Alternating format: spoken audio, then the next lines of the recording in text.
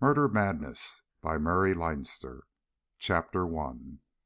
The engines of the Almirante Gomez were going dead slow. Away up beside her monster funnels, her siren blew dismally. Woo! And was silent for the regulation period, and blew desolately again into the clinging gray mist that ringed her all about. Her decks were wet and glistening.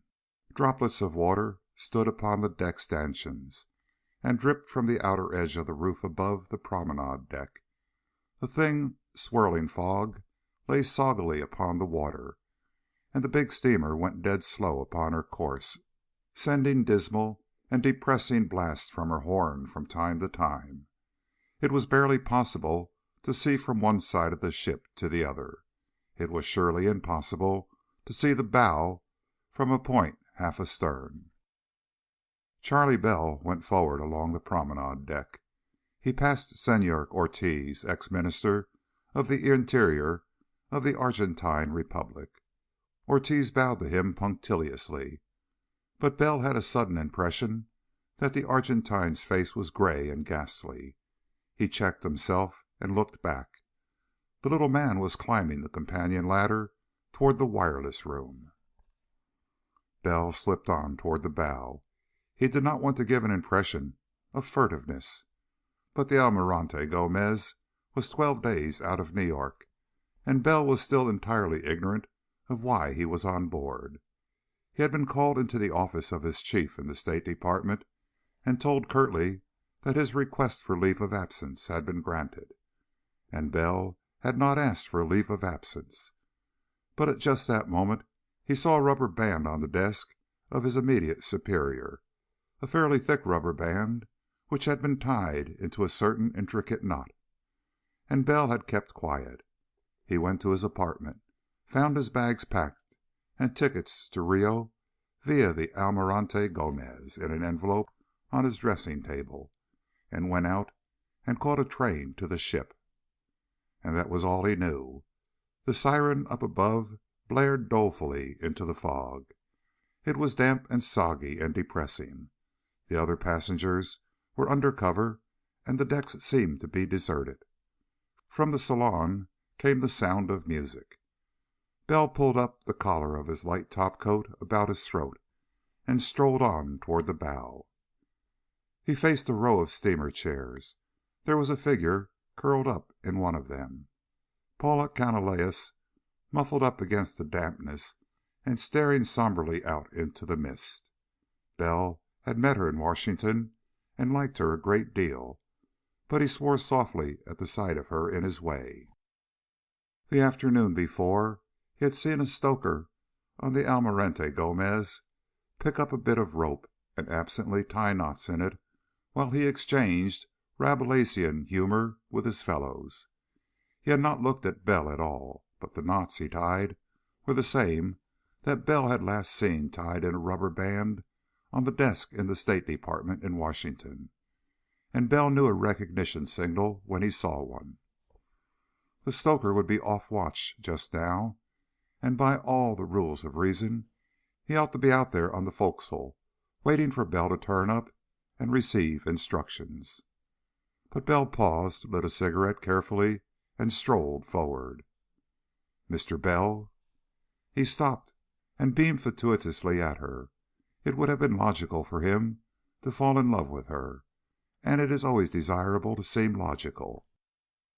He had striven painstakingly to give the impression that he had fallen in love with her, and then had striven even more painstakingly to keep from doing it. "Hello," he said in bland surprise. "What are you doing out on deck?" Brown eyes regarded him speculatively. "Thinking," she said succinctly. "About you, Mr. Bell." Bell beamed. "Thinking," he confided, "is usually a bad habit, especially in a girl. But if you must think, I approve of your choice of subjects. What were you thinking about me?" The brown eyes regarded him still more speculatively. "I was wondering," said Paula, glancing to either side. "I was wondering if you happen to be a member of the United States Secret Service." Bell laughed with entire naturalness. "Good Lord, no," he said amusedly. "I have a desk in the State Department building. I read consular reports all day long, and write letters bedeviling the consuls for not including unavailable statistics in their communications. That's my work.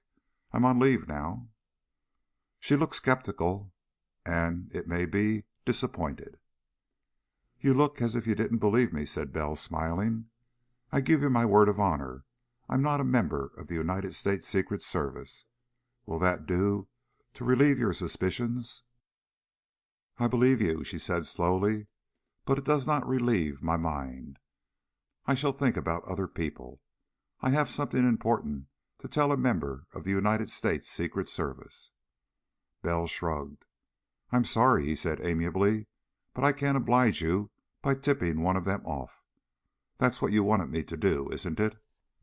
She nodded, and the gesture was very much like a dismissal. Bell frowned, hesitated, and went on. He was anxious to meet the stoker, but this...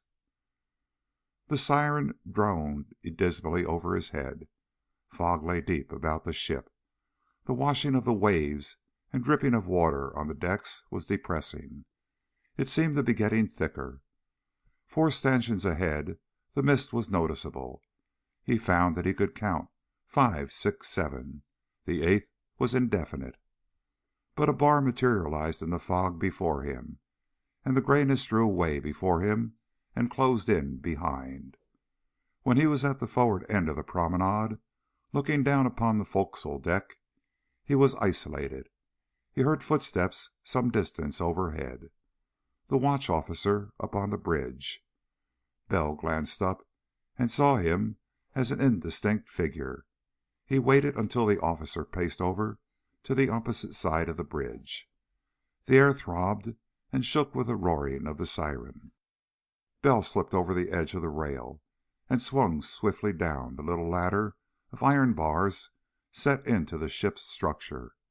In seconds he had landed, and was down upon that terra incognita of all passengers, the deck reserved for the use of the crew.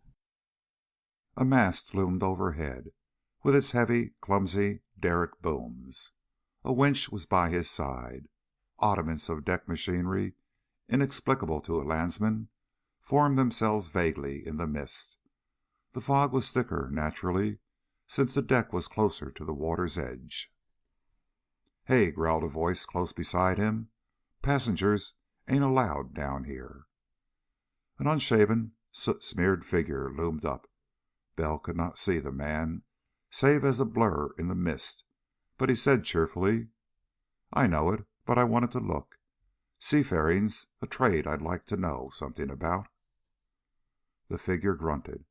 Bell had just given his word of honor that he wasn't a member of the Secret Service. He wasn't, but he was in the trade, which has no official existence anywhere, and the use of the word in his first remark was a recognition signal. "What is your trade, anyways?" growled the figure skeptically. "I sharpen serpents' teeth from time to time," offered Bell amiably. He recognized the man suddenly. "Hello, Jameson. You look like the devil." Jameson drew nearer. He grunted softly. "I know it. Listen closely, Bell. Your job is getting some information from Canalejas, Minister of War in Rio. He sent word up to Washington that he'd something important to say. It isn't treachery to Brazil because he's a decent man. 7 Secret Service men have disappeared in South America within 3 months. They found the 8th, and he's crazy. Something has driven him mad, and they say it's a devilish poison. He's a homicidal maniac returning to the United States in a straitjacket. Canalejas knows what's happened to the Secret Service men. He said so, and he's going to tell us. His daughter brought the news to Washington, and then instead of going on to Europe, as she was supposed to do, she started back to Rio. You've got to get this information and pass it on to me. Then try to keep your skin whole and act innocent. You were picked out because, as a State Department man, hell could be raised if you vanished. Understand?" Bell nodded. Something horrible's going on. Secret Service can't do anything. The man in Asunción isn't dead. He's been seen, but he's cut loose. And service men don't often do that. He don't report. This means the service code may have been turned over, and hell to pay generally. It's up to the trade." "I've got it," said Bell. "Here are 2 items for you. Miss Canalejas just said she suspected I was Secret Service. I convinced her I wasn't. She says she has important information for a service man." The brawny figure of the stoker growled. "Damn woman. She was told somebody would be sent to see her father. She was shown a recognition knot with the outsider's variation. Given one for father. That'll identify you to him. But she shouldn't have talked. Now be careful. As nearly as we know, the chap in the straitjacket was given some poison that drove him insane. There are hellish drugs down there. Maybe the same thing happened to the others. Look out for yourself, and give me the information Canalejas gives you as quickly as God will let you. If anything happens to you, we want the stuff to get back. Understand?" "Of course," said Bell. He carefully did not shiver as he realized what Jamison meant by anything happening to him. "The other item is that Ortiz, ex-minister of the Interior of the Argentine, is scared to death about something, sending radios right and left." "Humph," growled Jamison. "One of our men vanished in Buenos Aires. Watch him. You're friendly?" "Yes." "Get friendlier. See what he's got. Now, shoo." Bell swung up the ladder again. Mist opened before him and closed again behind. He climbed over the rail to the promenade deck and felt a little flare of irritation. There was a figure watching him. He slipped to the deck and grinned sheepishly at Paula Canalejas. She stood with her hands in the pockets of her little sport coat, regarding him very gravely. "I suppose," said Charley Bell sheepishly, "that I look like a fool, but I've always wanted to climb up and down that ladder. I suppose it's a survival from the age of childhood. At the age of 7 I longed to be a fireman." "I wonder," said Paula quietly. "Mr. Bell," she stepped close to him, "I am taking a desperate chance. For the sake of my father, I wish certain things known. I think that you are an honorable man, and I think that you lied to me just now. Go and see Senor Ortiz. Your government will want to know what happens to him. Go and see him quickly." Bell felt the same flare of irritation as before. Women do not follow rules. They will not follow rules.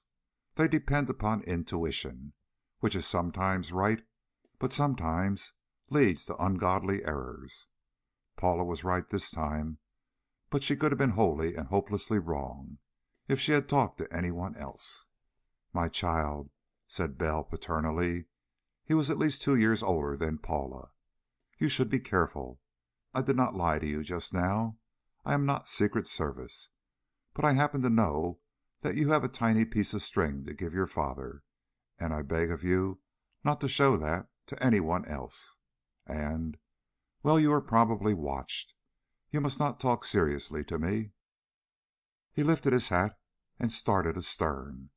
He was more than merely irritated. He was almost frightened. Because the trade, officially, does not exist at all, and everybody in the trade is working entirely on his own. And because those people who suspect that there is a trade and dislike it are not on their own, and have plenty of resources behind them. And yet it is requisite that the trade shall succeed in its various missions. Always. The government of the United States, you understand, will admit that it has a Secret Service, which it strives to identify solely with the pursuit of counterfeiters, postal thieves, and violators of the prohibition laws. Strongly pressed, it will admit that some members of the Secret Service work abroad, the official explanation being that they work abroad to forestall smugglers, and at a pinch and in confidence It may concede the existence of diplomatic secret agents. But there is no such thing as the trade. Not at all. The funds which members of the trade expend are derived by very devious bookkeeping from the appropriations allotted to an otherwise honestly conducted department of the United States government. Therefore the trade does not really exist. You might say that there is a sort of conspiracy among certain people to do certain things. Some of them are government officials, major and minor. Some of them are private citizens, reputable and otherwise. One or two of them are in jail, both here and abroad. But as far as the government of the United States is concerned, certain fortunate coincidences that happen now and then are purely coincidences, and the trade which arranges for them does not exist, but it has a good many enemies. The foghorn howled dismally overhead. Mist swirled past the ship, and an oily swell surged vaguely overside and disappeared into a gray oblivion half a ship's length away. Bell moved on toward the stern. It was his intention to go into the smoking room and idle ostentatiously. Perhaps he would enter into another argument with that Brazilian air pilot who had so much confidence in Handley Page wing slots. Bell had, in Washington, a small private plane that, he explained, had been given him by a wealthy aunt who hoped he would break his neck in it. He considered that wing slots interfered with stunting. He had picked out the door with his eyes when he espied a small figure standing by the rail. It was Ortiz, the Argentine ex-cabinet minister, staring off into the grayness and seeming to listen with all his ears. Bell slowed up. The little stout man turned and nodded to him, and then put out his hand. "Senor Bell," he said quietly, "tell me, do you hear airplane motors?" Bell listened. The drip, drip, drip of condensed mist, the shuddering of the ship with her motors going dead slow, the tinkling muted notes of the piano inside the salon, the washing and hissing of the waves overside. That was all. "Why, no," said Bell, "I don't. Sound travels freakishly in fog, though. One might be quite close and we couldn't hear it. But we're 150 miles off the Venezuelan coast, aren't we?" Ortiz turned and faced him. Bell was shocked at the expression on the small man's face. It was drained of all blood, and its look was ghastly. But the rather fine dark eyes were steady. "We are," agreed Ortiz, very steadily indeed. "But I have received a radiogram that some airplane should fly near this ship, and it would amuse me to hear it." Bell frowned at the fog. "I've done a good bit of flying," he observed, "and if I were flying out to sea right now, I'd dodge this fog bank. It would be practically suicide to try to alight in a mist like this." Ortiz regarded him carefully. It seemed to Bell that sweat was coming out upon the other man's forehead. "You mean," he said quietly, "that an airplane could not land?" "It might try," said Bell with a shrug. "But you couldn't judge your height above the water. You might crash right into it and dive under. Matter of fact, you probably would." Ortiz's nostrils quivered a little. "I told them," he said steadily. "I told them it was not wise to risk." He stopped. He looked suddenly at his hands, clenched upon the rail. A depth of pallor even greater than his previous terrible paleness seemed to leave even his lips without blood. He wavered on his feet as if he were staggering. "You're sick," said Bell sharply. Instinctively he moved forward. The fine dark eyes regarded him oddly, and Ortiz suddenly took his hands from the railing of the promenade deck. He looked at his fingers detachedly, and Bell could see them writhing, opening and closing in a horribly sensate fashion, as if they were possessed of devils and altogether beyond the control of their owner. And he suddenly realized that the steady grim regard with which Ortiz had looked at his hands was exactly like the look he had seen upon a man's face once, when the man saw a venomous snake crawling toward him and had absolutely no weapon. Ortiz was looking at his fingers as a man might look at cobras at the ends of his wrists, very calmly, but with a still, stunned horror. He lifted his eyes to Bell. "I have no control over them," he said quietly. "My hands are useless to me. Senor Bell, I wonder if you would be good enough to assist me to my cabin." Again that deadly pallor flashed across his face. Bell caught at his arm. "What is the matter?" he demanded anxiously. "Of course I will help you." Ortiz smiled very faintly. "If any airplane arrives in time," he said steadily, "something may be done. But you have rid me of even that hope. I have been poisoned, Senor Bell."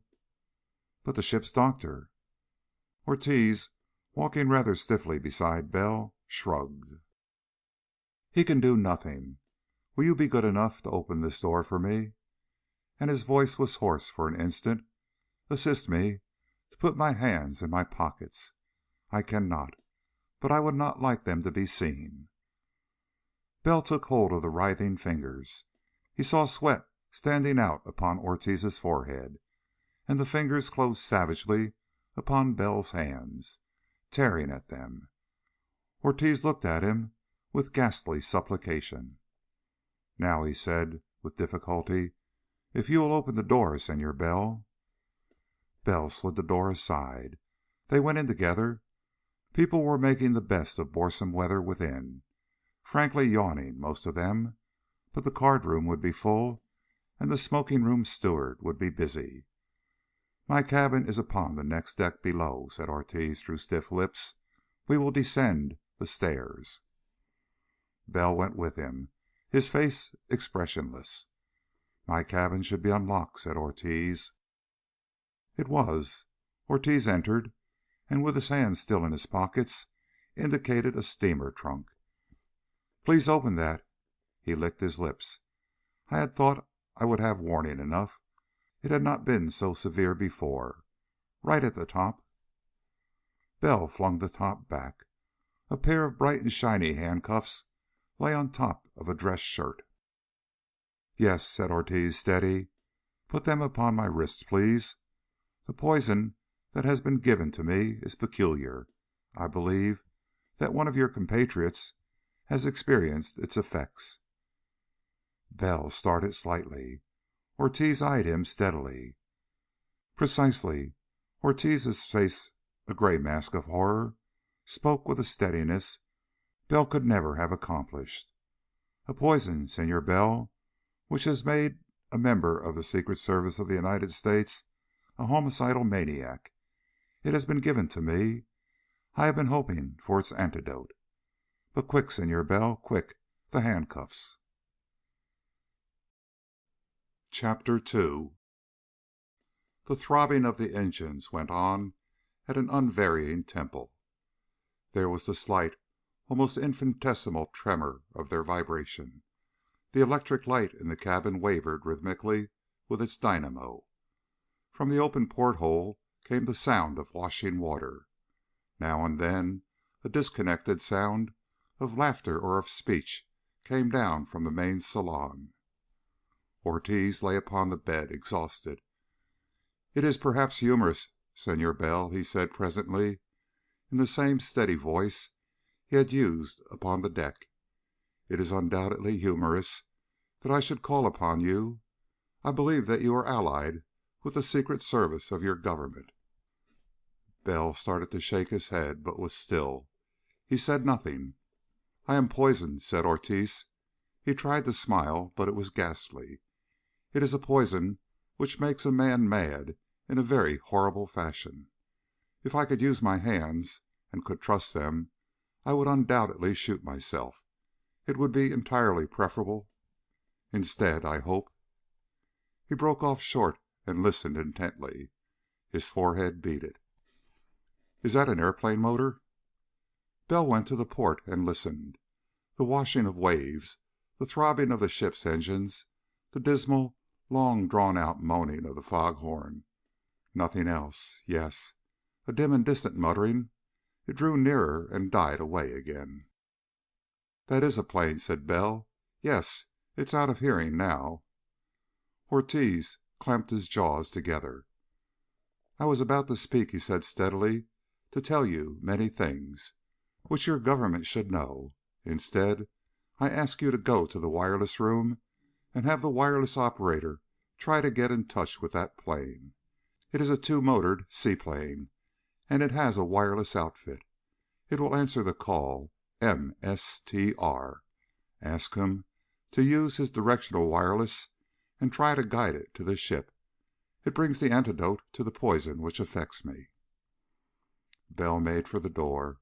Ortiz raised his head with a ghastly smile. "Close the door tightly," he said quietly. I feel as I shall be unpleasant." Closing the door behind him, Bell felt rather like a man in a nightmare. He made for the stairway, bolted for the deck, and fairly darted up the ladder to the wireless room. "Ortiz sent me," he said to the operator. "You heard that plane just now. See if you can get it." The operator looked up at him beneath a green eye shade and grinned crookedly. "Talking to him now," he said. The key flicked up and down, and a tiny dancing spark leaped into being and vanished beneath its contact point. The wireless room was dark, save for the bright, shaded light above the sending table. A file of sent messages by an elbow. A pad for messages received was by a hand. Stray wreaths of tobacco smoke floated about the room, leaping into view as they drifted beneath the lamp. "Is he bad?" asked the operator fascinatedly, his eyes fixed on his key. Bell felt his eyelids flicker. "Very bad," he said shortly. "They tell me," said the operator, and shuddered. "Your hands get working and you can't stop 'em. I'm playing. I'm playing the master's game." The key stopped. He listened. "They're going to try to swoop over the ship and drop it," he said a moment later. "I don't think they can, but tell Ortiz they're going to try." Bell's eyes were narrow. It was not customary for a radio operator on a passenger ship to speak of an ex-cabinet minister of the Argentine Republic by a surname only. It bespeaks either impertinence or a certain very peculiar association. Bell frowned imperceptibly for an instant, thinking. "You had it?" he asked sharply. "God, no! I never took the chance. I saw the red spots once, and I went to Say, you got a password?" He was staring up at Bell. Bell shrugged. "I'm trying to help Senor Ortiz now." The operator continued to stare, his eyes full of suspicion. Then he grimaced. "All right. Go tell him they're going to drop it." Bell went out. Gray fog and washing seas, and the big ship plowing steadily on toward the south. The horn blared, startlingly loud and unspeakably doleful. Bell listened for other sounds. There were none. Down the steep ladder to the promenade deck, Paula Canalejas nodded to him. "I saw you speak to Senor Ortiz," she said quietly. "You see?" Bell was beginning to have a peculiar, horrible suspicion. It was incredible, but it was inevitable. "I think I see," he said harshly, "but I don't dare believe it. Keep quiet and don't speak to me unless I give you some sign it's safe. It's hellish." He went inside and swiftly down the stairs. He found a steward hesitating outside the door of Ortiz's cabin. He touched Bell's arm anxiously as he was about to go in. "Beg pardon, sir," he said, and stammered. I heard Mr. Ortiz making some very strange noises, sir. I thought he was sick." "He is," said Bell grimly. "He told me he does not want a doctor, though. I'm looking after him." He closed the door behind him, and Ortiz grinned at him. It was a horrible, a terrible grin, and Ortiz fought it from his face with a terrific effort of will. There was foam about his lips. "Dios! It was devilish!" he gasped. "Senor Bell, amigo mío, for the love of good God, get my revolver from my trunk. Give it to me." Bell said shortly, "The airplane just radioed that it's going to try to swoop overhead and drop a package on board the steamer. It doesn't dare alight in this fog." "I think," gasped Ortiz, "I think it would be well to tie my feet. Tie them fast. If the package comes, if I am unpleasant, knock me unconscious and pour it into my mouth. I fear it is too late now, but try it." Through the port came the mutterings of a seaplane's engines. The noise died away. Almost instantly the siren boomed hoarsely. "Ah, Dios," said Ortiz unsteadily. "There it is, Senor Bell. I think it is too late. Would you assist me to go out on the deck where I might fling myself overboard? I think I cannot control my legs so long." "Steady," said Bell, wrenched by the sight of the man before him fighting against unnameable horror. "Tell me." "It's a poison," said Ortiz, his features fixed in a terrible effort of will. "A ghastly, a horrible poison of the Indios of Mato Grosso in Brazil. It drives a man mad, murder mad. It's as if he were possessed by a devil. His hands first refuse to obey him, his feet next, and then his body. It's as if a devil had seized hold of his body and carried it about, doing murder with it. A part of the brain is driven insane, and a man goes about shrieking with the horror of what crimes his body commits until the poison reaches that portion of his brain as well. Then he is mad forever. That is what I face, amigo mío. That is why I beg you, I implore you, to kill me or assist me to the side of the ship so that I may fling myself overboard. The master had it administered to me secretly, and demanded treason as the price of the antidote. He demand—" Steady and strong, rising from a muttering to a steady roar, the sound of airplane motors came through the port. Bell started up. "Hold fast," he snapped savagely. "I'll get that package when it lands. Hold fast, I tell you. Fight it." He flung out of the cabin and raced up the stairs. The door to the deck was open. He crowded through a group of passengers who had discounted the dampness for the sake of a novelty, an airplane far out at sea, and raced up to the upper deck. The roaring noise was receding. The siren roared hoarsely. Then the noise came back. For minutes then the ship seemed to play hide and seek with the invisible flyers. The roaring noise overhead circled about, now near, now seemingly very far away, and the siren sent its dismal blasts out into the grayness all about. Then for an instant a swiftly scudding shadow was visible overhead. It banked steeply and vanished, and seemed to have turned and come lower when it reappeared a moment later. It was not distinct at first. It was merely a silhouette of darker gray against the all-enveloping mist. But its edges sharpened and became clear. One could make out struts, an aileron's trailing edge. "Got nerve, anyhow," said Bell grimly. It swept across the ship and disappeared, but the noise of its engines did not dwindle more than a little. The blast of the siren seemed to summon it back again. Once more it came in sight, and this time it dived steeply, flashed across the forecastle deck amid a hideous uproar, desperately, horribly close to the dangling derrick cables, and was gone. Bell had seen it more clearly than anyone else on the ship, perhaps. He saw a man in the pilot's cockpit, between wings and tail, reach high and fling something downward. Something with a long streamer attached to it. Bell had an instant's glimpse of the goggled face. Then he was darting forward, watching the thing that fell. It took only a second, two at most, but the thing seemed to fall with infinite deliberation. The streamer shivering out behind it. It fell at a steep slant. The forward momentum of the plane's speed added to its own drop. It swooped down, slanting toward the rail. Bell groaned. It struck the rail itself and bounced. A sailor flung himself toward it.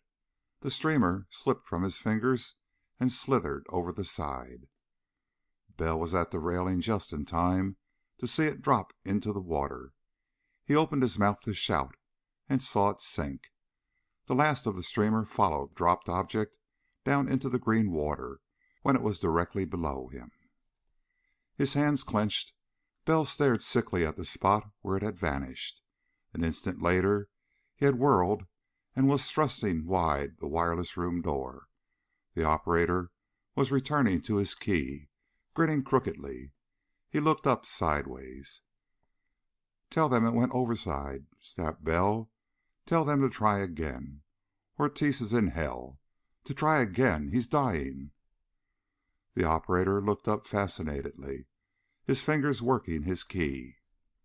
"Is he bad?" he asked, with a shuddering interest. "He's dying," snarled Bell in a rage because of his helplessness.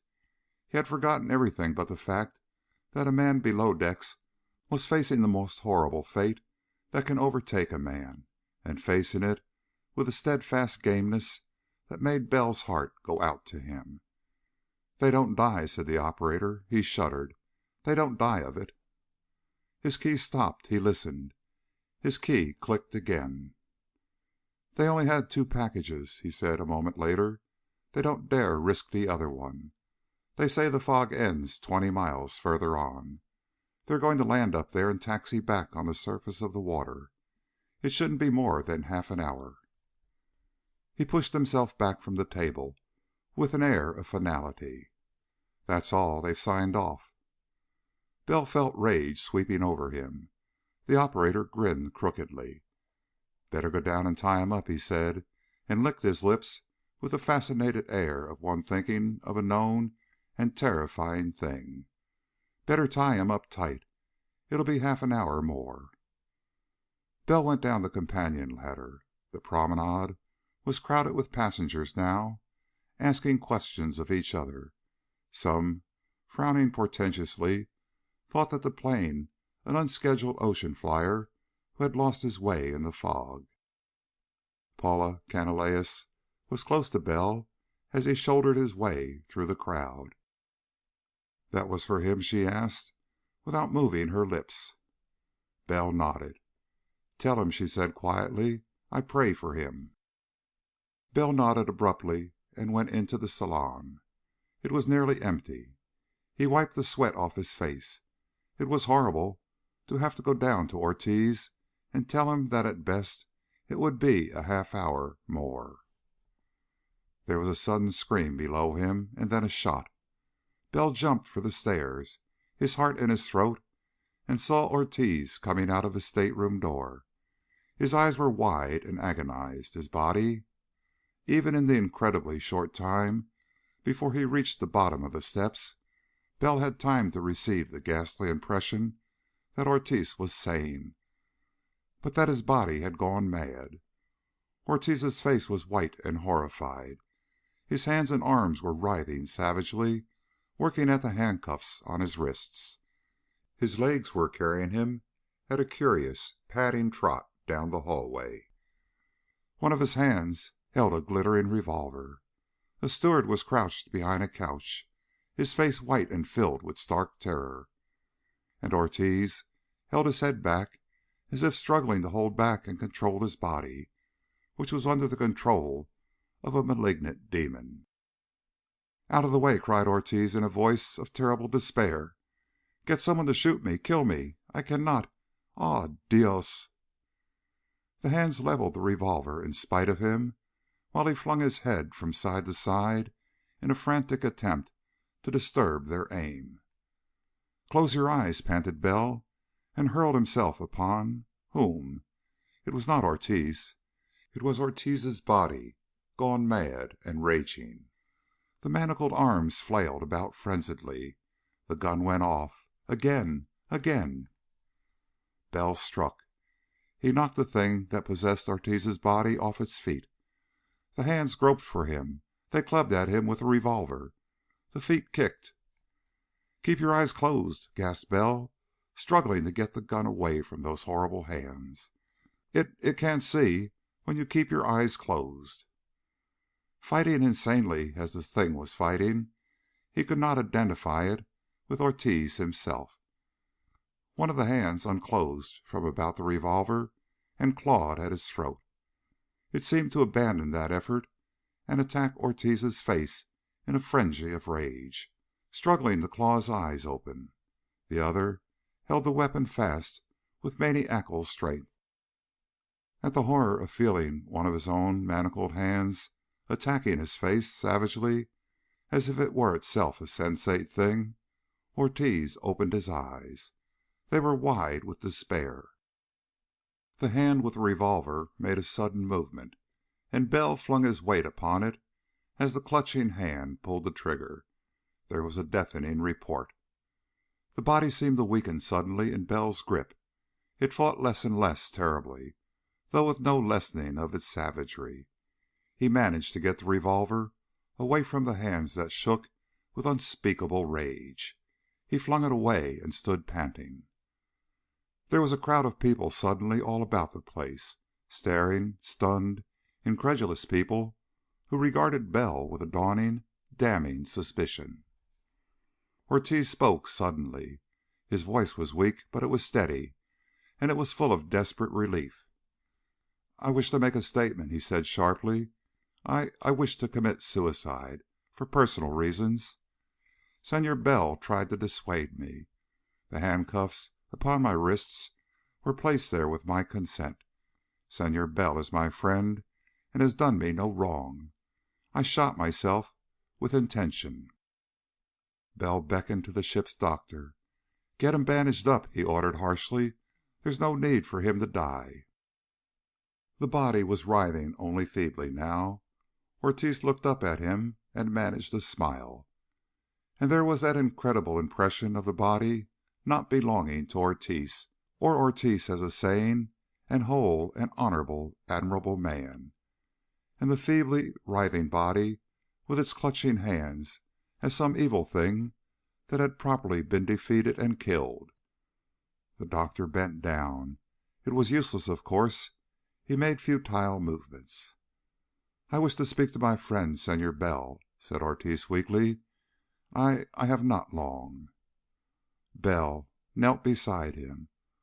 "The Master's deputy in Rio," panted Ortiz weakly, almost in a whisper, is Ribiera. In Buenos Aires, I do not know. There was a man, the one who poisoned me, but I killed him. Secretly, I do not think the Master knows. I pray that..." He stopped. He could not speak again, but he smiled, and a few seconds later Bell clenched his hands. Ortiz was gone. Someone touched his arm. Paula Canalejas. He stared down at her and managed to smile. It was not a very successful smile. He drew a deep breath. "I would like," said Bell wryly, "to think that when I die I will die as well as this man did. But I'm afraid I shan't." But Paula said, "The airplane can be heard outside. It seems to be moving on the surface." And 10 minutes later the plane loomed up out of the mist, queerly ungainly on the surface of the water. Its motors roared impatiently as if held in leash. It swung clumsily about, heading off out of sight in the fog to turn. It came back, sliding along the top of the water, with its wingtip floats leaving alternate streaks of white foam behind them. A man stood up in its after cockpit. Bell crowded the rail. The man, goggled and masked, held up a package as if to fling it on board. Bell watched grimly, but he saw that the pilot checked himself and looked at the upper deck. Bell craned his neck. The wireless operator was waving wildly to the seaplane. He writhed his hands and held his hand to his head as if blowing out his brains, and waved the plane away frantically. The pilot of the plane sat down. A moment later its motors roared more thunderously. It was not safe to alight on either land or water when fog hangs low, but there is little danger in taking off. The seaplane shot away into the mist, its motors bellowing. The sound of its going changed subtly. It seemed to rise and grow more distant. It died away. Bell halted at the top of the companion ladder and saw the wireless operator with a crooked, nervous grin upon his face. Chapter 3. Bell saw what he was looking for. Out in the throng of traffic that filled the Avenida do Arco in Rio.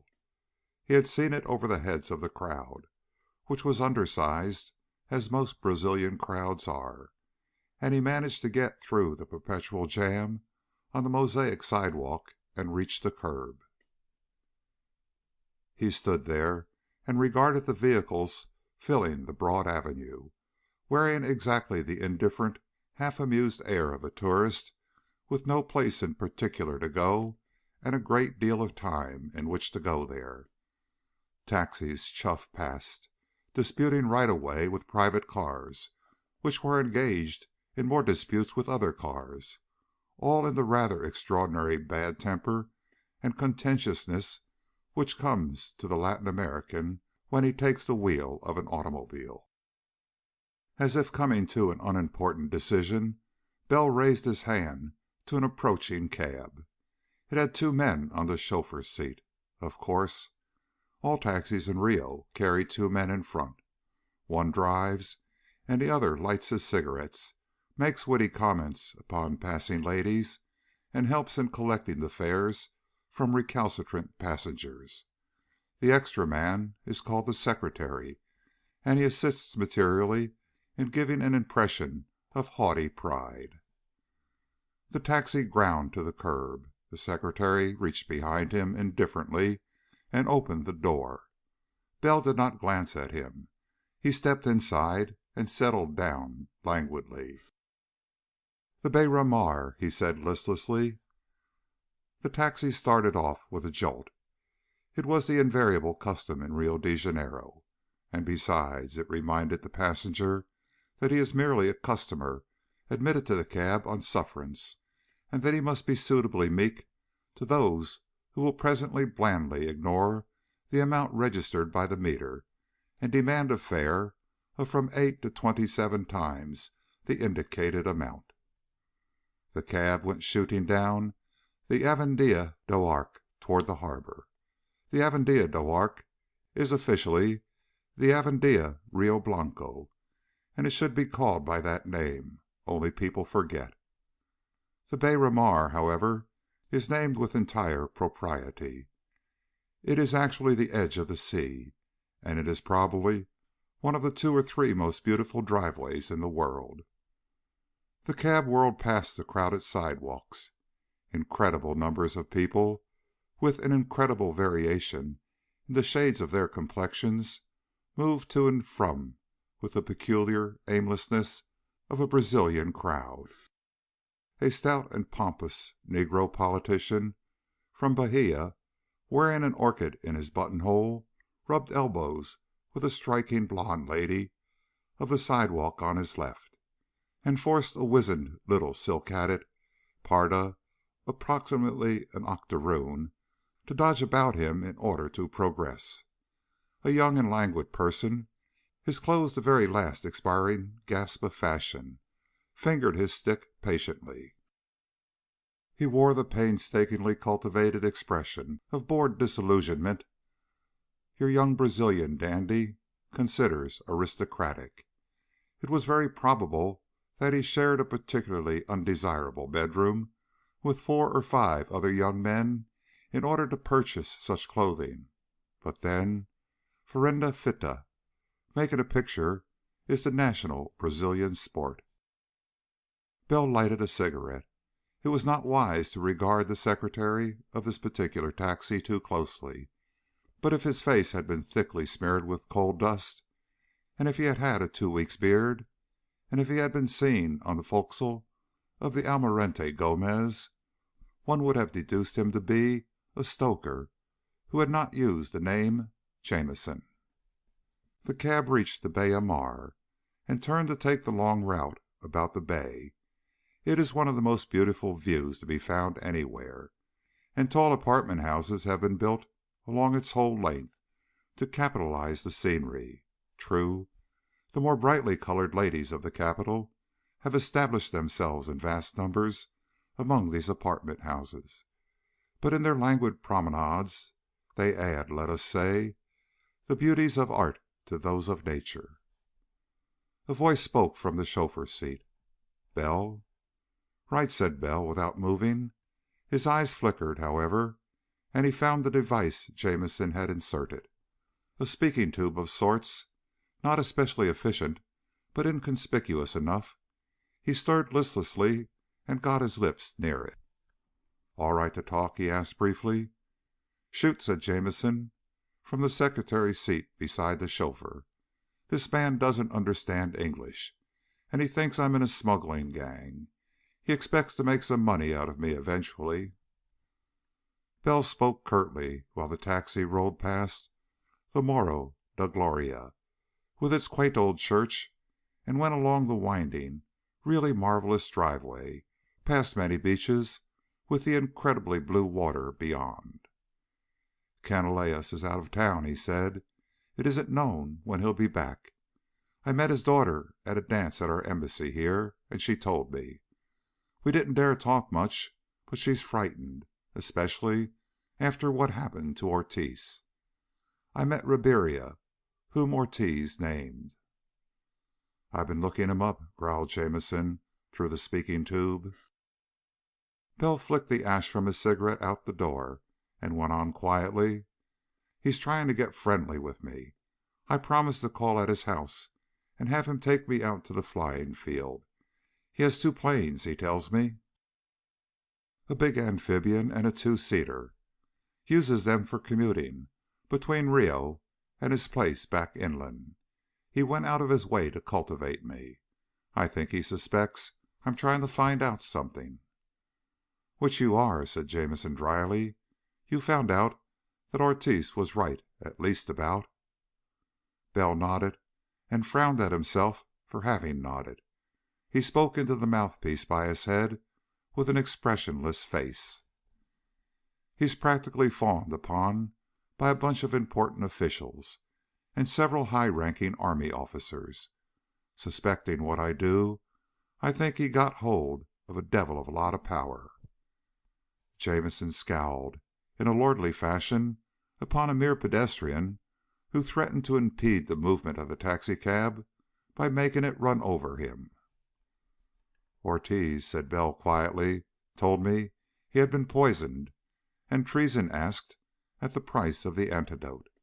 I've heard that the Brazilian Minister of Foreign Affairs went insane 6 months ago.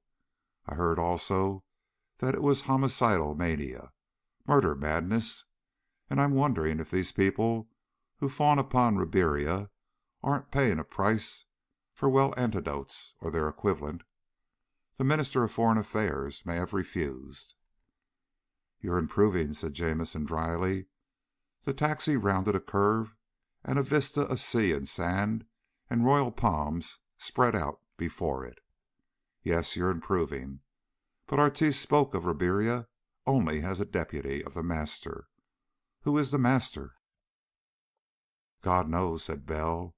He stared languidly out of the window for all the world to see, a tourist regarding the boasted beauties of the Beira Mar.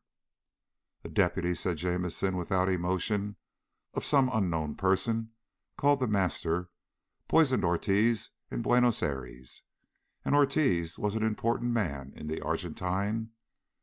Ribiera is merely the deputy of that same unknown Master in Rio, and he has generals and state presidents and the big politicians paying court to him. If deputies in 2 countries that we know of have so much power, how much power has the Master?" Silence. The taxi chugged steadily past unnoticed beauties and colorings. Rio is one of the most beautiful cities in the world. It's like this," said Jamison jerkily. "7 service men vanish and one goes mad. You get 2 tips that the fate of Ortiz is the fate of the 7 men, 8 in fact. We find that these 2 men dispense a certain ghastly poison in 2 certain cities, at the orders of a man they call the Master. We find that those 2 men wield an astounding lot of power. And we know they're only deputies, only subordinates of the Master. We know also that the service men vanished all over the whole continent, not just in those 2 cities. How many deputies has the Master? What is it all about? He wanted treason of Ortiz, we know. What does he want of the other men his deputies have enslaved? Why did he poison the service men? And why, especially why, do 2 honorable men, officials of 2 important nations, want to tip off the United States government about the ghastly business? What's it got to do with our nation?" Bell flung away his cigarette. "The last question has occurred to me, too," he observed, and carefully repressed a slight shiver. "I have made a guess, which is probably insane. I'm going to see Ribiera this afternoon." "He already suspects you know too much," said Jamison without expression. "I am," Bell managed the ghost of a mirthless smile. "I am uncomfortably aware of it. And I may need an antidote as badly as Ortiz. If I do, and can't help myself, I'll depend on you." Jamison growled. "I simply mean," said Bell very quietly, "that I'd really rather not be left alive if I'm mad. That's all. But Ortiz knew what the matter was with him before he got bad off. I know it's a risk. I'm gooseflesh all over. But somebody's got to take the risk. The guess I've made may be insane, but if it's right, 1 or 2 lives will be cheap enough as a price for the information. Suppose you chaps turn around and take me to Ribiera's house." There was a long pause. Then Jamison spoke in Portuguese to his companion. The taxi checked, swerved, and began to retrace its route. "You're a junior in the trade," said Jamison painstakingly. "I can't order you to do it." Bell fumbled with his cigarette case. "The trade doesn't exist, Jamison," he said dryly. "And besides, nobody gives orders in the trade. There are only suggestions. Now shut up a while. I want to try to remember some consular reports I read once, from the consul at Puerto Pacheco." "What?" "The consul there," said Bell, smiling faintly, "was an amateur botanist. He filled up his consular reports with accounts of native Indian medicinal plants and drugs, with copious notes and clinical observations. I had to reprove him severely for taking up space with such matters and not going fully into the exact number of hides, wet and dry, that pass through the markets in his district. His information will be entirely useless in this present emergency, but I'm going to try to remember as much of it as I can. Now, shut up." When the taxi swung off the Beira Mar to thread its way through many tree-lined streets, it is a misdemeanor, punishable by fine, to cut down a tree in Rio de Janeiro, it carried a young American with the air of an accomplished idler who had been mildly bored by the incomparable view from the waterside boulevard. When it stopped at the foot of one of the slum-covered morros that dot all Rio, a liveried doorman came out of a splendid residence to ask the visitor his name. The taxi discharged a young American who seemed to feel the heat in spite of the swift motion of the cab. He wiped off his forehead with his handkerchief, and he was assured that the Senhor Ribiera had given orders he was to be admitted, night or day. When the taxi drove off, it carried 2 men on the chauffeur's seat, of whom one had lost, temporarily, the manner of haughty insolence which is normally inseparable from the secretary of a taxicab chauffeur. But though he wiped his forehead with his handkerchief, Bell actually felt rather cold when he followed his guide through ornately furnished rooms, which seemed innumerable, and was at last left to wait in an especially luxurious salon. There was a pause, a rather long wait, a distinctly long wait. Bell lighted a cigarette and seemed to become mildly bored. He regarded a voluptuous small statuette with every appearance of pleased interest. A subtly decadent painting seemed to amuse him considerably. He did not seem to notice that no windows at all were visible, and that shaded lamps lit this room even in broad daylight. Two servants came in, a footman in livery and a major domo. Your average Carioca servant is either fawning or covertly insolent. These two were obsequious. The footman carried a tray with a bottle, glass, ice, and siphon.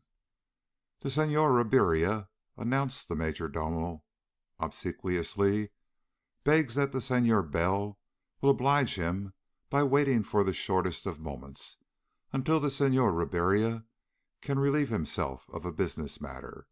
It will be but the shortest of moments." Bell felt a little instinctive chill at sight of the bottle and glasses. "Oh, very well," he said idly. "You may put the tray there." The footman lifted the siphon expectantly. Bell regarded it indifferently. The wait before the arrival of his drink had been longer than would be required merely for the announcing of a caller and the tending of a tray, especially if such a tray were a custom of the place, and the sending of a single bottle only, without inquiry into his preferences. "No soda," said Bell. He poured out a drink into the tinier glass. He lifted it toward his lips, hesitated vaguely, and drew out his handkerchief again. He sneezed explosively, and the little drink spilled. He swore irritably, put down the glass, and plied his handkerchief vigorously. A moment later he was standing up and pouring the drink out afresh from the bottle in one hand to the glass in the other. He uptilted the glass. "Get rid of this for me," he said, annoyed of the handkerchief. He saw a nearly imperceptible glance pass between the footman and the major domo.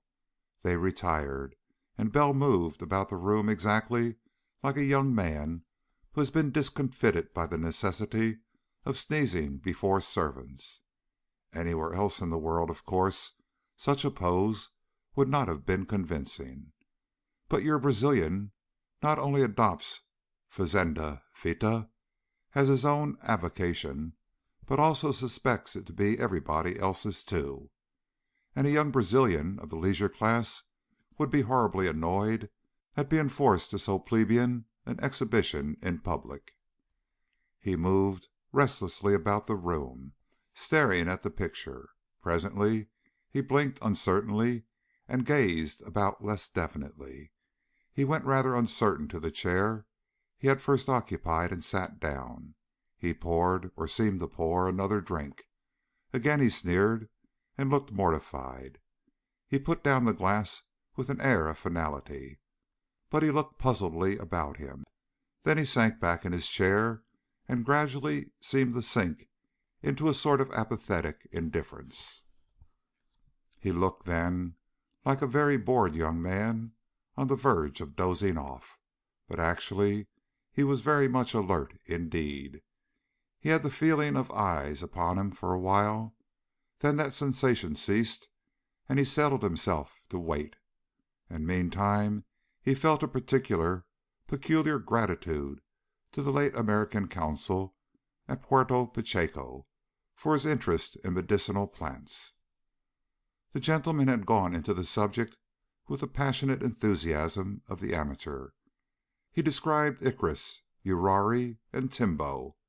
He had particularized on Macaca nimbi and Hervamora, and he had gone into a wealth of details concerning Yag, on account of its probable value if used in criminology.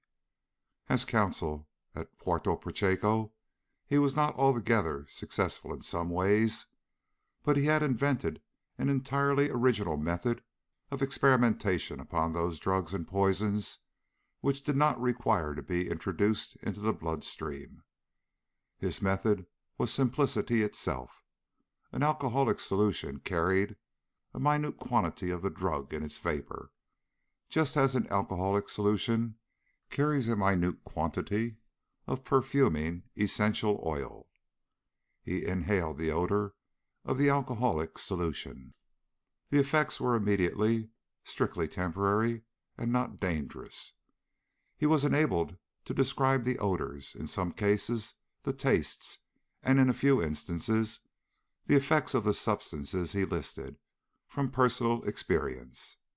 And Bell had used his method as an unpromising but possible test for a drug in the drink that had been brought him. He inhaled the strangling odor of the spilled liquor on his handkerchief, and there was a drug involved. For an instant he was dizzy, and for an instant he saw the room through a vivid blue haze, and something clicked in his brain and said, "It's Yegg," and the relief of dealing with something which he knew, if only at second hand, was so enormous that he felt almost weak. Yegg, you see, is an extract from the leaves of a plant which is not yet included in materia medica.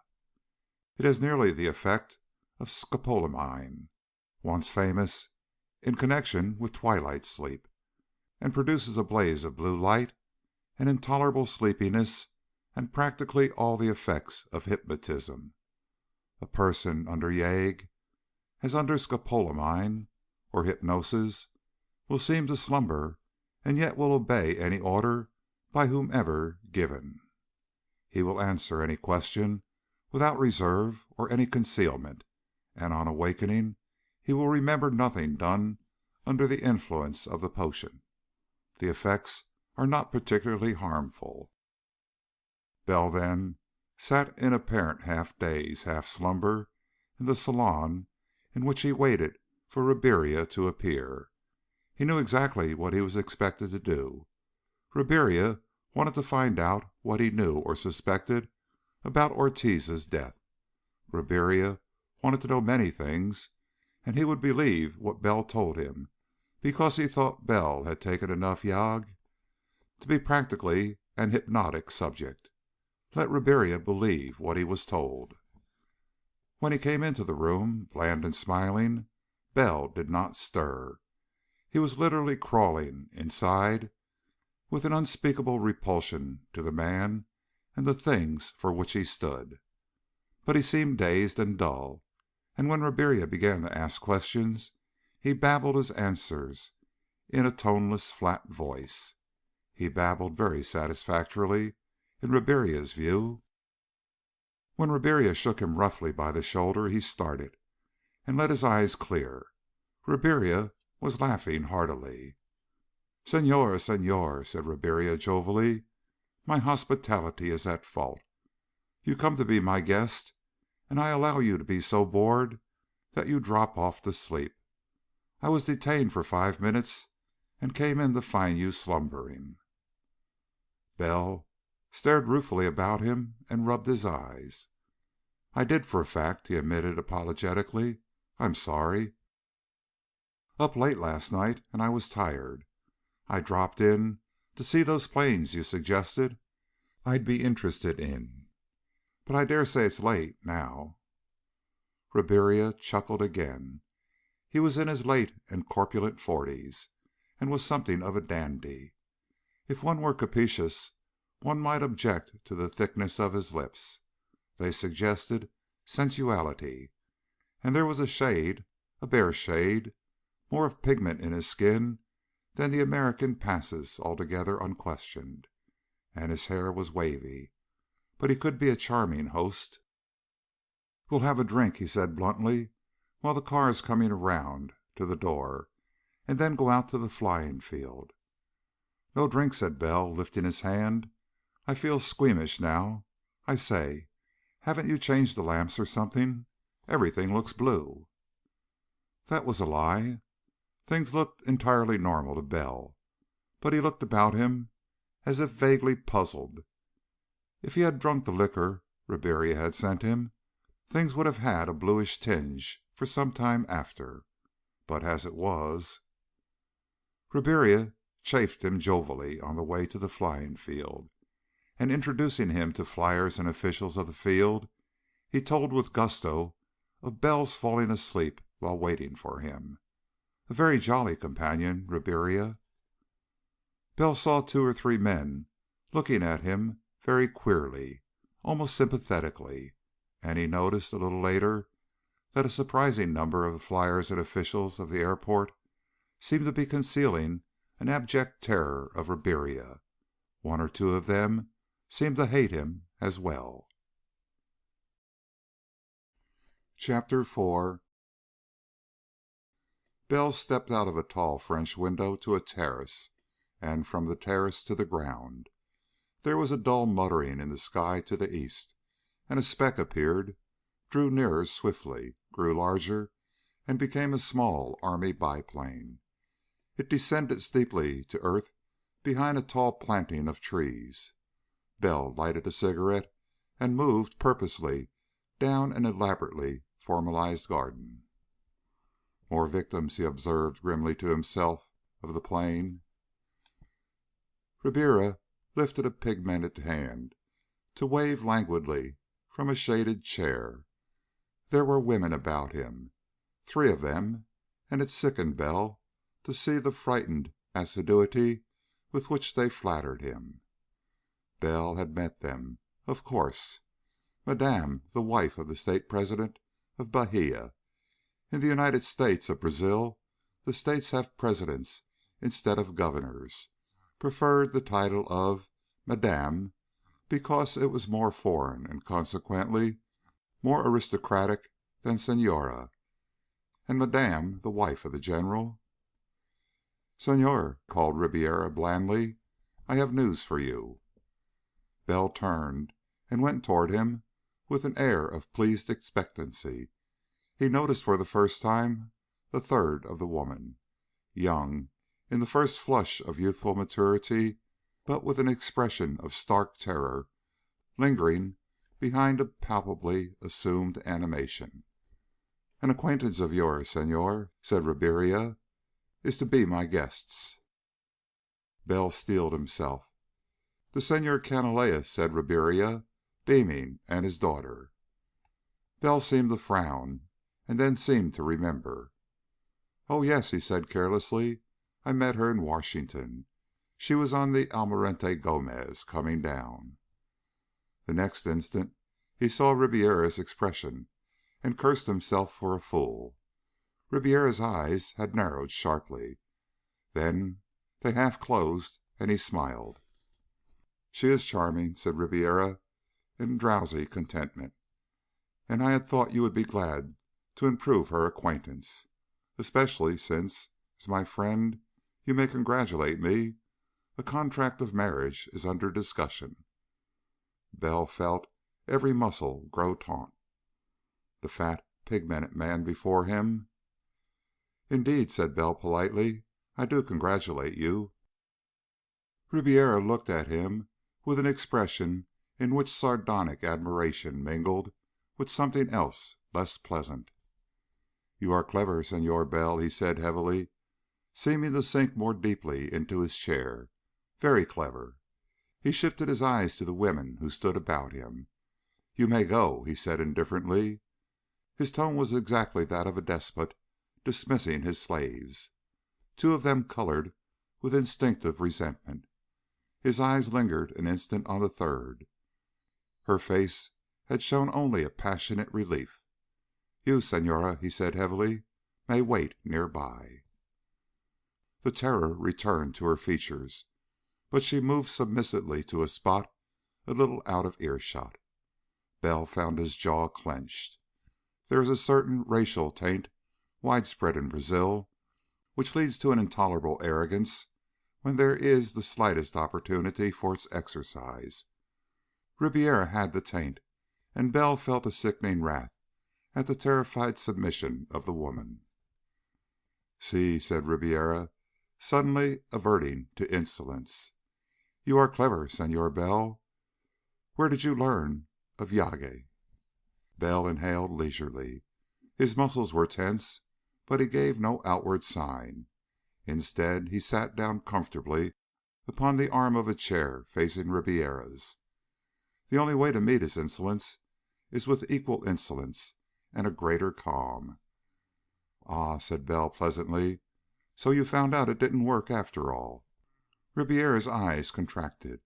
He became suddenly enraged. "You are trifling with me," he said furiously. "Do you know the penalty for that?" "Why, yes," said Bell, and smiled amiably. "A dose of poison of The Master's private brand." It was a guess, but based on a good deal of evidence. Ribiera turned crimson, then pale. "What do you know?" he demanded in a deadly quietness. "You cannot leave this place. You are aware of that. The people here, guests and servants, are my slaves, the slaves of The Master. You cannot leave this place except also as my slave. I will have you bound and given yog, so that you cannot fail to tell me anything that I wish to know. I will have you tortured, so that you will gladly say anything that I wish, in return for death. I will—" "You will," said Bell dryly, "drop dead with 7 bullets in your body if you give a signal for anyone to attack me." Ribiera stared at him as his hand rested negligently in his coat pocket, and then quite suddenly Ribiera began to chuckle. His rage vanished. He laughed, a monstrous, gross, cackling laughter. "You have been my guest for 2 days," he gasped, slapping his fat knees, "and you have not noticed that your pistol has been tampered with? Senor Bell, my uncle will be disappointed in you." It seemed to impress him as a victory that Bell had been depending upon an utterly futile threat for safety. It restored his good humor marvelously. "It does not matter," he said jovially. "Presently you will tell me all that I wish to know.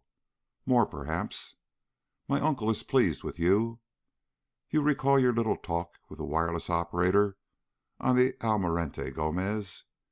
You tried to learn things from him, Senor. He reported it, of course. All our slaves report.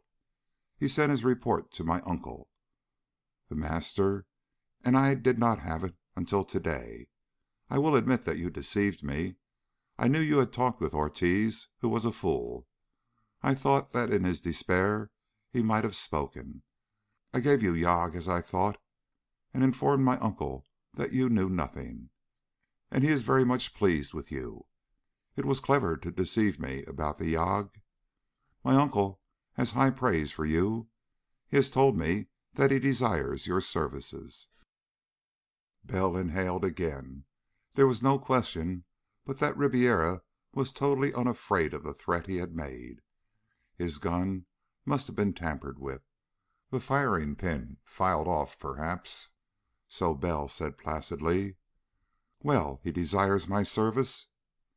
Ribiera chuckled in his gross and horrible good humor. "He will have them, Senor. He will have them. When you observe your hands writhing at the ends of your wrists, you will enter his service, through me, of course, and he will reward you richly. Money, much money, such as I have, and slaves such as I have. The Senora—" Ribiera looked at the terrified girl standing 30 or 40 feet away. He chuckled again. "My uncle desires that you should be induced to enter his service of your own will. So, Senor, you shall see first what my uncle's service offers, and later, when you know what pleasures you may some day possess as my uncle's deputy in your own nation, why, then the fact that your hands are writhing at the ends of your wrists will be merely an added inducement to come to me, and I bear you no ill will for deceiving me. You may go." Bell rose. "And still," he said dryly, "I suspect that you are deceived. But now you deceive yourself." He heard Ribiera chuckling as he walked away. He heard him call, amusedly, "Senora!" He heard the little gasp of terror with which the girl obeyed. He passed her, stumbling toward the gross fat man with the light brown skin and curly hair. Her eyes were literally pools of anguish. Bell threw away his cigarette and began to fumble for another. He was beginning to feel the first twinges of panic, and fought them down. Ribiera had not lied. Bell had been at this fazenda of his, which was almost a miniature Versailles, 300 miles from Rio, for 2 days. In all that time he had not seen one person besides himself who did not display the most abject terror of Ribiera. Ribiera had made no idle boast when he said that everyone about, guests and servants, were slaves. They were slaves of a terror vastly greater than the mere fear of death. It "Senor! Oh, Dios!" It was the girl's voice in despair. Ribiera laughed. Bell felt a red mist come before his eyes. He deliberately steadied his hands and lighted his cigarette. He heard stumbling footsteps coming behind him.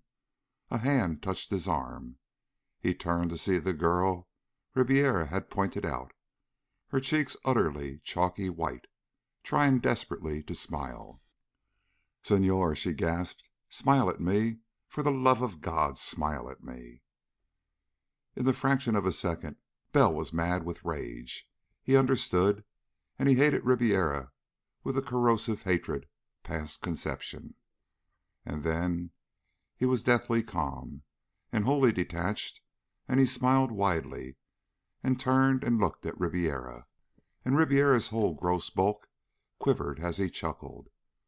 Bell took the girl's arm with an excessive politeness and managed he never afterward understood how he managed it to grin at Ribiera. "Senora," he said in a low tone, "I think I understand. Stop being afraid. We can fool him. Come and walk with me and talk. The idea is that he must think you are trying to fascinate me, is it not?" She spoke through stiffened lips. "Ah, that I could die!" Bell had a horrible part to play while he walked the length of the formal garden with her, and found a pathway leading out of it, and led her out of sight. He stopped. "Now," he said sharply, "tell me. I am not yet his slave. He has ordered you." She was staring before her with wide eyes that saw only despair. I am to persuade you to be my lover," she said dully, "or I shall know the full wrath of the Master." Bell asked questions, crisply, but as gently as he could. "We are his slaves," she told him apathetically. "I and mi Arturo, my husband. Both of us." She roused herself little under Bell's insistent questioning. "We were guests at his house, at dinner.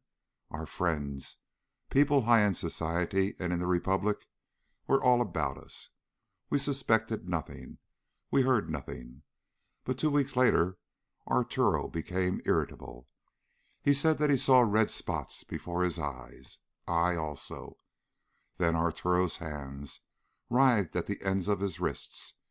He could not control them. His nerves were horrible. And mine. And we have a tiny baby. And Senhor Ribiera called upon my husband. He was charming. He observed my husband's hands. He had a remedy, he said. He gave it to my husband. He became normal again. And then my hands writhed. Senhor Ribiera told my husband that if he would bring me to him, and I was relieved. We were grateful. We accepted the invitation of the Senhor Ribiera to this place. And he showed us a man in chains. He went mad before our eyes. He was a member of the United States Secret Service. And then the Senhor Ribiera told us that we faced the same fate if we did not serve him." Bell had thrust aside rage as useless. Now he was deliberately cold. "And so?" "It is a poison," she said unsteadily. "A deadly, a horrible poison which drives men murder mad in 2 weeks from the time of its administration. The Senhor Ribiera has an antidote for it, but mixed with the antidote, which acts at once, is more of the horrible poison, which will act in 2 weeks more, so that we are entrapped. If we disobey him." Bell began to smile slowly and not at all mirthfully.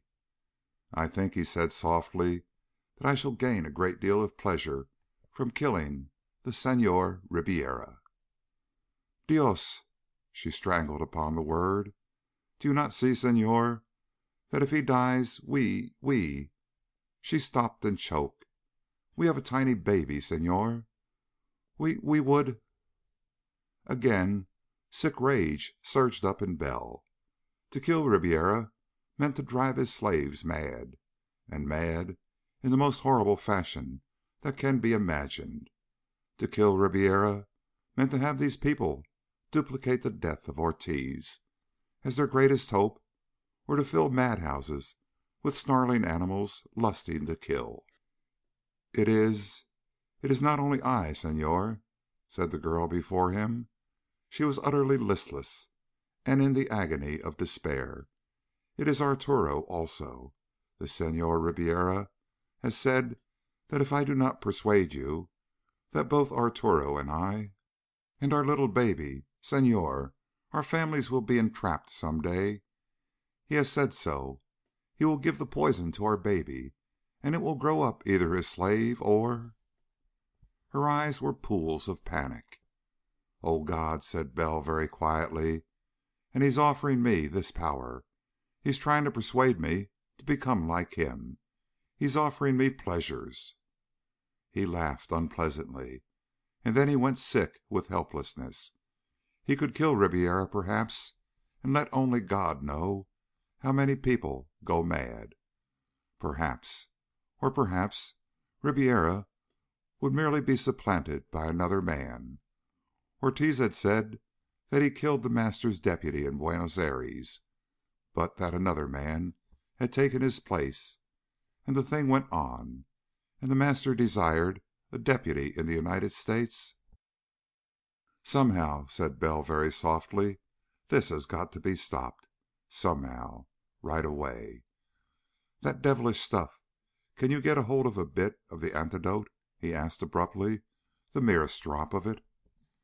She shook her head. "No, Senhor. It is given in food, in wine. One never knows that one has had it. It is tasteless, and we have only Senhor Ribiera's word that it has been given." Bell's hands clenched. "So devilish clever. What are we going to do?" The girl stuffed the corner of her handkerchief into her mouth. "I am thinking of my little baby," she said, choking. "I must persuade you, Senhor. I have been tearful. I am not attractive. I will try. If I am not attractive to you..." Bell cursed, deeply and savagely. It seemed to be the only possible thing to do. And then he spoke coldly. "Listen to me, Senhora. Ribiera talked frankly to me just now. He knows that so far I am not subdued. If I escape, he cannot blame you. He cannot. And I am going to attempt it, if you will follow me." "There is no escape for me," she said dully. "And if he thinks that I knew of your escape and did not tell him..." "Follow me," said Bell, smiling queerly. "I shall take care that he does not suspect." He gazed about for an instant, orienting himself.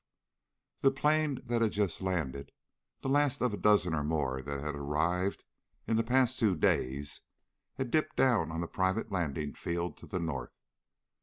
There was a beautifully kept way running from the landing field to the house, and he went on through the thick shrubbery amid a labyrinth of paths, choosing the turnings most likely to lead him to it. He came out upon it suddenly and faced toward the field. There were 2 men coming toward the house, on foot. One was a flying pilot, still in his flying clothes. The other was a tall man, for a Brazilian, with the lucent clarity of complexion that bespeaks uncontaminated white descent. He was white-haired, and his face was queerly tired, as if he were exhausted. Bell looked sharply. He seemed to see a resemblance to someone he knew in the tall man. He spoke quickly to the girl beside him. "Who is that man to the left?" "Senor Canalejas," said the girl dreamily. "He is the Minister of War. I suppose he, too." Bell drew a deep breath. He walked on confidently. As the two others drew near, he said apologetically, "Senores." They halted with the instinctive, at least surface, courtesy of the Brazilian, and Bell was fumbling with his handkerchief rather nervously, tying a knot in it. He held it out to Canalejas. "Observe." It was, of course, a recognition knot, such as may have been given to an outsider by one in the trade. The tall man's face changed, and Bell swung swiftly and suddenly and very accurately to the point of the other man's jaw. He collapsed.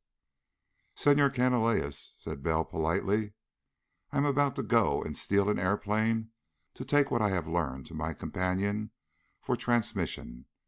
If you wish to go with me." Canalejas stared for a fraction of a second. Then he said quietly, "But of course." He turned to retrace his steps. Bell turned to the girl. "If you are wise," he said gently, "you will go and give the alarm. If you are kind, you will delay it as much as you dare." She regarded him in agonized doubt for a moment and nodded. She fled. "Now," said Bell casually, "I think we had better hasten.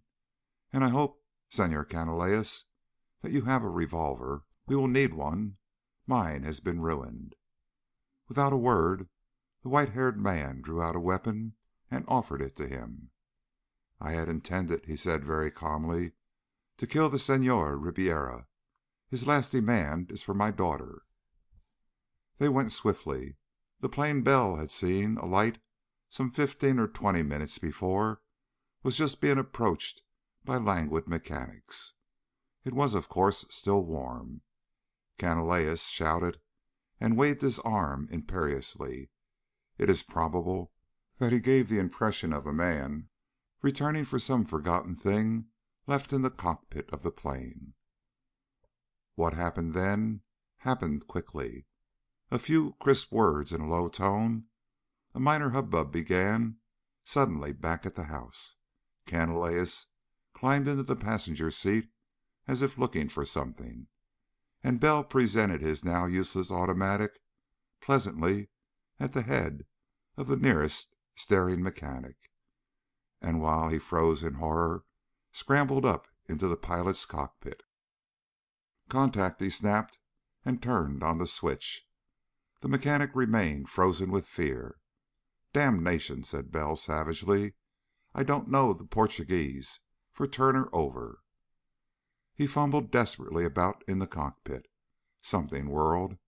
The propeller went over. Canalejas shot with painstaking accuracy twice. The motor caught with a sputtering roar. As a horde of running figures, servants and guests, running with the same desperation, came plunging out on the flying field from the shrubbery, Bell gave the motor the gun. The fast little plane's tail came up off the ground as she darted forward. Faster and faster, with many bumpings. The bumpings ceased. She was clear. And Bell zoomed suddenly to lift her over the racing, fear-ridden creatures who clutched desperately at the wheels.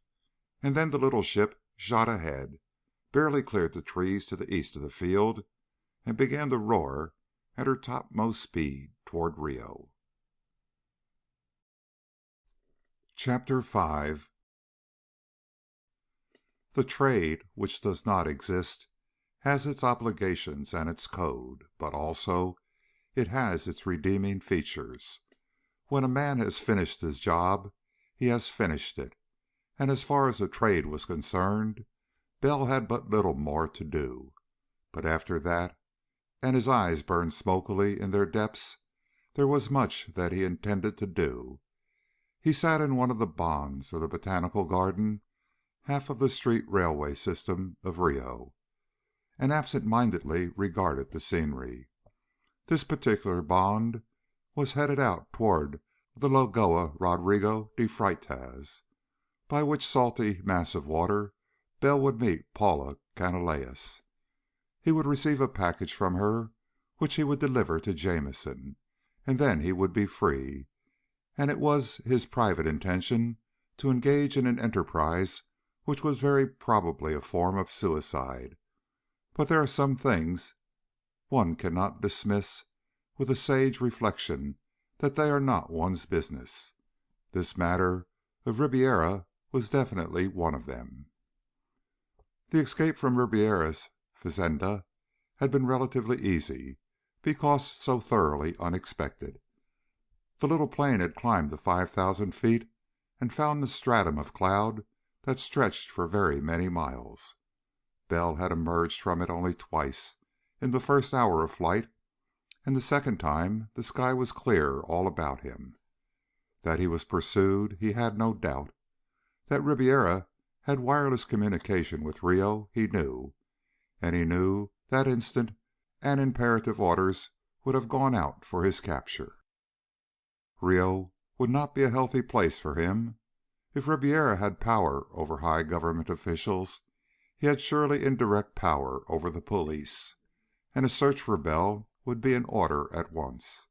Yet Canalejas assuredly expected to return to Rio. A shouted question with the motor cut out, and a nodded answer. Bell headed for Petropolis, which is Rio's only real summer resort, and is high in the hills and only an hour and a half away from it by train. It was surprisingly satisfactory to be handling a swift plane again, and Bell allowed himself what he knew was about the only pleasure he was likely to have for some time to come. Something of his hatred for Ribiera, however, came back as he prepared to land. He managed to crack the plane up very neatly, so that it would be of no use to Ribiera any more. And at the same time, of course, the cracking up provided an excellent excuse for Canalejas to continue on by train. They talked very briefly by the puffing engine. "It is best," said Canalejas, "for you, Senor, to remain here overnight. I believe Senor Ribiera has given orders for both of us to be looked for. Yet, as a cabinet minister, I am still immune from arrest by the ordinary police. If I reach my home, I shall be able to do all that is necessary." "And you will prepare a message for me to carry?" said Bell. "It is ready," said Canalejas. He smiled faintly. "No, Senor. I have instructions to give my daughter. She will deliver the information to you tomorrow. Let me see. At the edge of the Lago Rodrigo de Freitas, at 9 o'clock. She is the only messenger I can trust. I think that is all." Bell hesitated uncomfortably. "But you, sir," he said awkwardly, "you have been poisoned, as Senor Ortiz was." "But certainly," said Canalejas. His smile was ironic as before. "But unlike Senor Ortiz, I have no hope. I have arranged for my daughter to conceal herself and escape from Brazil. I have prepared for everything, Senor. As you know, I had intended to kill Senor Ribiera. In returning with you, I have merely delayed my own death by a few hours." Still smiling, and with the air of one entering a train for the most casual of journeys, Canalejas entered the coach. And Bell, sitting in the bonde next morning, saw with an uncanny clarity the one weak point in Ribiera's hold upon his subjects.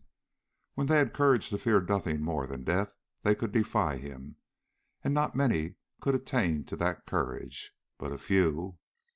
"I'll have some help anyway," muttered Bell savagely to himself. It was a long ride to the Botanical Gardens, from which one half of the surface lines of Rio take their name.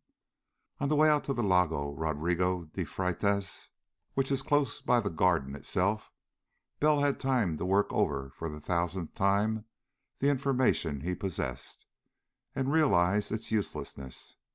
Two things only might be of service. One was that Ribiera was the nephew of the person referred to as the master, and yet was evidently as much subjected to him as his own victims to himself.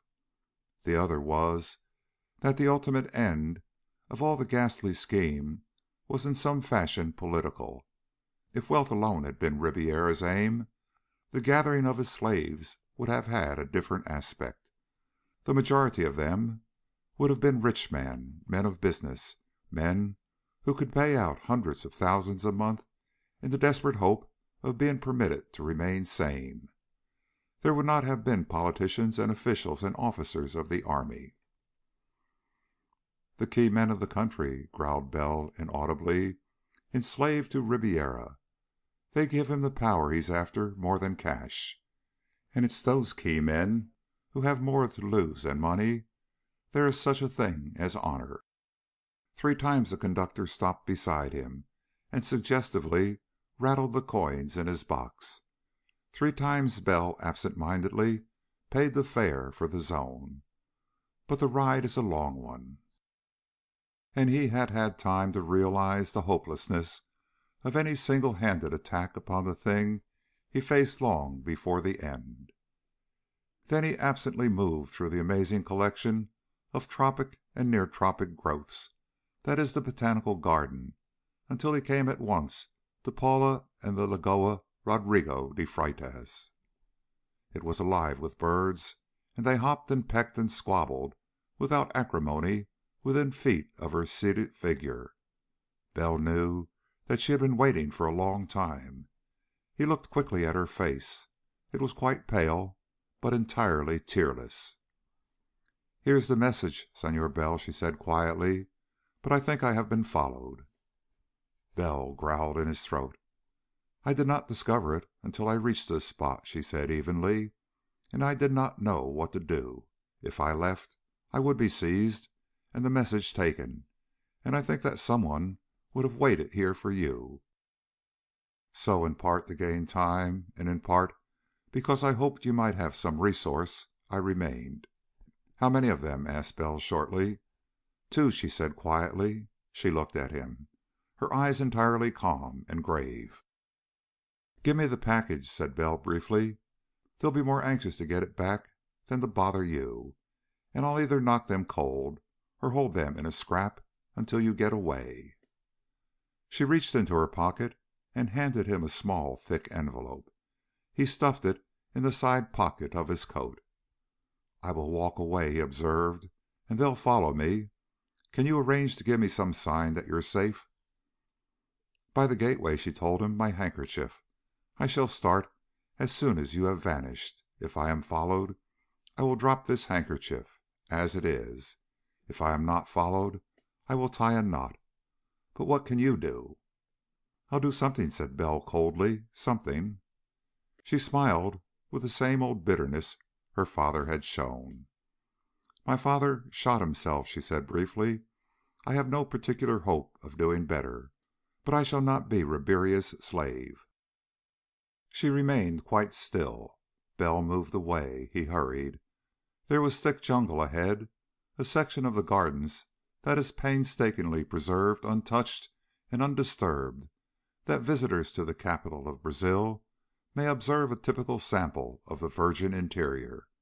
He dived into that jungle as if in flight, and very shortly after two men dived in after him. They hesitated, these men, because your policeman of Rio does not like to injure his uniform, and there are many thorns in jungle growths. But they entered it, having first drawn small, glittering weapons, and then from the jungle came silence. It seemed to be silence, but there may have been some small, unusual noises. It would not be easy to tell if they were unusual or not, because there are peculiar flashes of charm in certain Brazilian institutions. The preservation of the spot of jungle itself is one.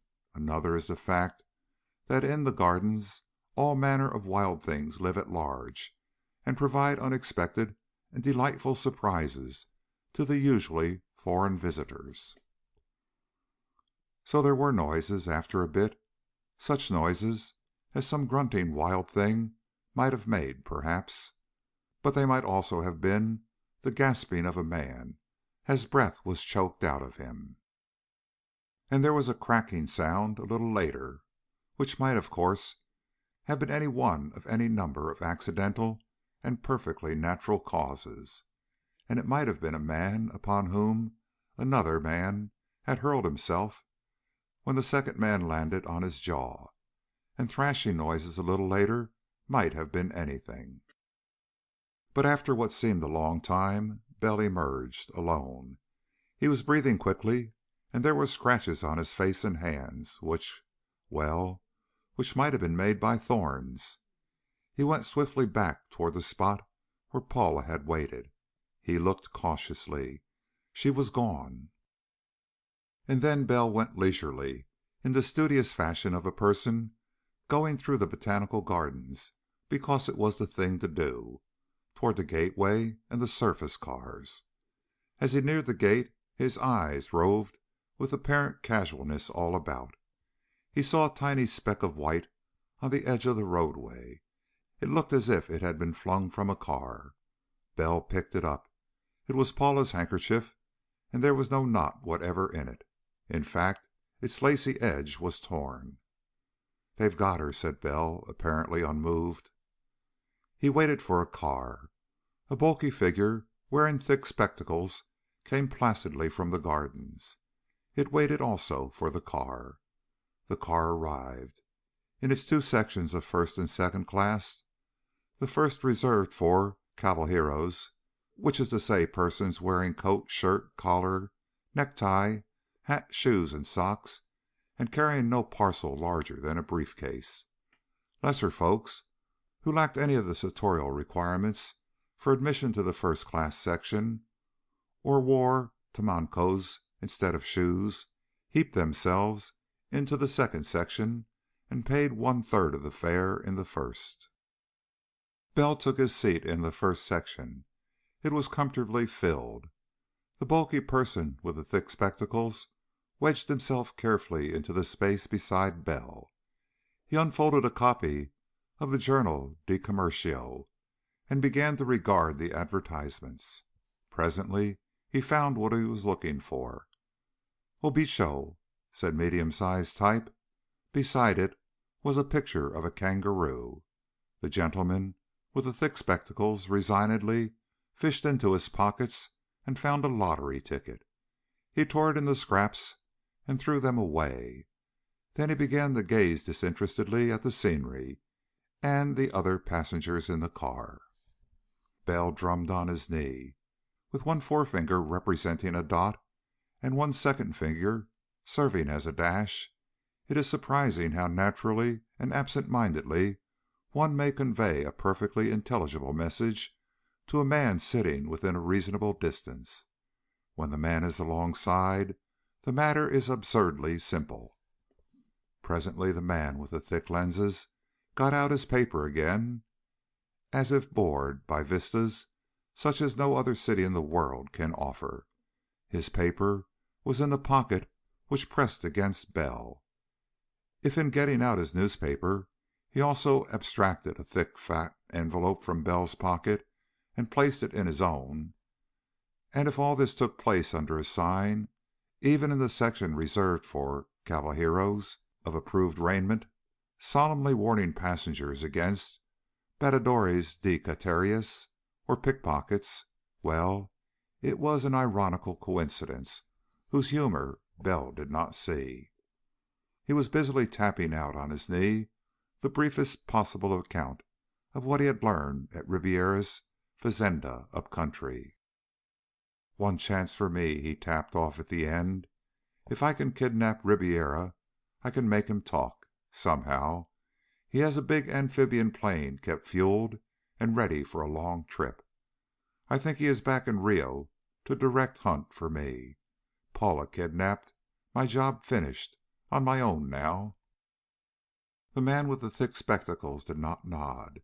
He seemed to be looking idly at his paper, but it was folded at an article very discreetly phrased beneath a photograph of Senor Tejera Canalejas, Minister of War, who had very unfortunately been found dead that morning.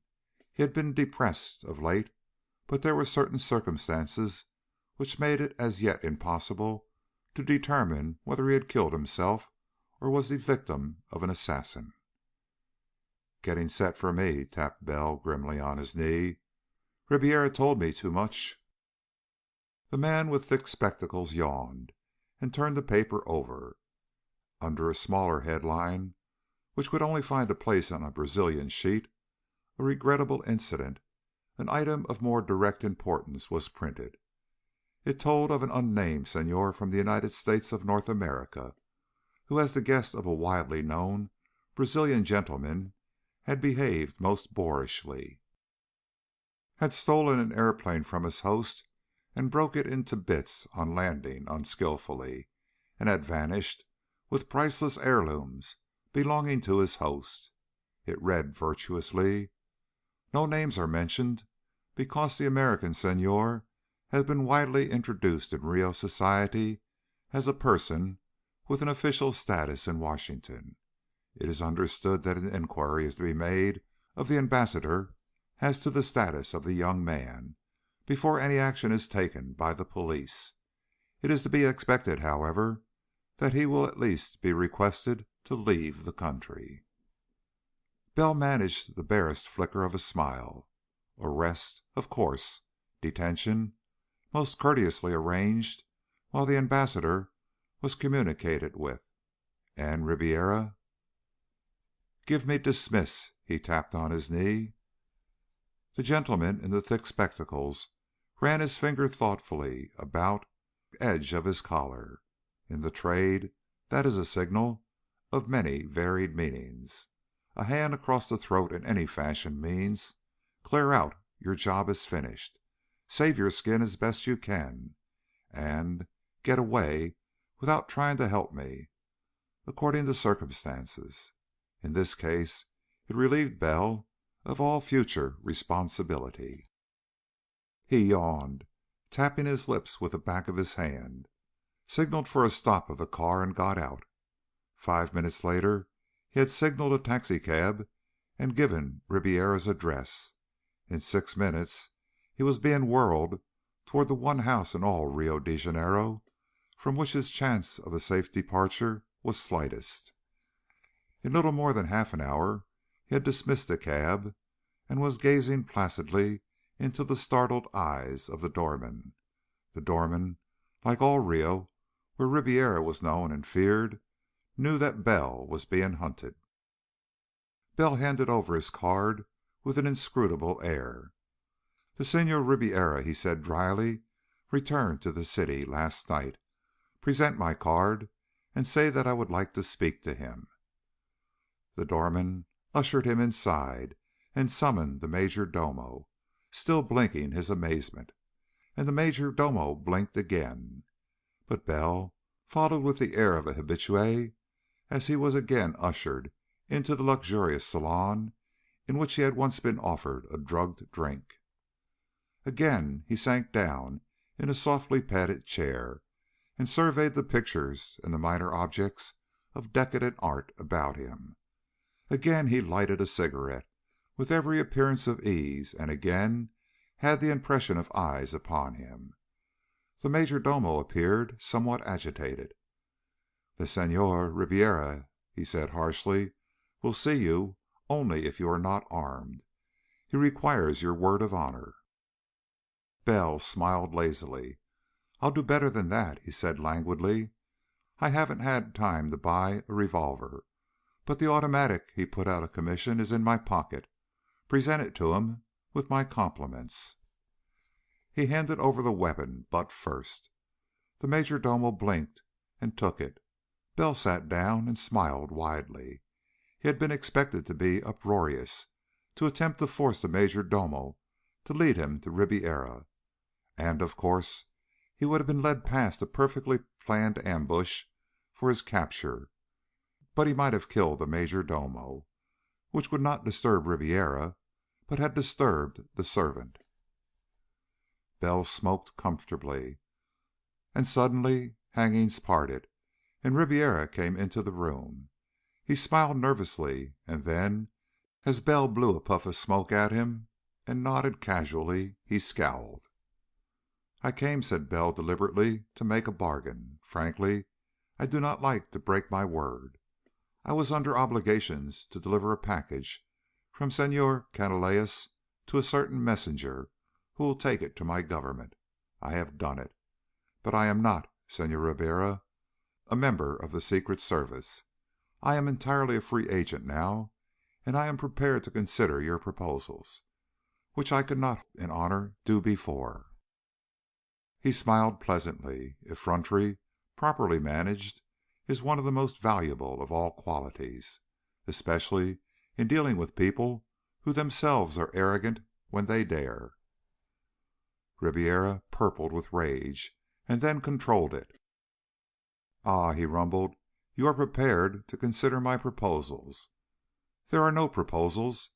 The Master may be amused at your cleverness in escaping. I do not know. I do know that I am ordered to make you my slave and send you to the Master. That I shall do." "Perhaps," said Bell blandly, "but I can go without food and drink for several days, which will delay the process. And while I cannot honorably tell you how to stop the man bearing Senor Canalejas' package to my government, still, if I willingly accept a dose of your yag in token of my loyalty to the Master." Ribiera's good humor returned. He chuckled. "You actually mean," he said jovially, "that you think you were given some of the Master's little compound, and that you wish to make terms before your hands begin to writhe at the ends of your wrists? Is not that your reason?" Bell's eyes flickered. He had been horribly afraid of just that. But Ribiera's amusement was reassuring. "Perhaps," said Bell, "perhaps I am." Ribiera sat down and stretched his fat legs in front of him. He surveyed Bell with an obscene, horrible amusement. "Ah, Senor," he chuckled, "some day we will laugh together over this. You yet hope, and do not yet know how much better it will be for you if you cease to hope and cultivate desires. The Master is pleased with you. You have just those qualities he knows are necessary in dealing with your nation. He is not angry with you. It is his intention to use you to extend his influence among the officials of your nation. You know, of course, that in but a little more time I will hold all Brazil, as I now hold this city, in the hollow of my hand. 4 of the republics of this continent are already completely under the control of the Master's deputies, and of the rest, Brazil is not the most nearly subdued. A year or two, and the Master will become Emperor, and his deputies Viceroys, and it is his whim to give you the opportunity of becoming the first Deputy and the first Viceroy of North America. And you come to me and offer, you, Senor, to make terms. I believe even the Master will laugh when he hears of it." "But," Bell said practically, "do you accept my terms?" Ribiera chuckled again. "What are they, Senor?" "That you release the daughter of Senor Canalejas, and pledge your word of honor that she will not be enslaved." Ribiera's word of honor, of course, would be worth less than the breath that was used to give it, but his reception of the proposal would be informative. He chuckled again. "No, Senor, I do not accept, but I will promise you as a favor, because my uncle the Master admires you, that within a few weeks you shall enjoy her charms. I do not," he added with amused candor, "find that any one woman diverts me for a very long time." "Oh," said Bell very quietly. He sat for an instant, and then shrugged, and looked about as if for an ash tray in which to knock the ashes from his cigarette. He stood up, carrying the tube of tobacco gingerly, and moved toward one near Ribiera's elbow. He knocked off the ash and crushed out the tiny coal. He fumbled in his pockets. The next instant Ribiera choked with terror. "Let me explain," said Bell softly. "I did not give your major domo my word that I was unarmed. I merely gave him a weapon. I got these from two policemen who tried to arrest me an hour or so ago. And I also remind you, Senor, that if the armed men you have posted to prevent my escape try to shoot me, the inevitable contraction of my muscle will send two bullets into your heart, even if I am dead. I am a dead man, Senor, if you give the word, but so are you if you give it." Ribiera gasped. His eyes rolled in his head. "Send for her," said Bell very gently. "Send for her, Senor. I estimate that she has been in this house for less than half an hour. Have her brought here at once, and if she has been harmed, the three of us will perish very promptly, and half of Rio will go mad after our death." And the muzzles of two revolvers bored into the fat flesh of Ribiera's body, and a gasp that was almost a wail of terror came from the watchers, armed watchers who dared not kill the man they had been posted to guard Ribiera against. Ribiera lifted his hand and croaked an order. Chapter 6. In this room the electric lights were necessary at all times. As it occurred to Bell irrelevantly that perhaps there were no windows because there might be sometimes rather noisy scenes within these walls, and windows will convey sound of screaming to the outside air, while solid walls will not. He stood alert and grim, with his revolvers pressing into Ribiera's flabby flesh. His fingers were tensed upon the triggers. If he killed Ribiera, he would be killed, of course, and men and women he had known and liked might be doomed to the most horrible of fates by Ribiera's death. Yet even the death or madness of many men was preferable to the success of the conspiracy in which Ribiera seemed to figure largely. Ribiera looked up at him with the eyes of a terrified snake. There was a little stirring at the door. "Your friend," said Bell softly, "had better not come close." Ribiera gasped an order. The stirring stopped. Paula came slowly into the room, quite alone. She smiled queerly at Bell.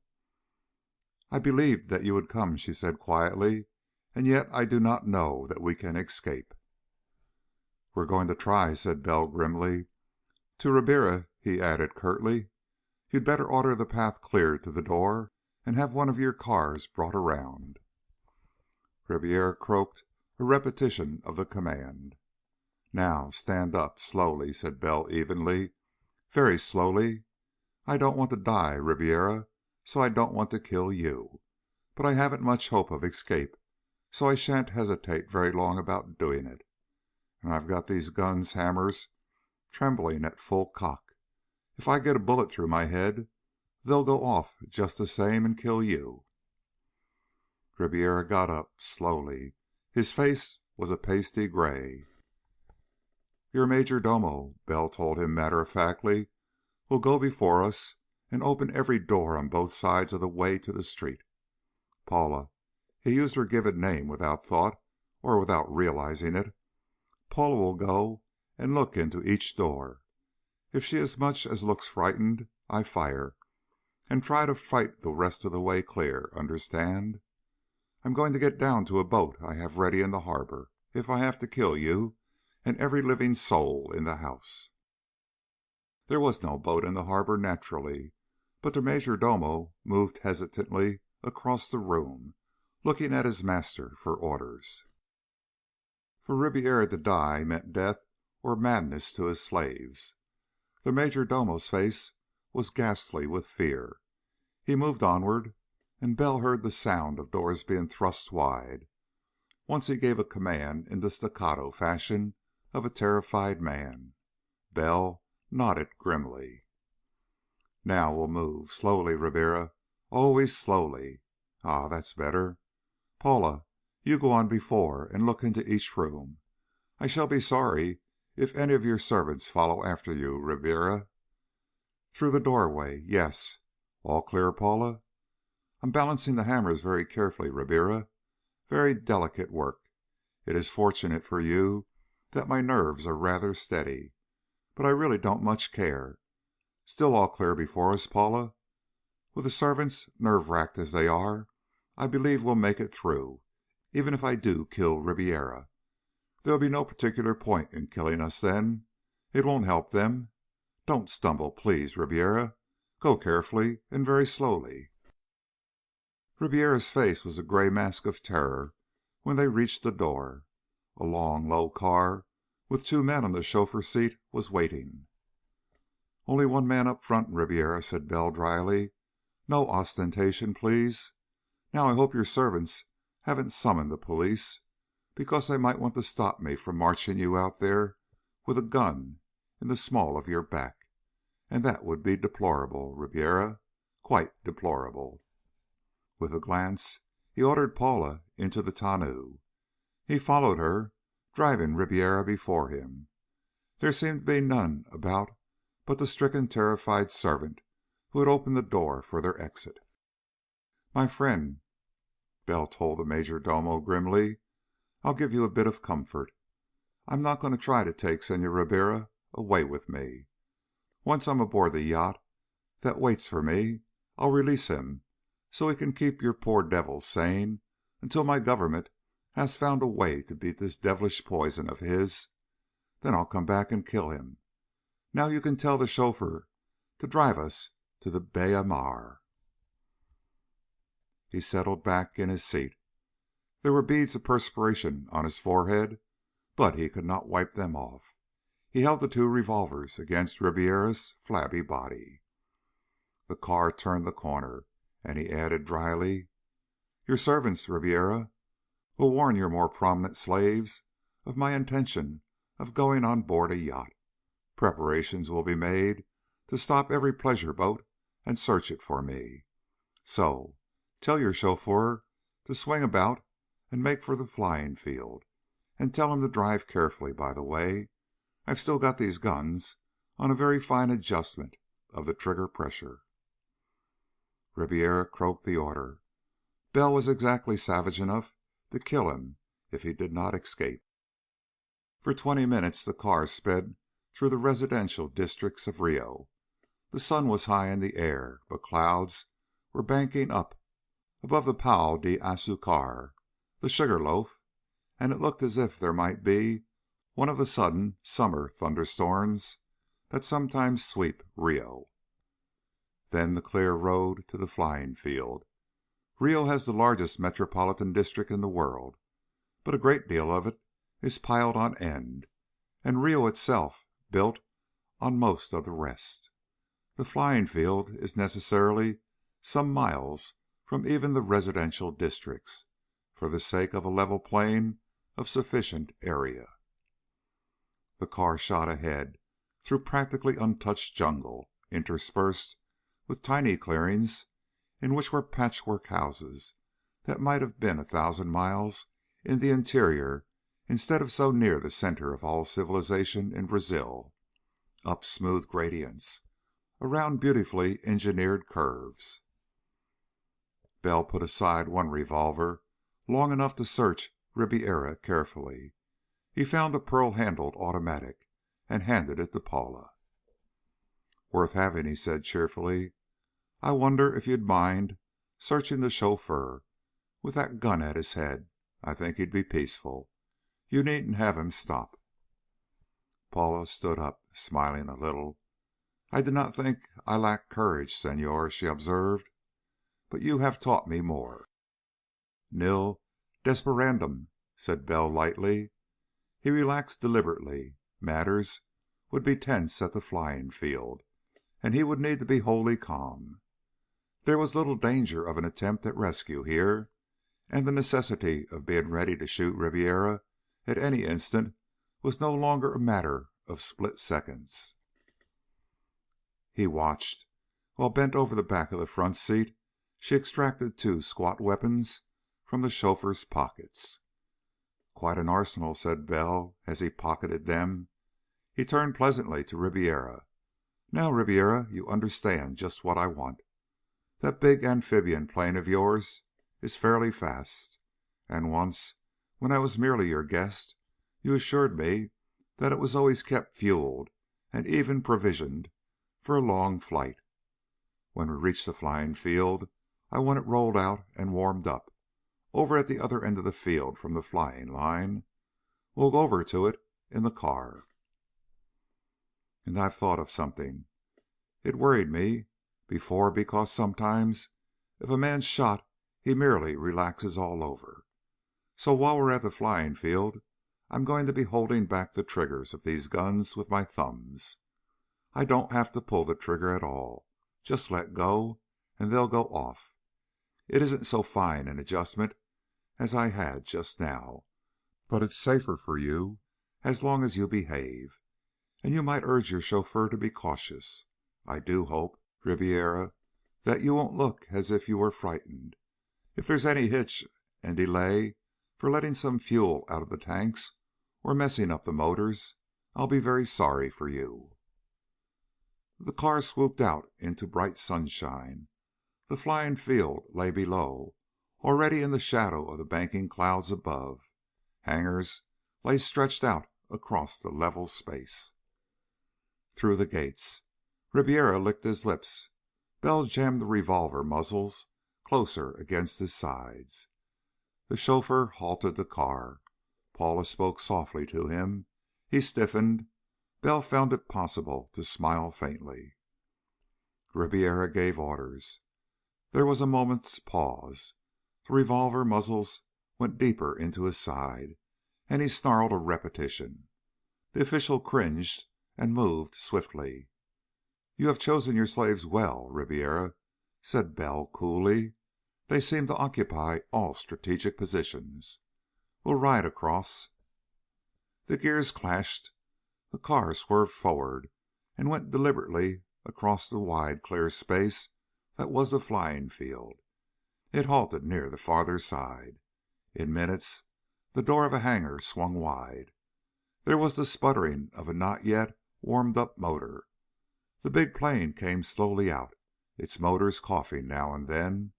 It swung clumsily across the field, turned in a wide circle, and stopped some 40 or 50 feet from the car. "Send the mechanic back on foot," said Bell softly. Again Ribiera found it expedient to snarl, and Bell added gently, while the throttled-down motors of the big amphibian boomed on, "Now get out of the car." Tiny figures began to gaze curiously at them from the row of hangars. The mechanic starting back on foot, the 4 people getting out of the car, the big plane waiting. With his revolver ready and aimed at Ribiera's bulk, Bell reached in the front of the car and turned off the switch. The motor died abruptly. He put the key in his pocket.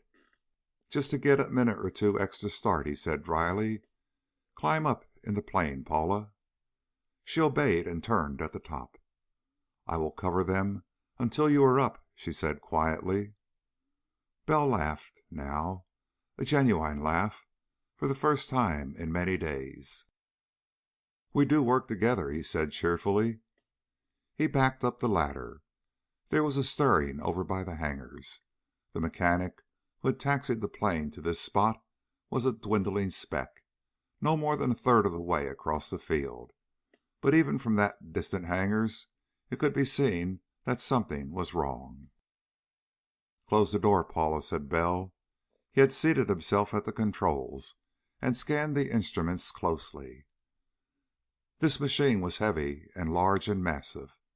The boat body between the retractable wheels added weight to the structure, and when Bell gave it the gun it seemed to pick up speed with an irritating slowness, and to roll and lurch very heavily when it did begin to approach flying speed. The run was long before the tail came up. It was longer before the joltings lessened and the plane began to rise slowly, with the solid steadiness that only a large and heavily loaded plane can compass. Up and up. Bell was 300 feet high when he crossed the hangars and saw tiny faces staring up at him. Some of the small figures were pointing across the field. The big plane circled widely, gaining altitude, and Bell gazed down. Ribiera was gesticulating wildly, pointing upward to the soaring thing, shaking his fist at it, and making imperious, frantic motions of command. Bell took one quick glance all about the horizon. Toward the sea, the sun shone down brilliantly upon the city. Inland, a broad white wall of advancing rain moved toward the coastline. And Bell smiled frostily and flung the big ship into a dive and swooped down upon Ribiera as a hawk might swoop at a chicken. Ribiera saw the monster thing bearing down savagely, its motors bellowing, its nose pointed directly at him. And there is absolutely nothing more terrifying upon the earth than to see a plane diving upon you with deadly intent. A panic that throws back to non-human ancestors seizes upon a man. He feels the paralysis of those ancient anthropoids who were preyed upon by dying races of winged monsters in the past. That racial, atavistic terror seizes upon him. Bell laughed, though it sounded more like a bark, as Ribiera flung himself to the ground and screamed hoarsely when the plane seemed about to pounce upon him. The shrill timbre of the shriek cut through the roaring of the motors, even through the thick padding of the big plane's cabin walls, that reduced that roaring to a not intolerable growl. But the plane passed 10 feet or more above his head. It rose and climbed steeply, and passed again above the now buzzing, agitated hangars, and climbed above the hills behind the flying field, as some men went running and others moved by swifter means toward the shaken, nerve-racked Ribiera, on whose lips were flecks of foam. Bell looked far below and far behind him. The incredible greenness of tropic verdure, of the jungle which rings Rio all about, the many glitterings of sunlight upon glass and upon the polished domes of sundry public buildings, and the multitudinous shimmerings of the tropic sun upon the bay. The deep dark shadow of the banking clouds drew a sharp line across the earth, and deep in that shadow lay the flying field, growing smaller and distant as the plane flew on. But specks raced across the wide expanse. In a peculiar, irrational fashion, those specks darted toward a nearly invisible speck, and encountered other specks darting away from that nearly invisible speck, until gradually all specks were turned about and racing for the angular, toy-block squares which were the hangars of the aeroplanes of the city of Rio de Janeiro. Little white things appeared from those hangars, planes being thrust out into the open air, while motes of men raced agitatedly about them. One of them was suddenly in motion. It moved slowly and clumsily across the ground, and then abruptly moved more swiftly. It seemed to float upward and to swing about in mid-air. It came floating toward the amphibian, though apparently nearly stationary against the sky. Another moved jerkily, and another.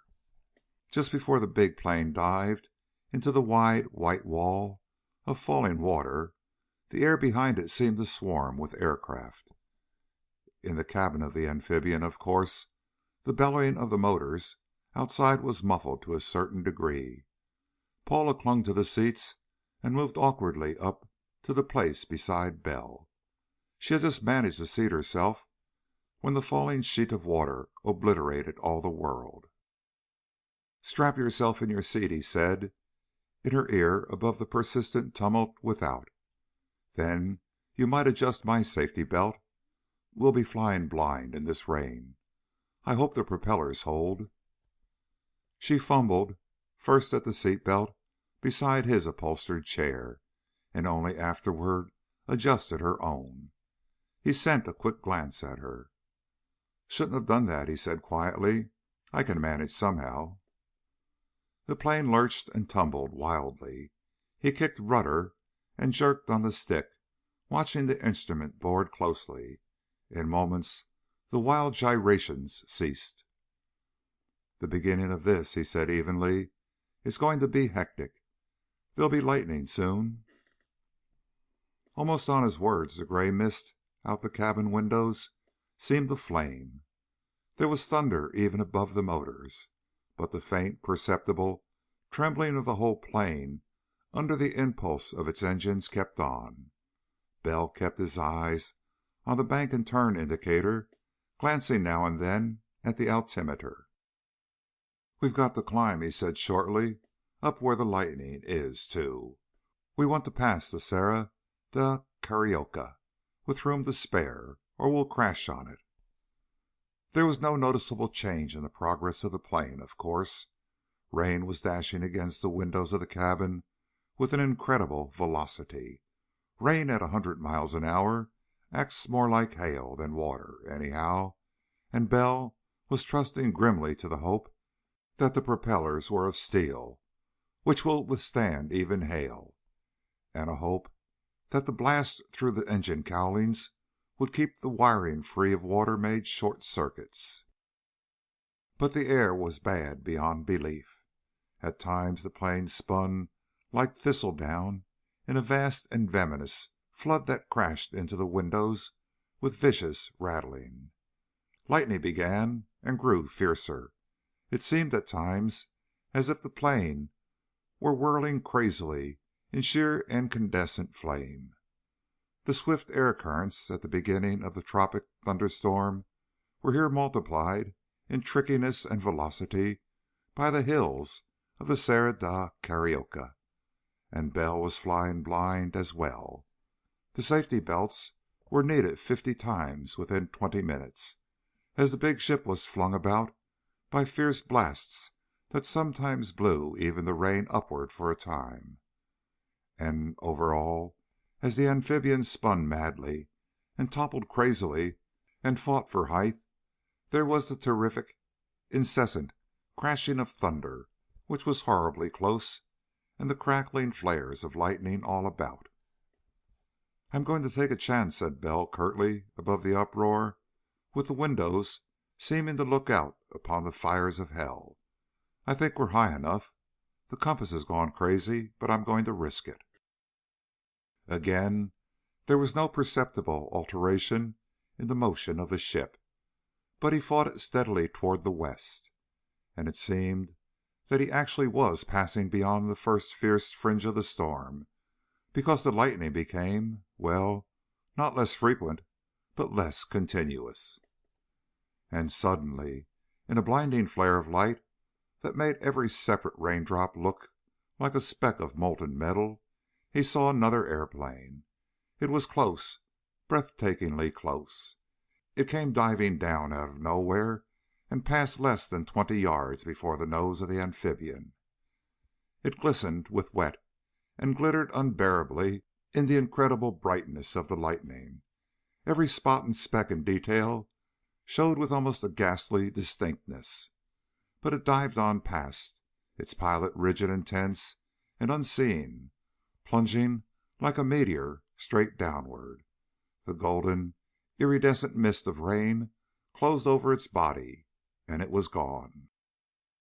10 minutes later, Bell was driving onward through a gray obscurity, which was no more than tainted pink by receding lightning flashes. The air was still uneven and treacherous. The big plane hurtled downward hundreds of feet in wild descending gusts among the hills, and was then flung upward on invisible billows of air for other hundreds of feet. But it was less uncontrollable. There were periods of minutes when the safety belts did not come into use. And later still, half an hour perhaps, the steadiness of the air gave assurance that the plane was past the range of Serra da Carioca and was headed inland. He drove on, watching his instruments and flying blind, but with a gathering confidence in the ultimate escape from the swarm of aircraft Ribiera had sent aloft in the teeth of the storm to hunt for him. The motors hummed outside the padded cabin. The girl beside him was very quiet and very still and very pale. "We want to get out of this before long," he said in her ear, "and then we can find out where we are, and especially begin to make some plans for ourselves." Her eyes turned to him. There was a curious stiffness in her manner. It might have seemed reserve, but Bell recognized the symptoms of a woman whose self-control is hanging by a thread. He smiled. "Hold on a while yet," he said gently. "I know you want to cry, but please hold on a while yet. When we reach friends..." Her hands went to her throat, and he could feel the effort of will that kept her voice steady. "Friends? We have no friends." She managed a smile. "The Senhor Ribiera explained to me when I arrived at his house how it was that no questions would be asked about my disappearance. My father is dead. The newspapers this morning said that it was not known whether he killed himself or was assassinated. The Senhor Ribiera has given orders to his slaves. The newspapers of this afternoon will inform a horrified world that you and I together murdered my father, that we might flee together with such of his riches as he had actually gathered together for me to take away. We are murderers, my friend. Cables and telegraph wires were reporting the news. The daughter of the Minister of War of the Republic of Brazil was assisted by her lover to murder her father. She has fled with him. Now, where are we still to find friends?" Bell stared for the fraction of an instant. One thought came to him and was checked. The Trade does not exist anywhere. The Trade would not help, and murderers are always duly handed over when the government of the United States is requested politely to do so by another nation. Always. And so far as the civilized world was concerned, they were murderers. Even the employees of the flying field who were not subject to the master would swear to the strictly accurate story of their escape together. "It is just scandalous enough and horrible enough," said Bell quietly, "to be reprinted everywhere as news. You're right. We haven't any friends. We're up against it, and so I think we'll have to hunt down and kill the master. Then we'll be believed. And there are just two of us, with what weapons we have in our pockets to attack. How many thousands of slaves do you suppose the master has by now?" And quite suddenly he laughed. Chapter 7. The sun was sinking slowly when the plane appeared above the valley. There was only jungle below, jungle and the languid river which now flowed sluggishly into a wide and shallow pool in which drowned trees formed a mass of substance neither land nor marsh nor river. The river now contracted to a narrow space and showed signs of haste, and even foaming water, and then again flowed placidly onward, sometimes even 100 yards in breadth. Shadows of the mountains to the west were creeping toward the opposite hill flanks, darkening the thick foliage and sending flocks of flying things home to their chosen roosts. The sound of the plane was a buzzing noise, which grew louder to a sharp drone as it seemed to increase in size, and became a dull, monotonous roar as it dipped toward the waters of the stream. It floated downward, very gently, and circled as if regarding a certain spot critically, and resumed its onward flight. Again it circled, anxiously now, as if the time for alighting were short. It seemed to hesitate in midair, and dived and circled upstream, and came down the valley again. It sank and sank, lower and lower, until the white of its upper wings was hidden by the tall trees on either side. A jabiru stork saw it from downstream, solemnly squatting on 4 eggs which eventually would perpetuate the race. The jabiru was about 40 feet above the water and had a clear view of the stream. The stork squatted meditatively, with its long, naked neck projecting above the edge of its nest. The plane dipped even lower, its reflection vivid and complete upon the waveless stream below it. 10 feet above the water, 5, and swift ripples from the rush of air disturbed the unbroken reflections behind. It was almost a silhouette against the mirrored appearance of the sunset sky. And then a clumsy seeming boat body touched the water with a vast hissing sound and settled more and more heavily, while the speed of the plane checked markedly and its motors roared on senselessly. Then abruptly the plane checked and partly swung around. The jabiru half rose from its eggs. The motors were bellowing wildly again, as if tearing itself free.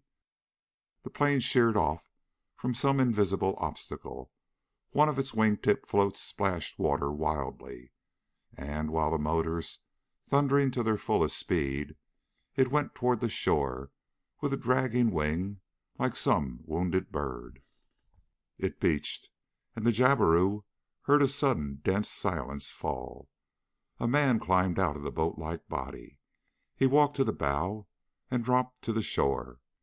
He peered under the upward slanting nose of the boat thing. The jabiru, listening intently, heard words. Then, quite suddenly and quite abruptly, and generally with the unostentatious efficiency with which nature manages such things in the tropics, night fell. It was dark within minutes. The noise of Bell scrambling back onto the deck of the amphibian's hull could be heard inside the cabin. He opened the door and slipped down inside. "There ought to be some lights," he said curtly. "Ribiera did himself rather well, as a rule." He struck a match. Paula's eyes shone in the match flame, fixed upon his face. He looked about, frowning. He found a switch and pressed it, and a dome light came into being. The cabin of the plane, from a place of darkness comparable to that of the jungle all about, became suddenly a cozy and comfortable place. "Well," said Paula quietly. Bell hesitated and took a deep breath. "We're stuck," he said wryly. "We must have struck a snag, or perhaps a rock just under water. Half the bottom of the hull's torn out. There's no hope of repair. If I hadn't given her the gun and beached her, we'd have sunk in midstream." Paula said nothing. "Things are piling on us," said Bell grimly. "In the morning I'll try to make a raft. We can't stay here indefinitely. I'll hunt for maps, and we'll try to plan something out. But I'll admit that this business worries me, the plane being smashed." He passed his hand harassedly over his forehead. To have escaped from Rio was something, but since Paula had told him Ribiera's plans, it was clearly but the most temporary of successes. Cabinet ministers are not so commonplace but that the scandalous and horrifying crime that was imputed to Bell and Paula would be printed in every foreign country. Newspapers in Tokyo would include the supposed murder in their foreign news, and in Bucharest and even Constantinople it would merit a paragraph or two. Assuredly, every South American country would discuss the matter editorially, even where the master's deputies did not order it published far and wide. There would be pictures of Bell and of Paula, labeled with an infamy. In every town of all Brazil their faces would be known, and those who were the master's slaves would hunt them desperately, and all honorable men would seek them for a crime. Even in America there would be no safety for them. The trade does not exist, officially, and a member of the trade must get out of trouble as he can. And as an accused murderer, Bell would be arrested anywhere. As worse than a mere murderess, Paula... She was watching his face. "This morning," she said queerly, you quoted nil desperandum." Bell ground his teeth and then managed to smile. "If it looked like I needed you to say that," he said coolly, "I deserve to be kicked. Let's look for something to eat and count up our resources. The thing to do is, when you fall down, bounce." He managed a nearly genuine grin. Then, and to his intense amazement, she sobbed suddenly and bent her head down and began to weep. He stared at her in stupefaction for an instant, then swore at himself for a fool. Her father! Half an hour later he roused her as gently as he could. It was helplessness, as much as anything else, that had made him leave her alone. But a woman needs to weep now and Paula assuredly had excuse. "Here's a cup of coffee," he said practically, "which you must drink. You can't have had anything to eat all day, have you?" The question had haunted him, too.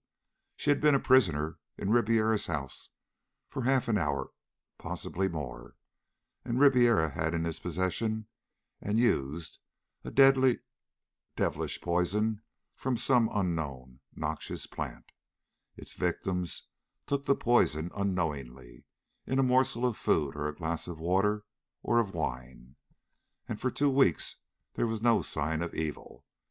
And then the poison drove its victim swiftly mad, unless the antidote was obtained from Ribiera, and Ribiera administered the antidote with a further dose of poison.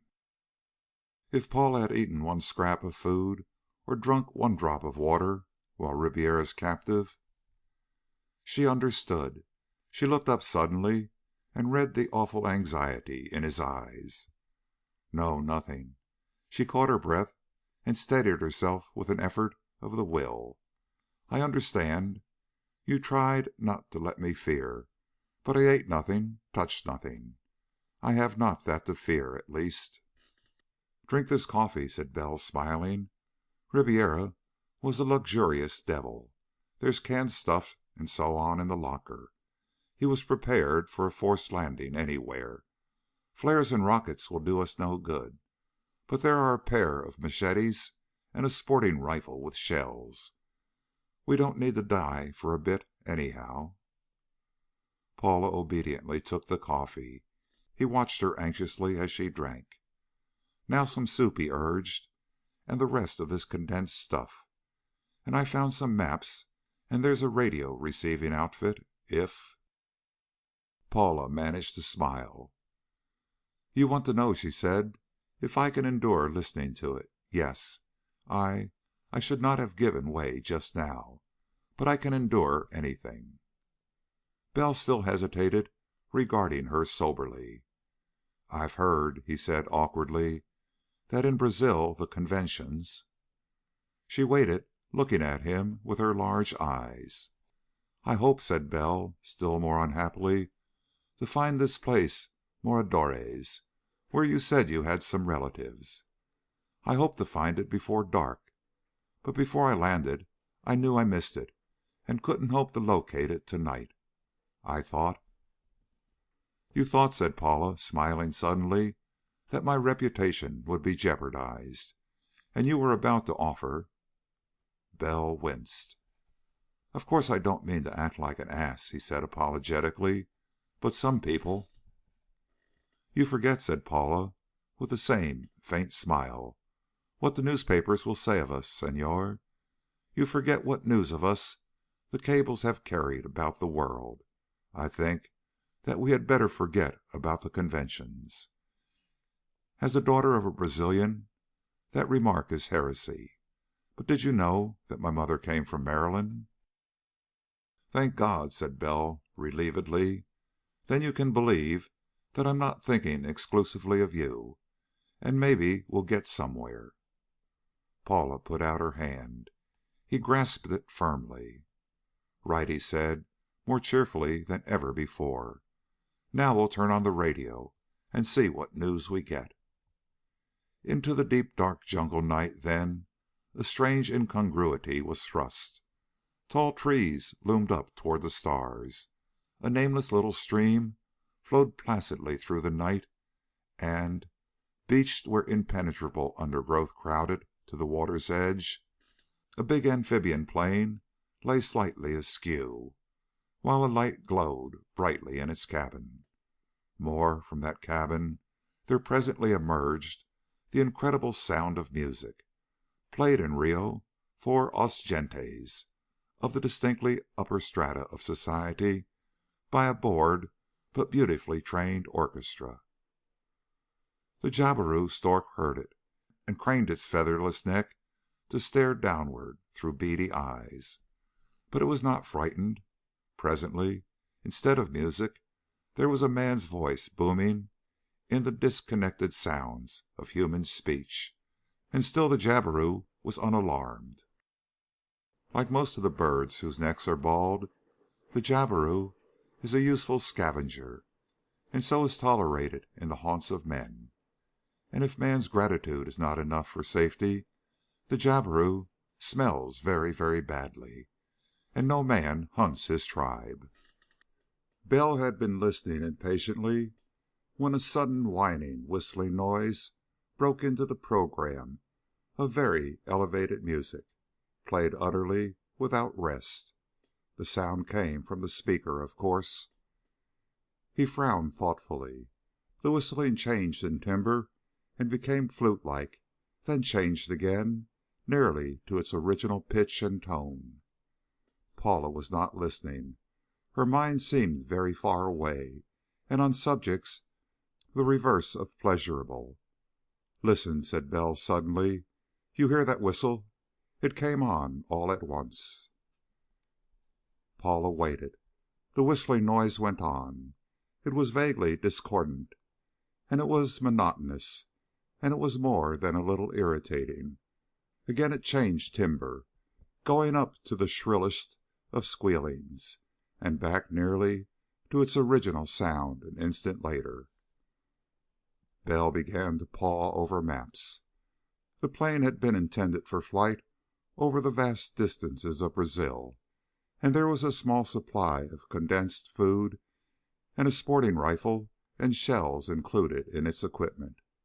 Emergency landing fields are not exactly common in the back country of South America. "Here," said Bell sharply. "Here is where we are. It must be where we are. No towns of any size nearby, no railroad, no boat route, nothing, nothing but jungle shown here." He frowned absorbedly over the problem. "What is it?" asked Paula. "Someone near," said Bell briefly. "That's another radio receiver. An old-fashioned regenerative set, sensitive enough and reliable enough, but a nuisance to everyone but its owner, except when it's a godsend, as it is to us." The music ended, and a voice announced in laboriously classical Portuguese, with only a trace of the guttural tonation of the carioca, that the most important news item of the day would be given. Paula paled a little, but listened without stirring. The voice read. The rustling of sheets of paper was abnormally loud. And a bit of foreign news, and a bit of local news, and then... She was deathly pale when the announcement of her father's death was finished, and she had heard the official view of the police reported, exactly what Ribiera had told her it would be. When the voice added that a friend of the late Minister of War, the Senor Ribiera, had offered 20 contos for the capture of the fugitive pair who had escaped in an airplane stolen from him, she bit her lip until it almost bled. "I know," he said abstractedly. "It is as you said. But listen to that whistle." The news announcement ceased. Music began again. The whistling abruptly died away. "I just found some coils," said Bell feverishly, "that plug in to take the place of the longer wave ones. I'm going to try them. It's a hunch, and it's crazy, but..." There were sharp clickings. The radio receiver was one of those extraordinarily light and portable ones that are made for aircraft. In seconds it was transformed into a short wave receiver. Bell began to manipulate the dials feverishly. 2 minutes, 3, 4. The speaker suddenly began to whine softly and monotonously. "Regeneration," said Bell feverishly, "on a carrier wave. It can't be far off, that receiving set." Suddenly a voice spoke. It was blurred and guttural. Infinitely delicate adjustments cleared it up. And then... Bell listened eagerly, at first in triumph, then in amazement, and at last in a grim satisfaction. Reports from Rio, on a short-wave band of radio frequencies, were passing from Ribiera to some other place apparently inland. It was Ribiera's own voice, which quivered with rage as he reported Bell's escape. "I do not think," he snapped in Portuguese, "that full details should be spoken, even on beam wireless. I shall come to the fazenda tomorrow and communicate with the Master direct. In the meantime, I have warned all sub-deputies in Brazil. I urge that all deputies be informed and instructed as the Master may direct." Another voice replied that the Master would be informed. In the meantime, the deputy for Brazil was notified. This list of bits of information chilled Bell's blood. This man of Venezuela had been denied the grace of the Master by the deputy in Caracas. He would probably use the password and demand the grace of the Master of sub-deputies in the state of Para, to be seized, and Caracas informed. The deputy in Colombia desired that the son of Colonel Garcia, upon a hunting party with friends in the Amazon basin, should be attached to the service of the Master. His father had been so attached, and it was believed had smuggled a letter into the foreign mail warning his son. If possible, that letter should be intercepted. And from Paraguay, the deputy requested that the family of Senor Gomez, visiting relatives in Rio, should be induced to regard the service of the Master as desirable. The orders ceased abruptly. Ribiera acknowledged them. The whining whistle cut off, and Bell turned to Paula very grimly indeed. "Pretty, isn't it?" he asked, in vast calmness. "Apparently, every nation on this continent has some devil like Ribiera in charge of the administration of this fiendish poison. Every republic has some fiend at work in it. And they're organized. My God, they're organized. The Master seems to supply them with the mixture of poison and its antidote, and they report to him." Paula nodded. "That was what my father had written down for you," she said quietly. "Any man who can be lured to eat or drink anything these men have prepared is lost. He gains no pleasure as a drug might give. He is entrapped into a lifetime of awful fear, knowing that a moment's disobedience, a moment's reluctance to obey whatever command they give, will cause his madness." "I'm trying to think what we can work out of this," said Bell shortly. "Some things are clear. There's a radio receiving set nearby which listens to those short-wave reports, within 5 or 6 miles at most. We're going to find that tomorrow. And there's a central point, a fazenda, where one may talk directly with the Master, whoever and wherever he may be. And judging by Ribiera, my guess is that the Master has the same hold upon them that they have on their underlings. Ribiera is too arrogant a scoundrel to make obsequious reports if he were not afraid to omit them." He was silent for a moment, thinking. Then he said abruptly, "Try to get some sleep if you can. The pistol of Ribiera's, you have it handy? Keep it where you can reach it in the dark. I'm going to watch, though." Paula settled herself comfortably and looked queerly across the dimly lit little cabin at him. "My friend," she said, with the faintest of quavering smiles, "please do not reassure me. I have the courage of endurance, at least, and I do not fear you." It seemed to Bell listening in the darkness that fell when he turned off the switch, that she stayed awake for a long time. But when she did sleep, she slept heavily. Bell had a raft of canes afloat beside the amphibian when she waked. He was sweat-streaked and bitten by many insects. He was tired, and his clothes were rags, but the raft was nearly 20 feet long. It would easily float 2 persons and what small supplies the plane carried, and it could be handled by a long pole. "Hello," he said cheerfully when she climbed on top of the waterlogged hull of the plane. "We're nearly ready to start off. I'm sorry I can't advise you to try to refresh yourself in the river. There are some fish in it that are fiends. One of them took a slice out of the side of my hand." "Piranhas!" she exclaimed, and was pale. "You should have known." Piranha are small freshwater fish of the Brazilian rivers, never more than 1.5 feet long, which prove the existence of a devil.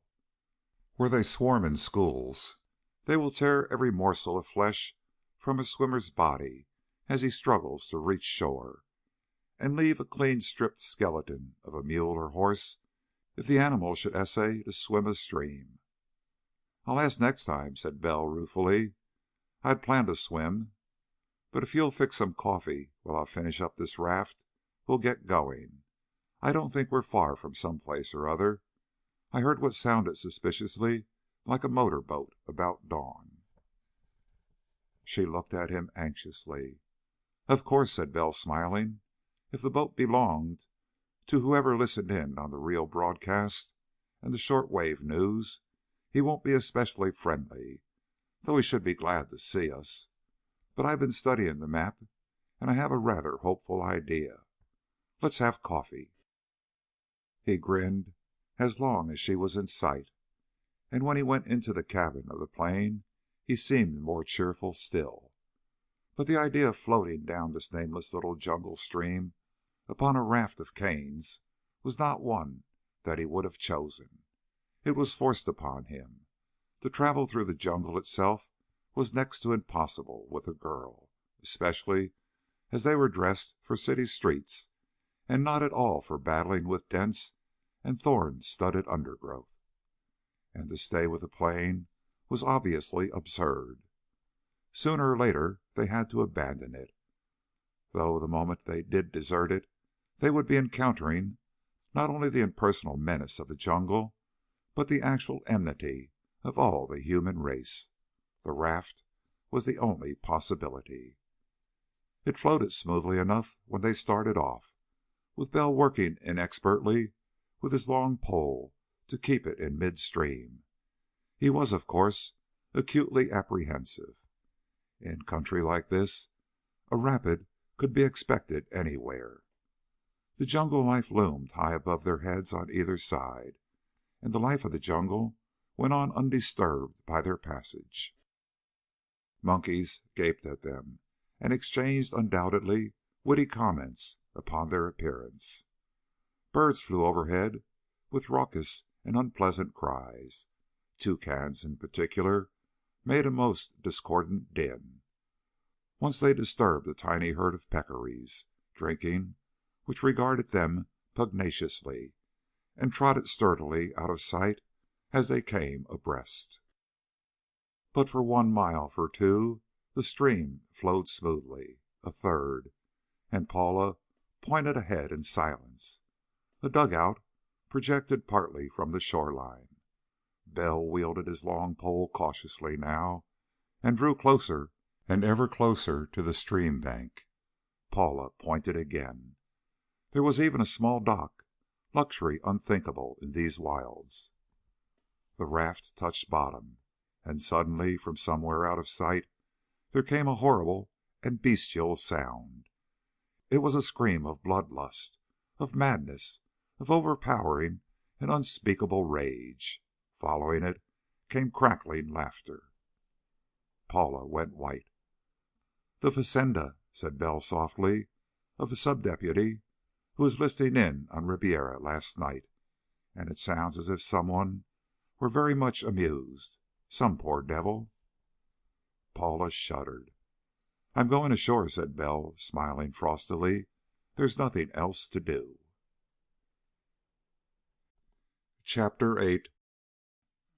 Crouched at the edge of the jungle, where the clearing began, Paula heard 4 shots, 2 in quick succession, and a wait of minutes, then a third, and another long wait, and then the last. Then silence. Paula began to shiver. Bell had helped her ashore from the raft, and insisted on her waiting at the edge of the jungle. "Not that you'll be any safer," he had told her grimly, "but that I may be. One person can move more quickly than 2, and if I'm chased I'll plunge for the place you're hidden, and you can open fire. Then the 2 of us might hold them off." "Why?" said Paula slowly, and Bell caught at her wrist. "Don't let me hear you talk like that," he said sharply. "We're going to beat this thing. We've got to. And being desperate helps, but being in despair doesn't help a bit. Buck up." He frowned at her until she smiled. "I will not despair again without your permission," she told him. "Really, I will not." He found her a hiding place and went cautiously out into the clearing, still frowning.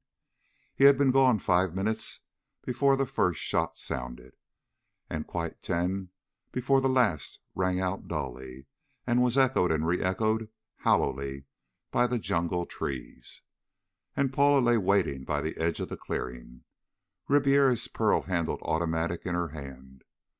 Bell had carried the rifle from the plane. Small insects moved all about her, and she heard soft rustlings as the life of the jungle went on over her head and under her feet, and terror welled up in her throat. She was trembling almost uncontrollably when Bell came back. He walked openly toward her hiding place. "Paula?" She came out, trying to steady her quivering lips. "We're all right," said Bell grimly. "This is the fazenda of a sub-deputy, I suspect. Also, it's an emergency landing field for Ribiera on the way to that place he talked to last night. There's a 2-place plane here with both wheels and floats, in a filthy little shed. It seems to be all right. We're going to take off in it and try to make Moradores, where your people are. What's the matter?" Her face was deathly pale. "I thought," she said with some difficulty, "when I heard the shots, I thought you were killed." Bell shook his head. "I wasn't," he said grimly. "It was 4 other men who were killed." He led her carefully past the house. It was a fairly typical fazenda dwelling. It was more substantial than most. It was wholly unpretentious, with whitewashed walls, and the effect of grandeur it would give to natives of this region would come solely from the number of buildings. There were half a dozen or more. "I killed 4 men," repeated Bell coldly, "and I'm damned glad of it. That scream we heard, I know pretty well what happened here last night. Remember, Ribiera spoke of using a beam wireless to make his report. He must have had a short wave beam set somewhere on the outskirts of Rio, aimed at whatever headquarters he reports to. He's going up to that headquarters sometime today, by plane, of course. He needed emergency landing fields along the route, and here he picked out a native and made him a sub-deputy. Charming." Moving past the buildings, Paula caught sight of massive wooden bars set in the side of a building. Something crumpled up and limp lay before them. "Don't look over there," said Bell harshly. "There was a woman in this house, and she told me what happened, though I'd guessed it before. The sub-deputy was here last night with a party of friends. Newly enslaved, some of them. He entertained them. Up at Ribiera's place a girl told me she and her husband had been shown a Secret Service man. He went mad before their eyes. It was an object lesson for them, a clear illustration of what would happen to them if they ever disobeyed. I imagine that something of the sort is used by all the master's deputies to convince their slaves of the fate that awaits them for disobedience. The local man had brought a party up to watch 2 men go mad. After that sight, they'll be obedient.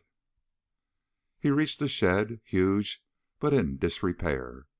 Monster doors were ajar. Bell heaved at them and swung them wide. A small, trim, two-seated plane showed in the shadowy interior. "This is for emergency use," said Bell grimly, "and we face an emergency. I'll get it out and load it up. There's a dump of gas and so on here. You might look around outside the door, in case the one man who got away can find someone to help stop me." He set to work checking on fuel and oil. He loaded extra gas in the front cockpit, a huge tin of it. Another would crowd him badly in the pilot's cockpit in the rear, but he stowed it as carefully as he could. "The local sub-deputy," he added evenly, "has added to the thrill by having two men put in one cage." He let his guest observe the progress of the madness the damned poison produces, and presently, as the madness grew, the two men fought. They were murder mad. The local sub-deputy gave his guests the thrill of watching maniacs battling to the death. He left early this morning with his party, and I imagine that everyone was suitably submissive to his demands for the future. There were 4 men and a woman left as caretakers here. I found the 4 men before the cage, baiting the poor devil who killed the other last night. That's why we heard the scream. When I came up with my rifle, they stared at me and ran. I got one of them, and as a matter of mercy, I put a bullet through the man who had gone murder mad. The Bell sounded as if he were actually nauseated. The man he killed was still in the cage. My God! Then I went looking for the other 3 men. Wasting time, no doubt, but I found them. I was angry. I got one, and the others ran away again. A little later, the 3rd man jumped me with a knife. He slit my sleeve. I killed him. Didn't find the 4th man." Bell moved to the front of the plane. "I'll see if she catches." He swung on the stick. It went over stiffly, again and again. With a bellow, the motor caught. Bell shouted in Paula's ear. "We'll get in. Use the warming up period to taxi out. We want to get away as soon as we can." He helped her up into the seat, then remembered. He rummaged about and flung a tumbled flying suit up into the cockpit with her. "If you get a chance, put it on," he shouted. He stepped into a similar outfit, reached up and throttled down the motor, and kicked away the blocks under the wheels. He vaulted up into place, and slowly and clumsily the trim little ship came lurching and rolling out of the shed. The landing field was not large, but Bell took the plane to its edge. He faced it about, and bent below the cockpit combing to avoid the slipstream and look at his maps again. Brought from the big amphibian. Something caught his eye. Another radio receiving set. "Amphibian planes," he muttered, "for landing on earth or water. And radios. I wonder if he has directional for a guide. It would seem sensible, and if the plane went down, the rest of them would know about where to look." Paula reached about and touched his shoulders. She pointed. There was a movement at the edge of the jungle, and a puff of smoke. A bullet went through the fuselage of the plane, inches behind Bell. He frowned, grasped the stick, and gave the motor the gun. It lifted heavily, like all amphibians, but it soared over the group of buildings some 20 or 30 feet above the top of the wireless mast and went on, rising steadily to clear even the topmost trees on the farther side of the stream by 100 feet or more. It went on and on, roaring upward, and the jungle receded even farther below it. The horizon drew back and back. At 2,000 feet, the earth began to have the appearance of a shallow platter. At 3,000 feet, it was a steep-sided bowl, and Bell could look down and trace the meandering of the stream on which he had landed the night before. Not too far downstream, some 15 miles perhaps, were the squalid, toy-sized structure of a town of the far interior of Brazil.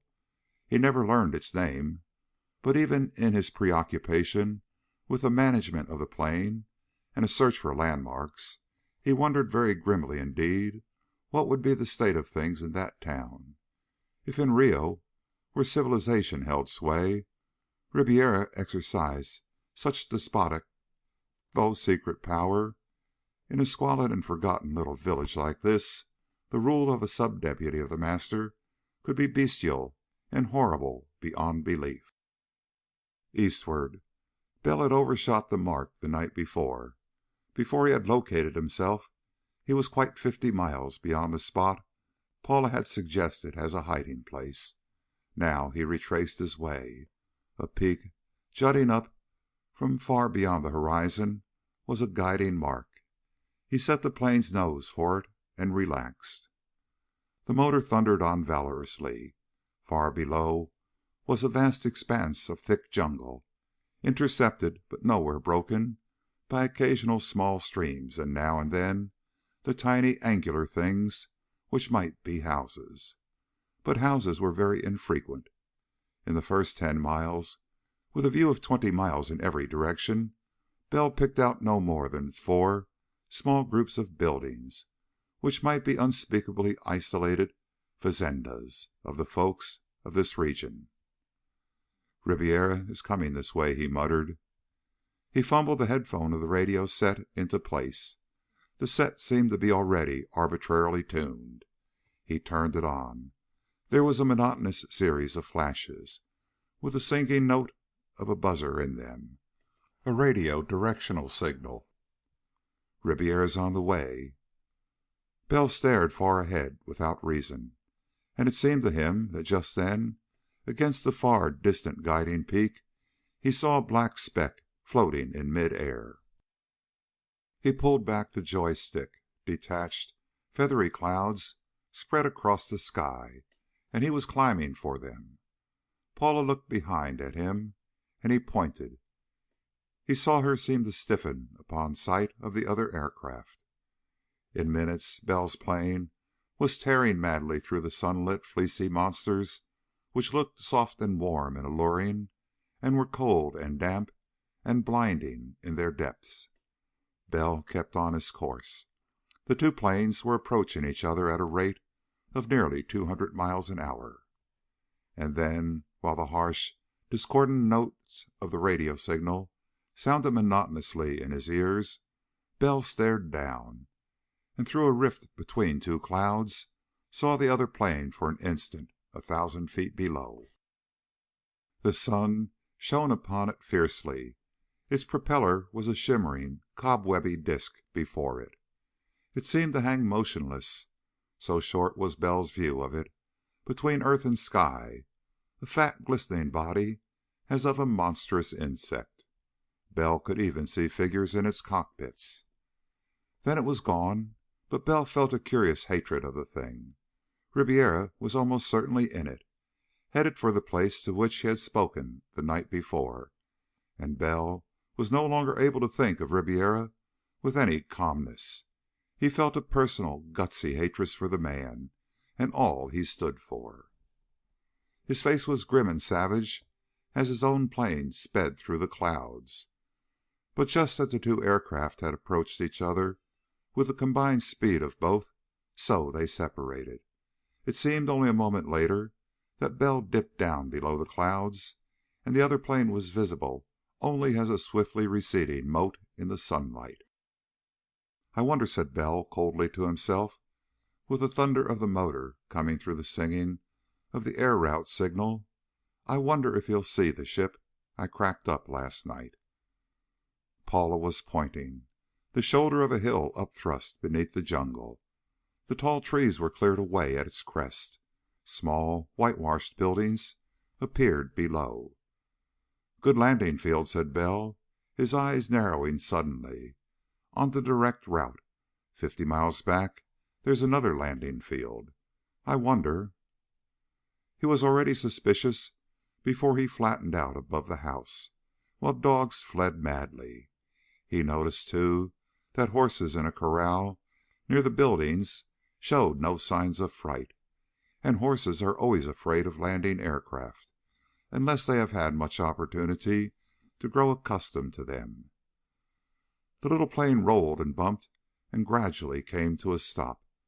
Bell inconspicuously shifted a revolver to the outer pocket of his flying suit. Figures came toward them with a certain hesitating reluctance that changed Bell's suspicions even while it confirmed them. "Paula," he said grimly, "this is another landing field for Ribiera's emergency use. It sticks out all over the place. Relatives or no relatives, you want to make sure of them. You understand?" Her eyes widened in a sudden startled fear. She caught her breath sharply. Then she said quietly, though her voice trembled, "I understand, of course." She slipped out of the plane and advanced to meet the approaching figures. There were surprised, astounded exclamations. A bearded man embraced her and shouted. Women appeared, and after staring, embraced. Paula turned to wave her hand reassuringly to Bell, and vanished inside the house.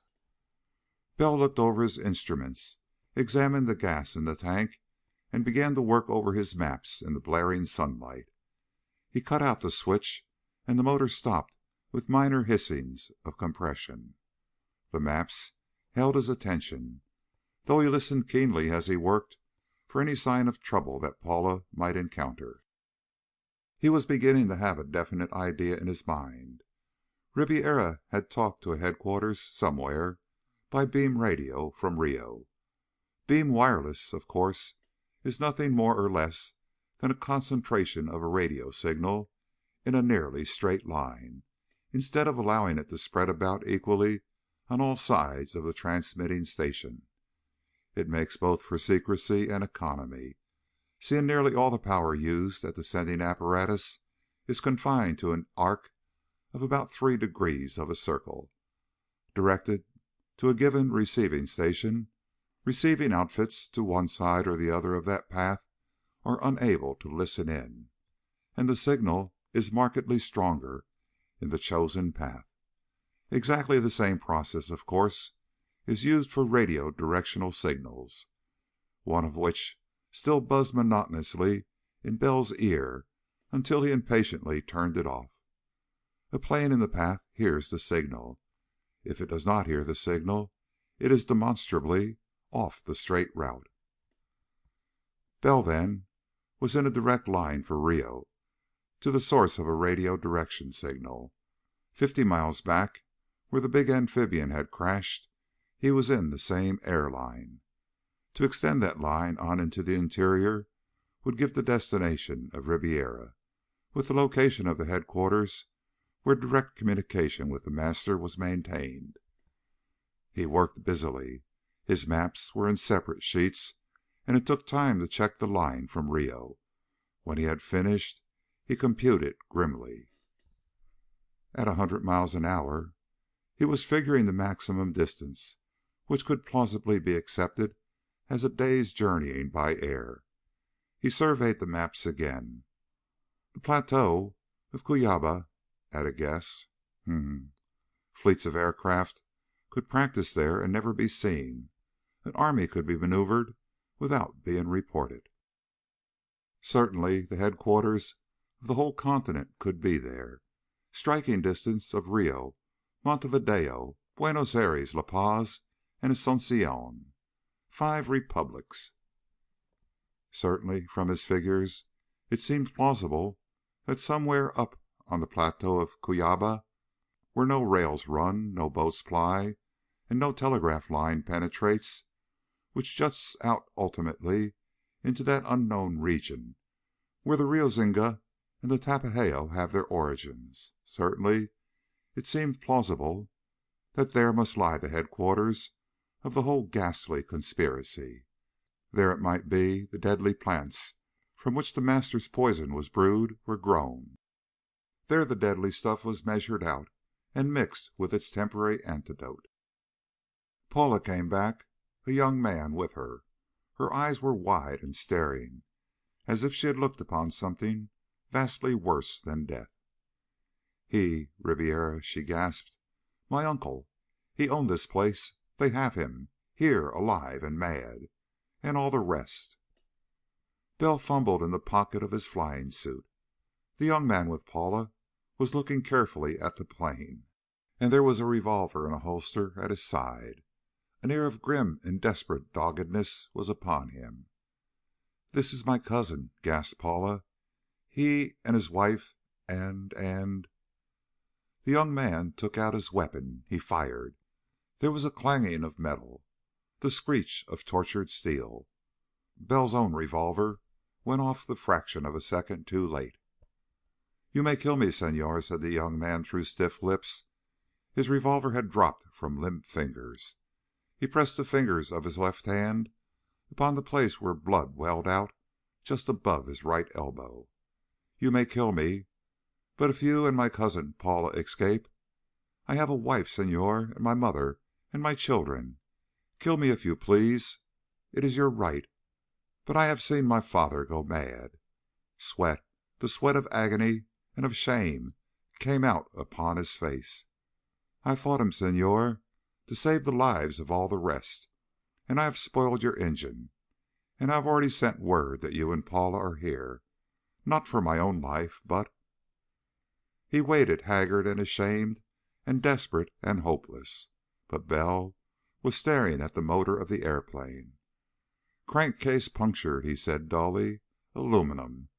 The bullet went right through. We can't fly 5 miles, and Ribiera knows we're here, or will." Chapter 9. There was the sound of weeping in the house, the gusty and hopeless weeping of women. Bell had been walking around and around the plane, staring at it with his hands clenched. Paula watched him. "I am thinking," she said in an attempt at courage, "that you said I must not despair without your permission, but—" "Hush," said Bell impatiently. He stared at the engine. "I'd give a lot for a car. Bolts. How many hours have we?" "4," said Paula drearily. "Perhaps 5. You have smashed the radio in the house?" Bell nodded impatiently. He had smashed the radio, a marvelously compact and fool-proof outfit, arbitrarily tuned to a fixed short wavelength. It was almost as simple to operate as a telephone. There had been no opposition to the destruction. Paula's cousin had disabled their plane and reported their presence. He was inside the house now, sick with shame, and yet he would do the same again. In one of the rooms of the house, behind strong bars, a man was kept who had been an object lesson. "Is there any machinery?" asked Bell desperately. "Any at all about the place?" Paula shook her head. "It may be that there is a pump." Bell went off savagely, hunting it. He came back and dived into the cockpit of the plane. He came out with a wrench and his jaws set grimly. He worked desperately at the pump. He came back with 2 short, thick bolts. He crawled into the plane again, tearing out the firewall impatiently, getting up under the motor. "We have 1 chance in 5,000," he said grimly from there, "of getting away from here to crash in the jungle. Personally, I prefer that to falling into Ribiera's hands. If your cousin or anybody else comes near us out here, call me, and I'll be much obliged." There was the sound of scraping, patient, desperate, wholly unpromising scraping. It seemed to go on for hours. "The wrench, please, Paula." She passed it to him. The bullet had entered the aluminum crankcase of the motor and pierced it through. By special providence it had not struck the crankshaft, and had partly penetrated the crankcase on the other side. Bell cut it out first of all. He had 2 holes in the crankcase then, through which the cylinder oil had drained away. And of all pieces of machinery upon earth, an aircraft motor requires oil. Bell's scraping had been to change the puncture holes of the bullet into cone-shaped bores. The aluminum alloy was harder than pure aluminum, of course, but he had managed it with a knife. Now he fitted the short bolts into the bores, forced the threads on them to cut their own grooves, and by main strength screwed them into a fit. He tightened them. He came out with his eyes glowing oddly. "The vibration will work them loose sooner or later," he observed grimly, "and they may not be oil tight. Also, the crankshaft may clear them, and it may not. If we go up in the ship in this state, we may get 5 miles away, or 500. At any minute it may fail us, and sooner or later it will fail us. Are you game to go up, Paula?" She smiled at him. "With you, of course." He began to brush off his hands. "There ought to be oil and gas here," he said briefly. "Another thing, there'll probably be some metal chips in the crankcase, which may stop an oil line at any minute. It's a form of committing suicide, I imagine." He went off, hunting savagely for the supplies of fuel and lubricant which would be stored at any emergency field. He found them. He was pouring gasoline into the tanks before what he was doing was noticed. Then there was stunned amazement in the house. When he had the crankcase full of oil, the young man came out. Bell tapped his revolver suggestively. "With no man about this house," he said grimly, "Ribiera will put in one of his own choice. And you have a wife and children, and they'll be at that man's mercy. Don't make me kill you. Ribiera may not blame you for my escape if you tell him everything, and you're hurt anyway. Either we get away, and you do that, or you're killed, and we get away anyhow." He toppled 2 last 5-gallon tins of gasoline into the cockpits, crowding them abominably, and swung on the prop. The engine caught. Bell throttled it down, kicked away the stones with which he had blocked its wheels, and climbed up into the pilot's cockpit. With his revolver ready in his lap, he taxied slowly over to a favorable starting point. The ship rose slowly and headed west again. At 3,000 feet, he cut out the motor to shout to Paula.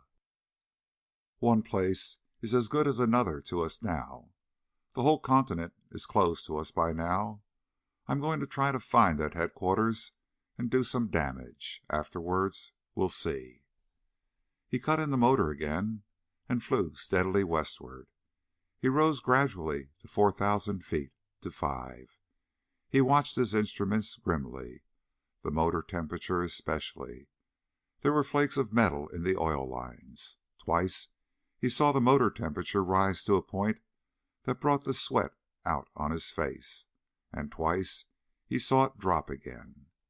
Bits of shattered metal were in the oiling system, and they had partly blocked the stream of lubricant until the engine heated badly, and each time the vibration had shifted them or loosened them. They had left the big amphibian no earlier than 9 o'clock.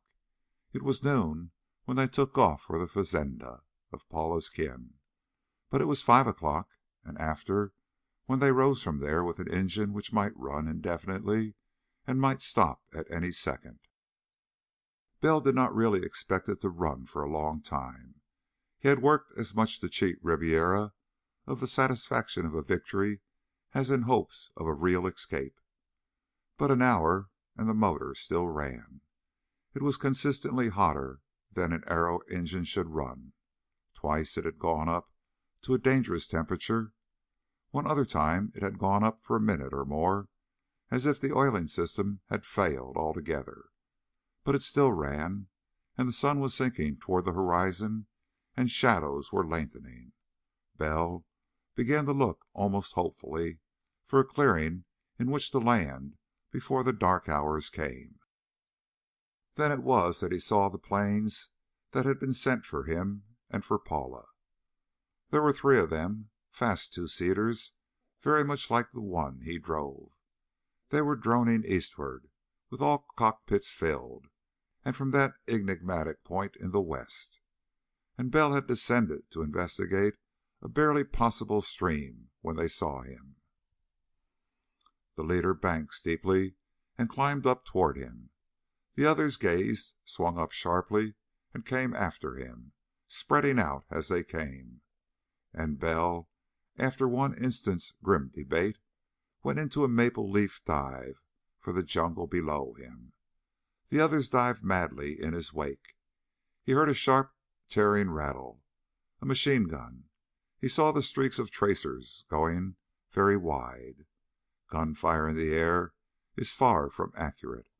A machine gun burst from 100 yards when the gun has to be aimed by turning the whole madly vibrating ship is less accurate than a rifle at 600 or even 8. Most aircraft duels are settled at distances of less than 100 yards. It was that fact that Bell counted on. With a motor that might go dead at any instant, and a load of passengers and gas at least equaling that of any of the other ships, mere flight promised little. The other ships, too, were armed. At any rate, the leader was. And Bell had only small arms at his disposal. But a plane pilot, stunting madly to dodge tracer bullets, has little time to spare for revolver work. Bell had but one advantage. He expected to be killed. He looked upon both Paula and himself as very probably dead already, and he infinitely preferred the clean death of a crash to either the life or death that Ribiera would offer them. He flattened out barely 20 yards above the wavering branches that are the roof of the jungle. He went scudding over the treetops, rising where the jungle rose, dipping where it dropped, and behind him the foliage waved wildly as if in a cyclone. The other planes dared not follow. To dive upon him meant too much chance of a dash into the entrapping branches. One plane, indeed, did try it, and Bell scudded lower and lower until the wheels of the small plane were spinning from occasional breathtaking contacts with the feathery topmost branches of jungle giants. The other plane flattened out not less than 100 feet farther up and 300 yards behind. To fire on him with a fixed gun meant a dive to bring the gun muzzle down, and a dive meant a crash. A stream flashed past below. There was the glitter of water reflecting the graying sky. A downward current here dragged at the wings of the plane. Bell jerked at the stick and her nose came up. There was a clashing, despite her climbing angle, of branches upon the running gear. But she broke through and shot upward, trying to stall. Bell flung her down again into his mad careening. It was not exactly safe, of course. It was practically a form of suicide. But Bell had not death but life to fear. He could afford to be far more reckless than any man who desired to live. The plane went scuttling madly across the jungle tops, now rising to skim the top of a monster ceiba, now dipping deliberately. The three pursuing planes hung on above him helplessly while the short twilight of the tropics fell, and Bell went racing across the jungle, never 20 feet above the treetop, and with the boughs behind him showing all the agitation of a miniature hurricane. As darkness deepened, the race became more suicidal still, and there were no lighted fields nearby to mark a landing place. But as darkness grew more intense, Bell could dare to rise to 50, then 100 feet above the tops, and the dangers of diving to his level remained undiminished. And then it was dark. Bell climbed to 200 feet, 250. With more freedom now, he could take one hand from the controls. He could feel the menace of the tumultuously roaring motors in his wake. But he was smiling very strangely into the blackness. He reached inside his flying suit and tore away the front of his shirt. He reached down and battered in the top of one of the 5-gallon gasoline tins in the cockpit, with the barrel of his revolver. He stuffed the scrap of cloth into the rent. It was wetted instantly by the splashing. Another savage blow, unheard in the thunder of the motor. In the peculiarly calm air of the cockpit, the reek of gasoline was strong, but cleared away, and Bell, with the frosty, grim smile of a man who gambles with his life, struck a light. The cloth flared wildly, and he reached his hands into the flame and heaved the tin of fuel overside. The cloth was burning fiercely, and spilling gasoline caught in mid-air. A fierce and savage flame dropped earthward. Spark on the cloth, and the cloud of inflammable vapor that formed where the leaking tin fell, plummet-like, carried the flame down when the wind of its fall would have blown it out. The following planes saw a flash of light. They saw a swiftly descending conflagration tracing a steep arch toward the treetops. They saw that flaming vanish among the trees, and then they saw a vast upflaring of fire below. Flames licked upward almost to the treetops. Bell looked back from 2,000 feet.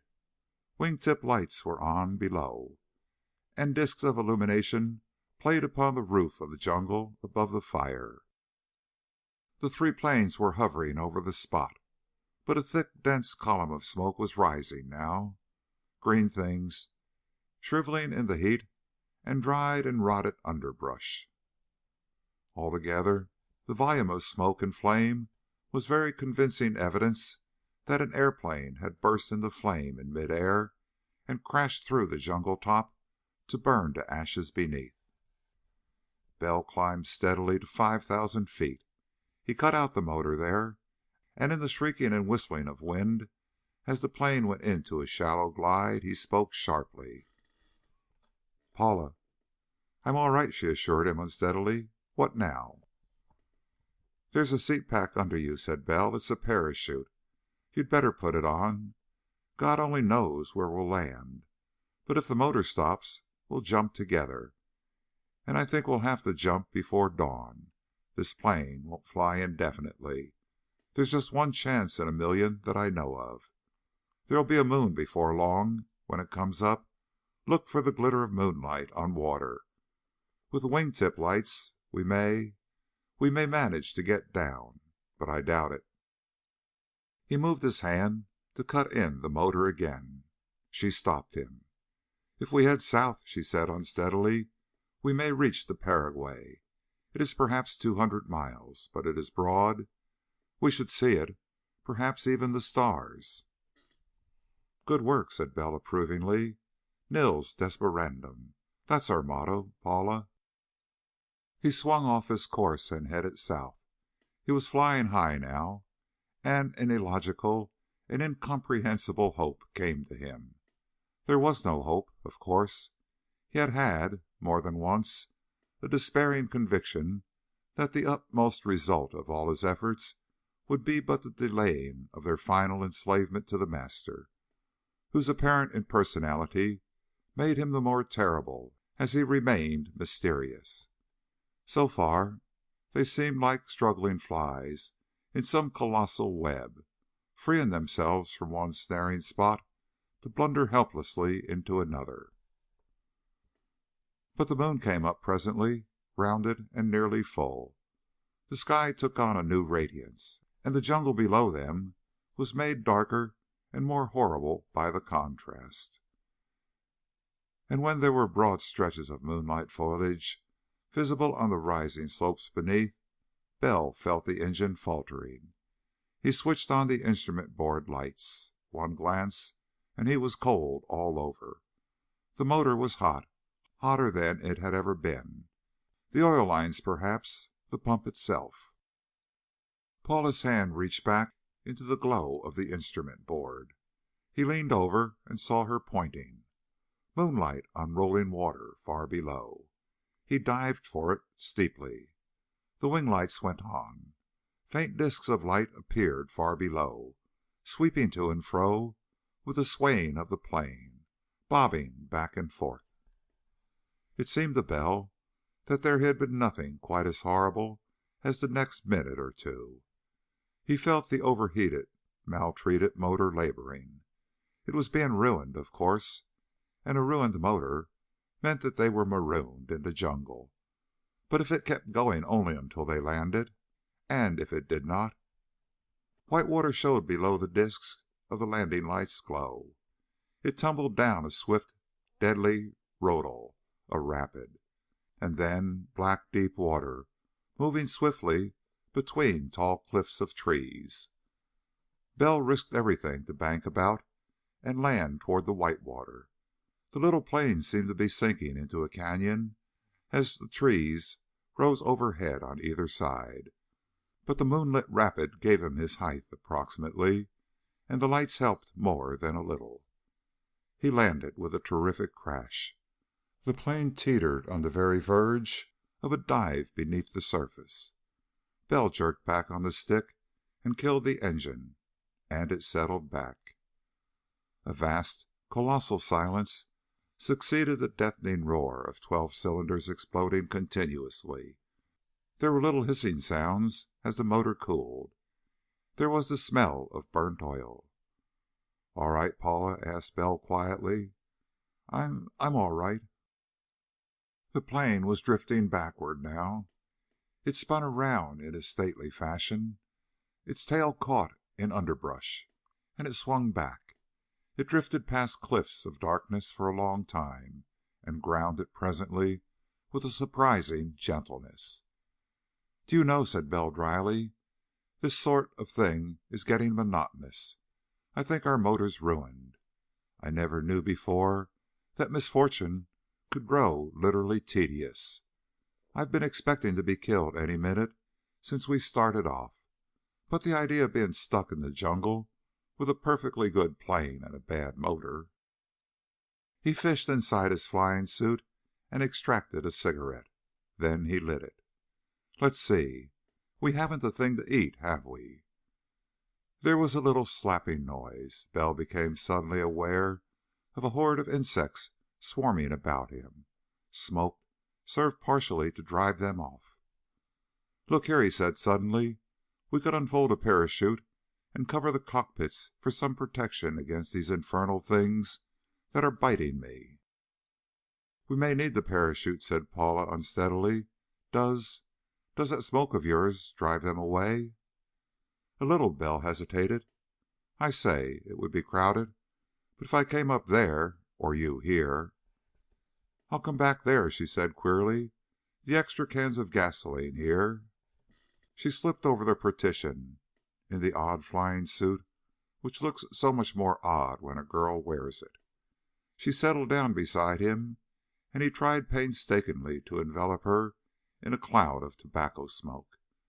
The plague of insects lessened. There was nothing to do but wait for dawn.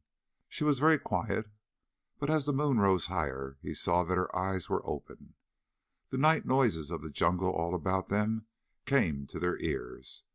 Furtive little slitherings, and the sounds of things drinking greedily at the water's edge, and once or twice peculiar little despairing small animal cries off in the darkness. The jungle was dark and sinister, and all the more so when the moon rose high and lighted its face and left them looking into weird, abysmal blackness between moonlit branches. Bell thought busily, trying not to become too conscious of the small warm body beside him. He moved suddenly and found her fingers closed tightly on the sleeve of his flying suit. "Frightened, Paula?" he asked quietly. "Don't be. We'll make out." She shook her head and looked up at him, drawn away as if to scan his face more closely. "I am thinking," she said almost harshly, "of biology. I wonder—" Bell waited. He felt an intolerable strain in her tensed figure. He put his hand comfortingly over hers, and astoundingly he found it trembling. "Are all women fools?" she demanded in a desperate cynicism. "Are we all imbeciles? Are—" Bell's pulse pounded suddenly. He smiled. "Not unless men are imbeciles, too," he said dryly. "We've been through a lot in the past 2 days. It's natural that we should like each other. We've worked together rather well. Well," his smile was distinctly a wry and uncomfortable one, "I've been the more anxious to get to some civilized place where The Master hasn't a deputy because, well, it wouldn't be fair to talk about loving you while—" He shrugged and said curtly, "while you had no choice but to listen." She stared at him there in the moonlight, with the jungle moving about its business of life and death about them, and very, very slowly the tenseness left her figure, and very, very slowly she smiled. "Perhaps," she said quietly, "you are lying to me, Charles, perhaps. But it is a very honorable thing for you to say. I am not ashamed now of feeling that I wish to be always near you." "Hush," said Bell. He put his arm around her shoulder and drew her closer to him. He tilted her face upward. It was oval and quite irresistibly pretty. "I love you," said Bell steadily. "I've been fighting it since God knows when, and I'm going to keep on fighting it, and it's no use. I'm going to keep on loving you until I die." Her fingers closed tightly upon his. Bell kissed her. "Now," he said gruffly, "go to sleep." He pressed her head upon his shoulder and kept it there. After a long time she slept. He stirred much later, and she opened her eyes again. "What is it?" "Damn these mosquitoes," growled Bell. "I can't keep them off your face." Chapter 10. For 4 hours after sunrise, Bell worked desperately. With the few and inadequate tools in the plane, he took apart the oiling system of the motor. It was in duplicate, of course, like all modern air engines, and there were 3 magnetos and double spark plugs. Bell drained the crankcase beneath the sun that grew more and more hot and blistering, catching the oil in a gasoline can that he was able to empty into the main tanks. He washed out innumerable small oil pipes with gasoline, and flushed out the crankcase itself, and had at the end of his working as many small scraps of metal as would fill half a thimble. He showed them to Paula. "And the stars in their course fought against Sisera," he quoted dryly. "And one of these, caught in just the right place, would have let us down into the jungle last night." She smiled up at him. "But they didn't." "No, God loves the Irish," said Bell. "What's that thing?" Paula was fishing, sitting on a fallen tree in the cloud of smoke from a smudge fire Bell had built for her. She was wearing the oily flying suit he had found in the shed with the plane, and had torn strips from her discarded dress to make a fishing line. The hook was made out of the stiff wire handle of one of the extra gasoline tins. "Hook and leader in one," Bell had observed when he made it. He was pointing to a flat-bodied fish with incredible jaws that lay on the grass, emitting strange sounds even in the air. It flapped about madly. Its jaws closed upon a stick nearly half an inch thick and cut it through. "It is a piranha," said Paula, "the same fish that bit your hand. It can bite through a copper wire fastened to a hook. But this hook is so long—" "Pleasant," said Bell. Something large and red passed before his eyes. He struck at it instinctively. "Don't," said Paula sharply. "Why?" "It is a maribundi wasp," she told him. "And its sting, children have died of it. A strong man will be ill for days from one single sting." "Still more pleasant," said Bell. "The jungle is a charming place, isn't it?" He wiped the sweat off his face. "Any more little pets about?" She looked about seriously. "There." She pointed to a sapling not far distant.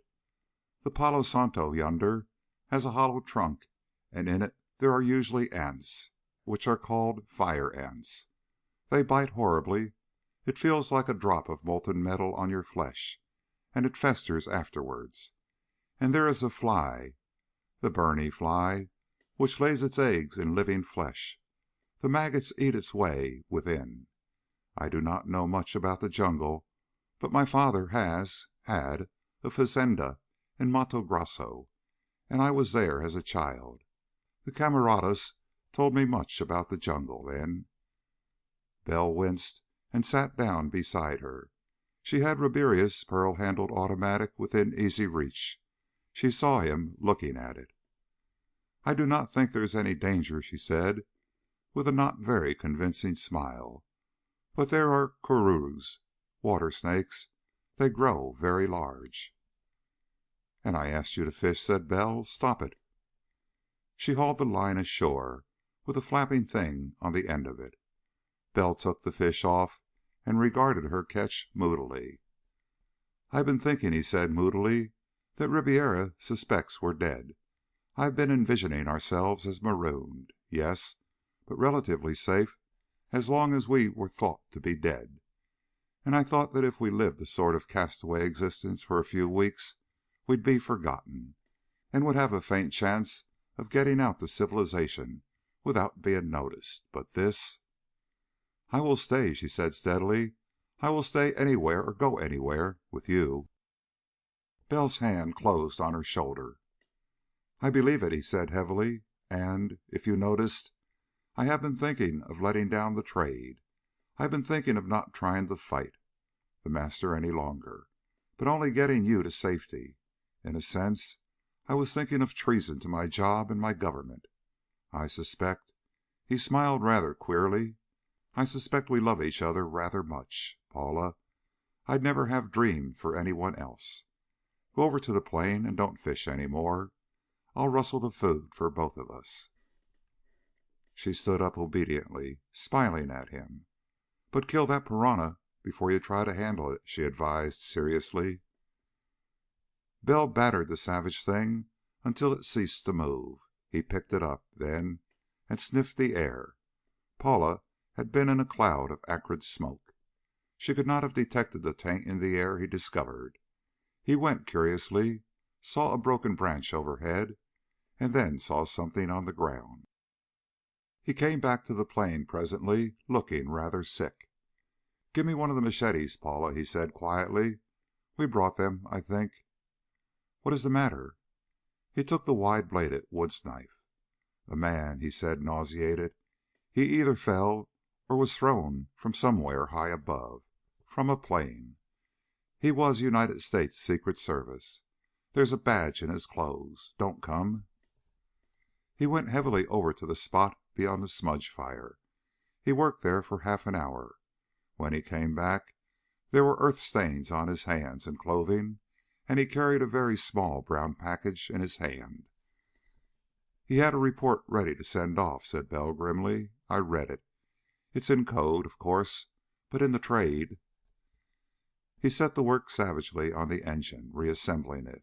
As he worked, he talked in savage, jerky sentences. "The service man at Asunción, one of the 7 who vanished. He'd learned more than we have. He was caught, poisoned, of course, and pretended to surrender. Told a great deal that he shouldn't in order to convince the Master's deputy. The key men in nearly every republic in South America are in the Master's power. Paraguay belongs to him, body and soul. Bolivia is absolutely his. Every man of the official class, from the President down, knows that he has 2 weeks or less of sanity if the Master's deputy shuts down on him. And he knows that at the crook of the deputy's finger he'll be assassinated before then. If they run away, they go murder mad. If they stay, they have to obey him. It's hellish." He stopped talking to make a fine adjustment. He went on somberly. "Chile's not so bad off, but the deputy has slaves nearly everywhere. Ecuador, well, the President and half the Congress have been poisoned. The man I found was trying to get a sample of the poison for analysis. He learned it was unstable, wouldn't keep. The Master has to send fresh supplies constantly, all over the continent. That accounts for the deputies remaining loyal. If the master had reason to suspect them, he had only to stop their supply. They couldn't stock up on the deadly stuff for their own use, so they're as abjectly subject to the master as their slaves are to them. No new slaves are to be made in Paraguay or Bolivia, except when necessary. It is believed that in 6 months the other republics will have every influential man subjected, every army officer, every judge, every politician, every outstanding rich man. And then, overnight, South America will become an empire, with that devil of a master as its overlord. He lifted one of the oil pumps in place and painstakingly tightened the bolts that held it. "Picture it," he said grimly. "Beasts as viceroys, already taking their pleasure. Caligulas, Neros, on vice-regal thrones all over the continent. And every man who shows promise or shows signs of honor or courage or decency either killed or sent mad or..." Paula was watching his face closely. "I think," she said soberly, "that there is something worse." Bell was silent for an instant. "For me," he said bitterly, "it is. Before the master dares to make his coup public, he must be sure that there will be no foreign interference. So he must establish a deputy in Washington. A relatively few chosen men, completely enslaved, could hold back our government from any action. Leaders in Congress and members of the Cabinet working in defense of the master because his defeat would mean their madness. He would demand no treason of them at first. He would require simply that he should not be interfered with. But his plans include the appointment of deputies in the United States later on. I don't think he can subdue America. I don't think so. But he could, and I think he would, send whole cities mad. And if you think of that..." He was silent, working. A long, long time later he swung on the propeller. The motor caught. He throttled it down and watched it grimly. The motor warmed up to the normal and stayed there. "It will run," he said coldly. "Those two plugs in the crankcase may come out at any time. I've tightened them a little. They'd worked loose from the vibration. But, well..." The service man was heading for Asunción. He had been found out. They probably shot him down in midair after he had gotten away. His plane may be crashed anywhere in the jungle within a mile or so. And I've two bearings on the fazenda where Ribiera went, now. One from Asunción through here, and one from Rio. I want to go back there tonight and dump burning gasoline on the buildings to do enough damage to disorganize things a little. Then I'm going to try to make it to a seaport. We can stow away, perhaps." He shut off the motor. "We'll start at dusk. There'll be lights there. The report says it's nearly a city of slaves. We want the darkness for our getaway." Paula looked at the sky. "We have 3 hours," she said quietly. "Let us cook and eat. You must keep up your strength, Charles." She said it in all seriousness, with the air of one who has entire confidence and is merely solicitous. And Bell, who knew of at least 3 excellent reasons why neither of them should survive until dawn. Bell looked at her queerly, and then grinned, and then took her in his arms and kissed her. She seemed to like it. And they lunched quite happily on piranha and pacu, which is smaller, and drank water, and for dessert had more piranha. The long afternoon wore away slowly. It was hot and grew blistering. Insects came in swarms and tormented them until Bell built a second and larger smudge fire. But they fastened upon his flesh when he went out of its smoke for more wood. They talked as well as they could for smoke, and looked at each other as well as they could for smarting eyes. It was not at all the conventional idea of romantic conversation, but it was probably a good deal more honest than most, because they both knew quite well that their chances of life was small. A plane whose motor was precariously patched, flying over a jungle without hope of a safe landing if that patched-up motor died, was bad enough. But with the three nearest nations subservient to the master, whose deputy Ribiera was, and all those nations hunting them as soon as they were known to be yet alive. "Would it not be wise, Charles," asked Paula wistfully, "just for us to try to escape ourselves and not try?" "Wise, perhaps," admitted Bell, "but I've got to strike a blow while I can." He was staring somberly at the little plane, fast upon a mud bank, with the tall green jungle all about.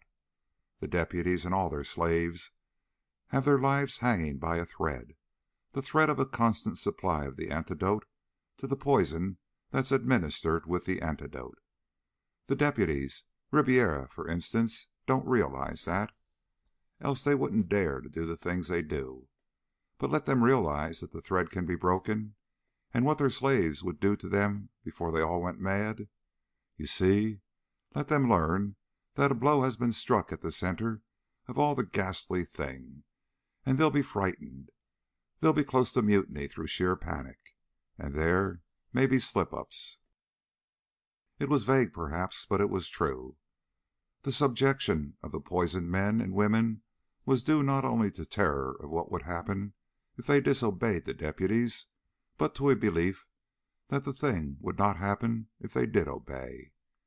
If Bell could do enough damage to the fazenda of the master to shake the second belief, he would have shaken the whole conspiracy, and a conspiracy that is not a complete success is an utter failure.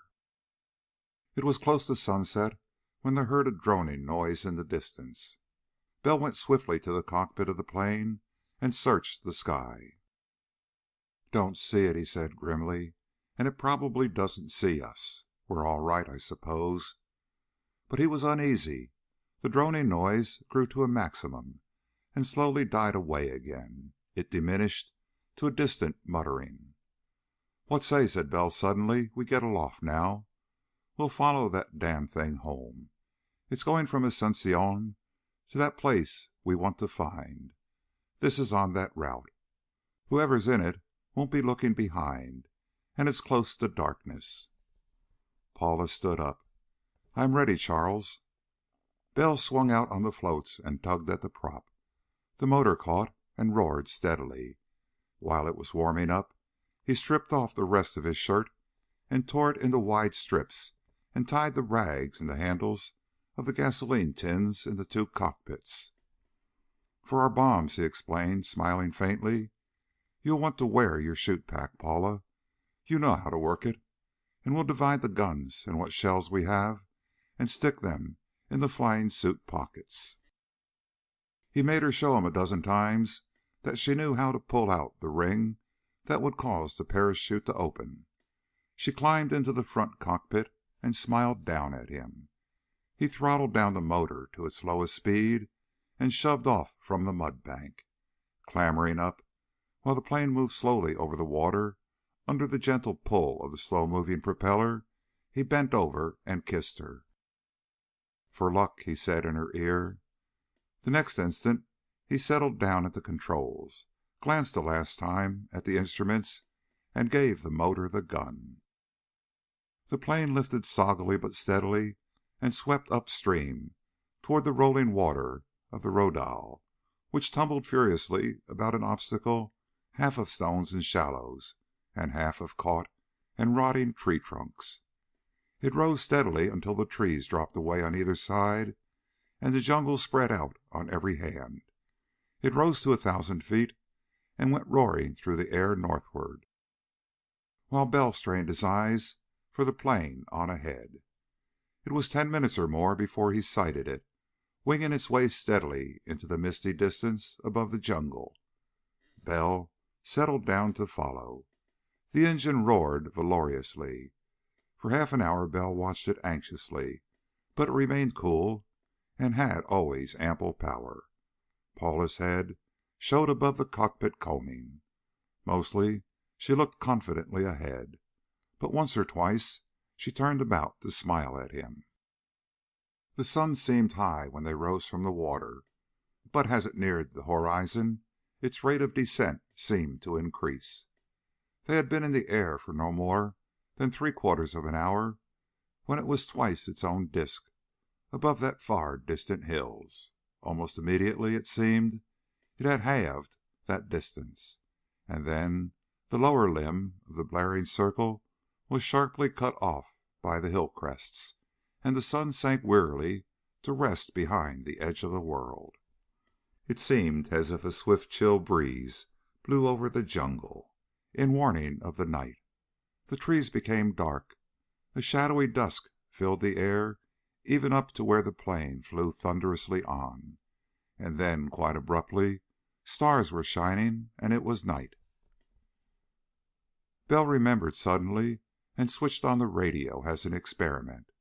The harsh, discordant dashes sounded in his ears through the roaring of the motor. A beam of short waves was being sent out from his destination. While he was on the direct path, the monotonous signals could be heard. When they weakened or died, he would have left the way. But they continued, discordant and harsh and monotonous. While the last faint trace of the afterglow died away and the night was complete, a roof of many stars glittered overhead, and the jungle lay dark and deadly below him. For nearly half an hour more he kept on. Twice he switched on the instrument board lights to glance at the motor temperature. The first time it appeared a little high. The second time it was normal again. But there was little use in watching instruments. If the motor failed, there was no landing field to make for. A sudden faint glow sprang into being, many miles ahead. The pinkish glare of many, many lights turned on suddenly. As the plane thundered on, the glow grew brighter, an illuminated field for the convenience of messengers who carried the poison for the Master to all the nations which were to be subjected. The glow went out as Bell was just able to distinguish long rows of twinkling bulbs, and he saw the harsher, fiercer glow of floodlights. He reached forward and touched Paula's shoulder. Conversation was impossible over the motor's roar. Her hand reached up and pressed his. Then he saw other lights, bright lights as from houses, arc lights as from storage warehouses or something of the sort. A long, long row of lighted windows, which might be dormitories or perhaps sheds in which the Master's enslaved secretaries kept the record of his victims. The earth flung back the roaring of the little plane's motor. Bell had but little time to act before other planes would dart upward to seek him out. He dived, and the wingtip landing lights went on, sending fierce glares downward. Twin discs of light appeared upon the earth. Sheds, houses, a long row of shacks as if for laborers, a drying field on which were spread out plants with their leaves turning brown, and a wall about it. "The damn stuff," said Bell grimly. He swept on, jungle, only jungle. He banked steeply as lights flicked on and off below, and as once the wingtip lights showed men running frantically 200 feet below. Then a stream of fire shot earthward, and Bell held up his hand and arm into the blast of the slipstream. It blew out the blaze that had licked at his flesh. He stared down. The gas can had left a trailing stream of fluid behind it as it went spinning down to earth. All that stream of inflammable stuff was aflame.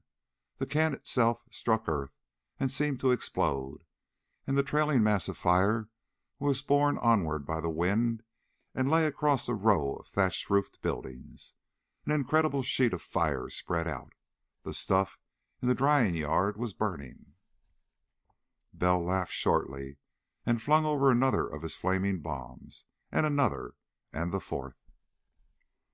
He climbed for the skies then, as rectangles of light showed below, and planes were thrust out of their lighted hangars. 4 huge conflagrations were begun. One was close by a monster, rounded tank, and Bell watched with glistening eyes as it crept closer. Suddenly, it seemed suddenly, but it must have been minutes later, flames rushed up the side of that tank, and there was a sudden hollow booming, and fire was flung broadcast in a blazing, pouring flood. "The fuel tank," said Bell, his eyes gleaming in the ruddy light from below. He shut off his landing lights and went upward steeply. "I've played hell with them now." 1,000 feet up, 2,000, 2,500, and suddenly Bell felt cold all over. The instrument board, the motor was hot, hot, burning. He shut it off before it could burst into flames, but he heard the squealing of tortured, unlubricated metal grinding to a stop. He leveled out. It was strangely, terribly silent in the high darkness, despite the roaring of wind about the gliding plane. The absence of the motor roar was the thing that made it horrible. "Paula," said Bell harshly, "one of those plugs came out, I guess. The motor's ruined. Dead. The ship's going to crash. Ready with your parachute?" It was dark up there, save for the glare of fires upon the surface of the wings, but he saw her hand, encarmined by that glare, upon the combing of the cockpit. A moment later her face.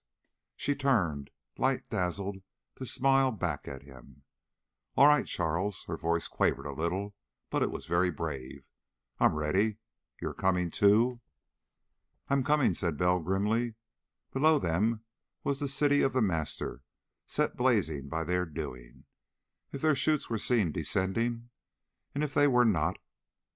"Count 10," said Bell hoarsely, "and pull out the ring. I'll be right after you." He saw the slim little black-clad figure drop, plummet-like, and prayed in an agony of fear.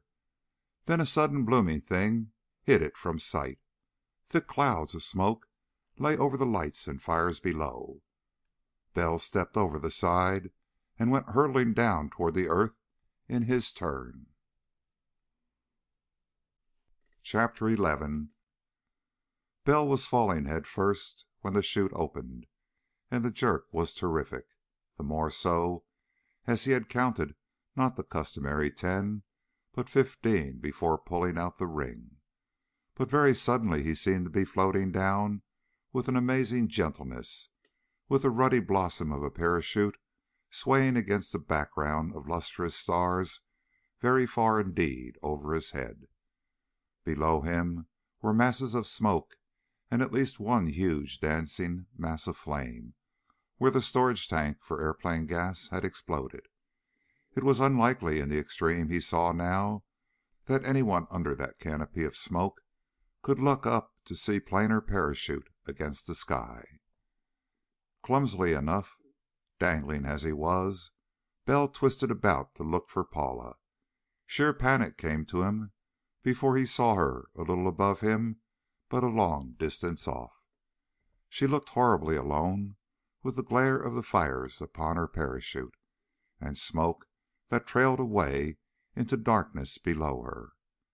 She was farther from their flames than Bell, too. The light upon her was dimmer, and Bell cursed that he had stayed in the plane to make sure it would dive clear of her before he stepped off himself. The glow on the blossom of silk above her faded out.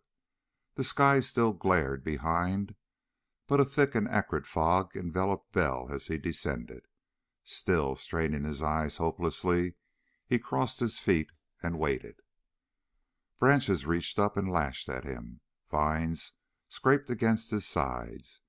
He was hurled against a tree trunk with stunning force, and rebounded, and swung clear, and then dangled halfway between earth and the jungle roof. It was a minute before his head cleared, and then he felt at once despairing and a fool, dangling in his parachute harness when Paula needed him. The light in the sky behind him penetrated even the jungle growth as a faint luminosity. Presently he writhed to a position in which he could strike a match. A thick, matted mass of climbing vines swung from the upper branches, not a yard from his fingertips. Bell cursed again, frantically, and clutched at it wildly. Presently his absurd kicking set him to swaying. He redoubled his efforts and increased the arc in which he swung, but it was a long time before his fingers closed upon leaves which now came away in his grasp, and longer still before he caught hold of a wrist-thick liana which oozed sticky sap upon his hand. But he clung desperately, and presently got his whole weight on it. He unsnapped the parachute and partly let himself down, partly slid, and partly tumbled to the solid earth below. He had barely reached it when, muffled and many times re-echoed among the tree trunks, he heard 2 shots. He cursed and sprang toward the sound, plunging headlong into underbrush that strove to tear the flesh from his bones. He fought madly, savagely, fiercely. He heard 2 more shots. He fought the jungle and the darkness like a madman, plowing insanely through masses of creepers that should have been parted by a machete, and which would have been much more easily slipped through by separating them, but which he strove to penetrate by sheer strength. And then he heard 2 shots again. Bell stopped short and swore disgustedly. "What a fool I am," he growled. "She's telling me where she is, and I—" He drew one of the weapons that seemed to bulge in every pocket of his flying suit, and fired 2 shots in the air in reply. A single one answered him. From that time Bell moved more sanely. The jungle is not designed apparently for men to travel in. It is assuredly not intended for them to travel in by night, and especially it is not planned, by whoever planned it, for a man to penetrate without either machete or lights. As nearly as he could estimate it afterward, it took Bell over an hour to cover 1 mile in the blackness under the jungle roof. Once he blundered into fire ants. They were somnolent in the darkness, but one hand stung as if in white-hot metal as he went on, and thorns tore at him. The heavy flying suit protected him somewhat, but after the first 100 yards he blundered almost blindly on, with his arms across his face, stopping now and then to try to orient himself. 3 times he fired in the air, and 3 times an answering shot came instantly to guide him. And then a voice called in the blackness, and he plowed toward it, and it called again and again, and at last he struck a match with trembling fingers and saw her, dangling as he had dangled, some 15 feet from the ground. She smiled waveringly, with a little gasp of relief, and he heard something go slithering away very furtively. She clung to him desperately when he had gotten her down to solid earth, but he was savage. "Those shots, though I'm glad you fired them, may have been a tip-off to the town. We've got to keep moving, Paula." Her breath was coming quickly. "They could trail us, Charles. By daylight we might not leave signs, but forcing our way through the night—" "Right as usual," admitted Bell. "How about shells? Did you use all you had?" "Nearly, but I was afraid, Charles." Bell felt in his pockets. Half a box, perhaps 25 shells. With the town nearby, and almost certainly having heard their signals to each other, black rage invaded Bell. They would be hunted for, of course. Dogs, perhaps, would trail them, and the thing would end when they were at bay, ringed about by the master slaves, with 25 shells only to expend. The dim little glow in the sky between the jungle leaves kept up. It was bright and slowly growing brighter. There was a sudden flickering, and even the jungle grew light for an instant. A few seconds later there was a heavy concussion. "Something else went up," growled Bell. "It's some satisfaction, anyway, to know that I did a lot of damage." And then, quite abruptly, there was an obscure murmuring sound. It grew stronger and stronger still. If Bell had been aloft, he would have seen the planes from the master's hangars being rushed out of their shelters. One of a long row of buildings had caught, and the plateau of Cuaba is very far from civilization. Tools and even dynamos and engines could be brought toilsomely to it, but the task would be terrific.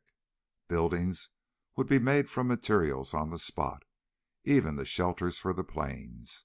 It would be much more practical to carry the parts for a sawmill and saw out the lumber on the spot than to attempt to freight roofing materials and the like to Cuyaba. So that the structures Bell had seen in the wing light's glow were of wood and inflammable. The powerhouse that lighted the landing field was already ablaze. The smaller shacks of the laborers, perhaps, would not be burnt down, but the elaborate depot for communications by plane and wireless was rapidly being destroyed.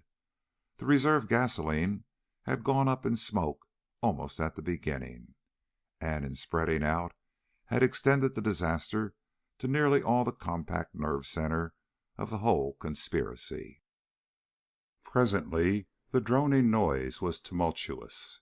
Every plane in a condition to fly was out on the landing field, now brightly lighted by the burning buildings all about. There was frantic, hectic activity everywhere. The secretaries of the master were rescuing what records they could, and growing cold with terror. In the confusion of spreading flames and the noise of roaring conflagrations, the stopping of the motor up aloft had passed unnoticed. In the headquarters of the master there was panic. An attack had been made upon the master. A person who could not be one of his slaves had found his stronghold and attacked it terribly. And if one man knew that location and dared to attack it, then the hold of the master upon all his slaves was based on one fact and its corollary. The fact was that those who had been given his poison would go murder mad without its antidote. The corollary was that those who obeyed him would be given that antidote and be safe. True, the antidote was but a temporary one. Mixed with it for administration was a further dosage of the poison itself. But the whole power of the master was based on his slaves' belief that as long as they obeyed him abjectly, there would be no failure of the antidote's supply. And Bell had given that belief a sudden and horrible shock. Orders came from one frightened man who cursed much more from terror than from rage. Ribiera had advised him. To do him justice, Ribiera felt less fear than most. Nephew to the master and destined successor to the master's power, Ribiera dared not revolt, but at least he had little fear of punishment for incompetence. It was his advice that set the many aircraft motors warming up. It was his direction that assorted out the brainwork staff. And Ribiera himself curtly took control, indifferently abandoned the enslaved workers to the madness that would come upon them, and took wing in the last of a stream of roaring things that swept upward above the smoke and flame and vanished in the sky. Bell and Paula were huddled in between the buttressed roots of a jungle giant, protected on three sides by the monster uprearing of solid wood, and Bell was absorbedly feeding a tiny smudge fire. The smoke was thick and choking, but it did keep off the plague of insects which make jungle travel much less than the romantic adventure it is pictured. Bell heard the heavy, thunderous buzzing from the town change timbre suddenly. A single note of it grew loud and soared overhead. He stared up instinctively, but saw nothing but leaves and branches and many climbing things above him, dimly lighted by the smoky little blaze. The roaring overhead went on and dimmed. A second roaring came from the town and rose to a monstrous growling and diminished. A third did likewise, and a fourth.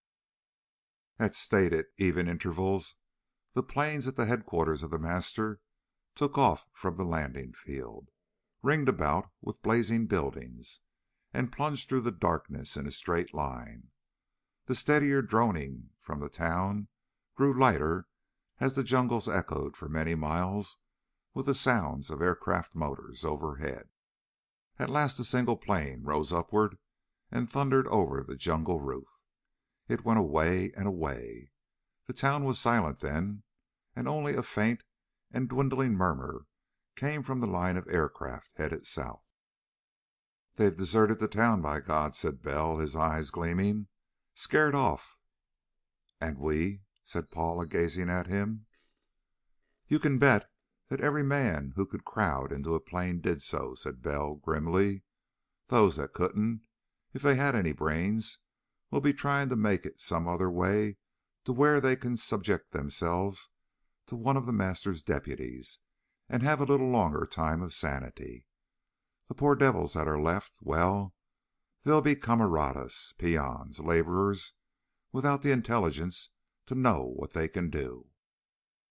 They'll wait patiently for their masters to come back, and presently their hands will writhe, and the town will be a hell.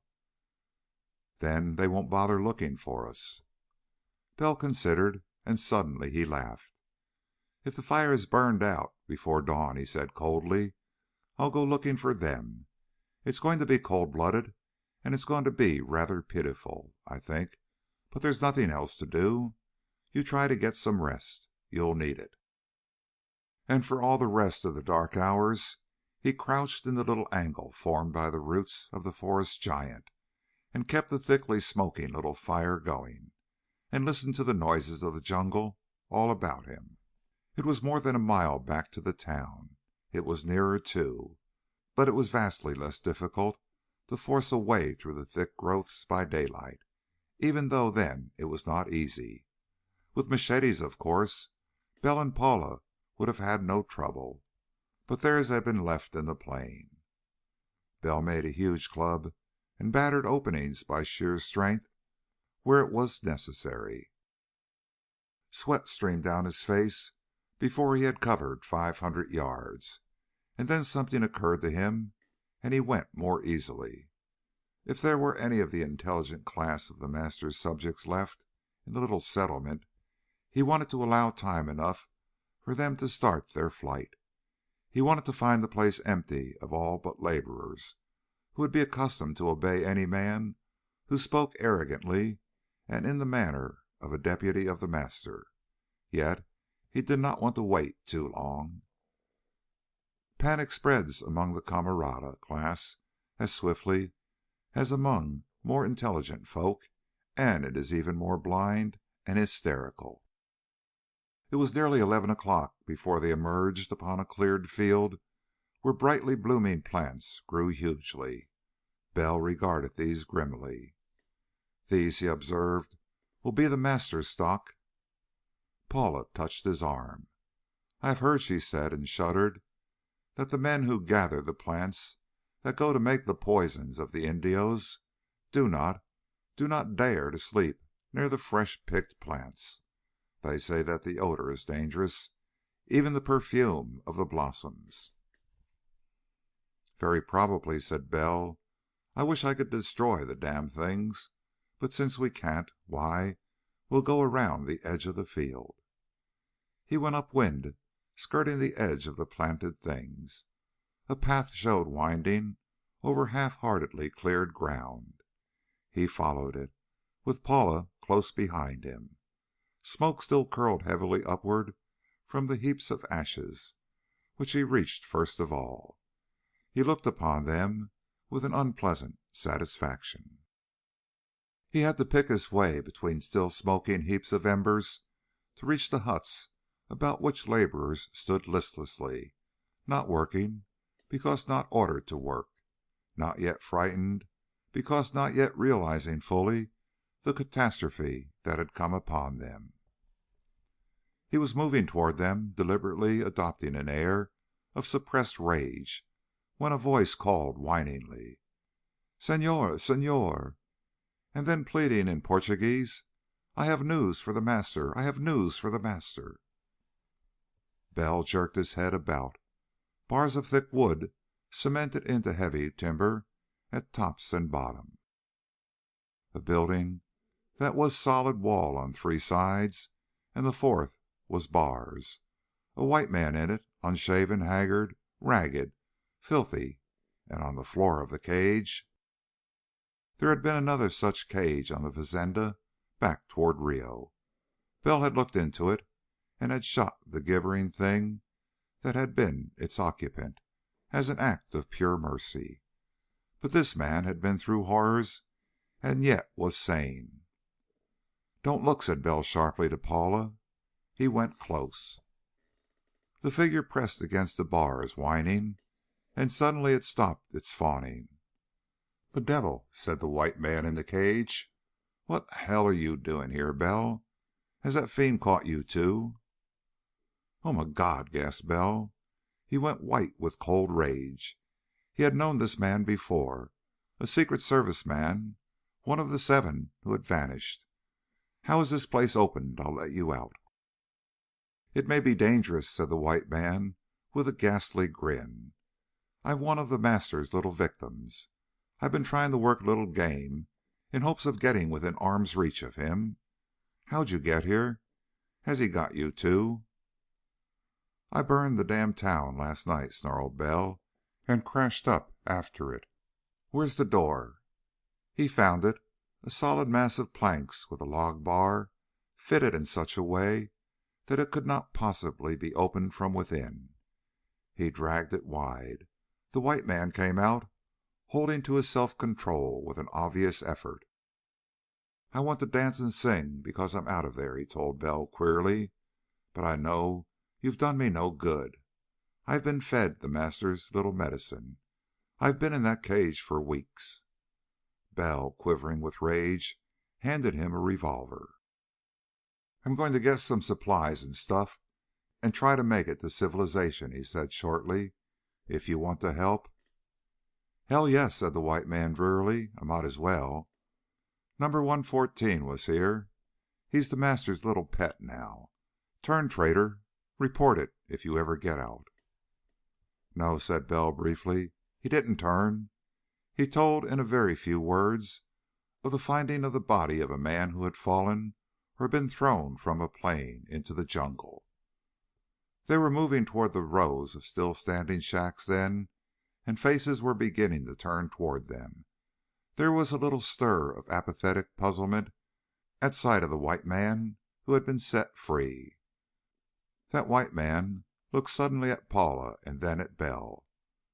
"I've been turned into a beast," he said wryly. "Look here, Bell.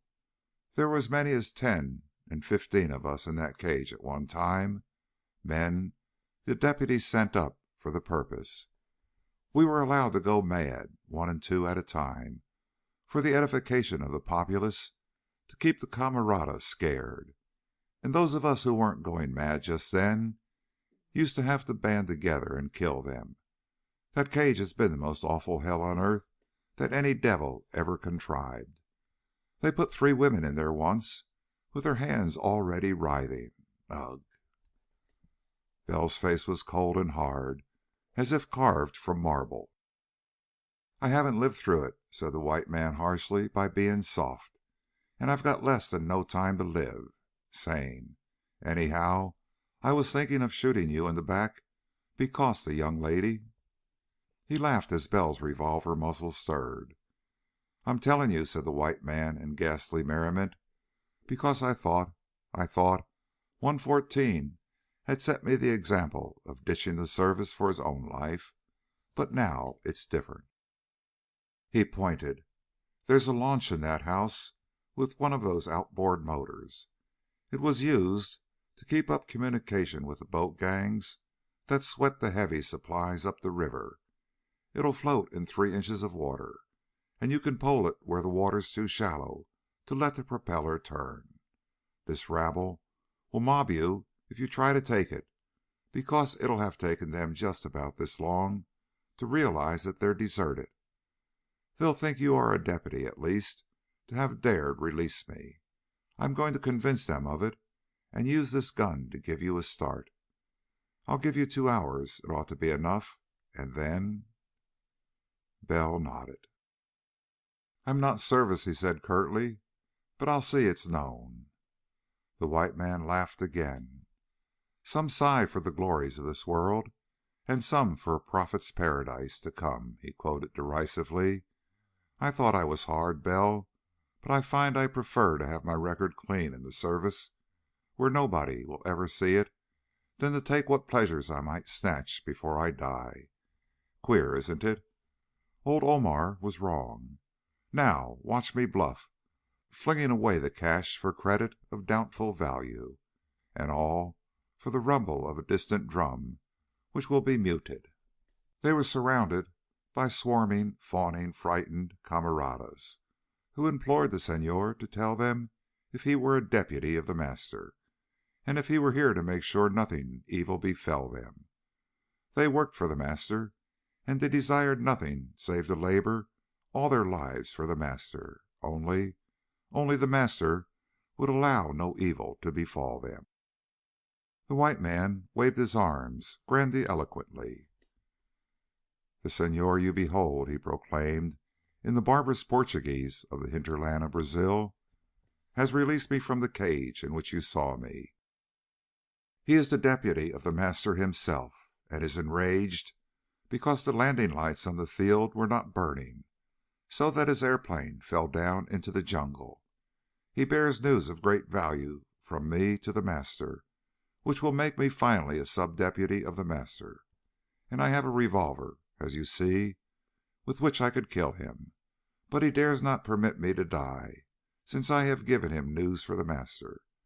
I shall wait here, and he will go and send back an airplane with the grace of the Master for me and for all of you." Bell snarled an assent in the arrogant fashion of the deputies of the Master. He waited furiously while the service man argued eloquently and fluently. He fingered his revolver suggestively when a wave of panic swept over the swarming mob for no especial reason. And then he watched grimly while the light little metal-bottomed boat was carried to the water's edge and loaded with food and fuel and arms and ammunition, and even mosquito bars. The white man grinned queerly at Bell as he extended his hand in a last handshake. "I, who am about to die, salute you," he said mockingly. "Isn't this a hell of a world, Bell? I'm sure we could design a better one in some ways." Bell felt a horrible, ghastly shock. The hand that gripped his was writhing in his grasp. "Quite so," said the white man. "It started about 5 minutes ago. In theory, I have about 48 hours. Actually, I don't dare wait that long if I'm to die like a white man, and a lingering vanity insists on that. I hope you get out, Bell, and if you want to do me a favor," he grinned again, mirthlessly, "you might see that the Master and as many of his deputies as you can manage join me in hell at the earliest possible moment. I shan't mind so much if I can watch them." He put his hands quickly in his pockets as the little outboard motor caught and the launch went on down river. He did not even look after them. The last Bell saw of him, he was swaggering back up the little hillside above the river's edge, surrounded by scared inhabitants of the working men's shacks, and scoffing in superior fashion at their fears. Chapter 12. It took Bell just 8 days to reach the Paraguay, and those 8 days were like an age-long nightmare of toil and discomfort and more than a little danger. The launch was headed downstream, of course, with the current behind it. It made good time. But the distances of Brazil are infinite, and the jungles of Brazil are malevolent, and the route down the Rio Laureneco was designed by the architect of hell.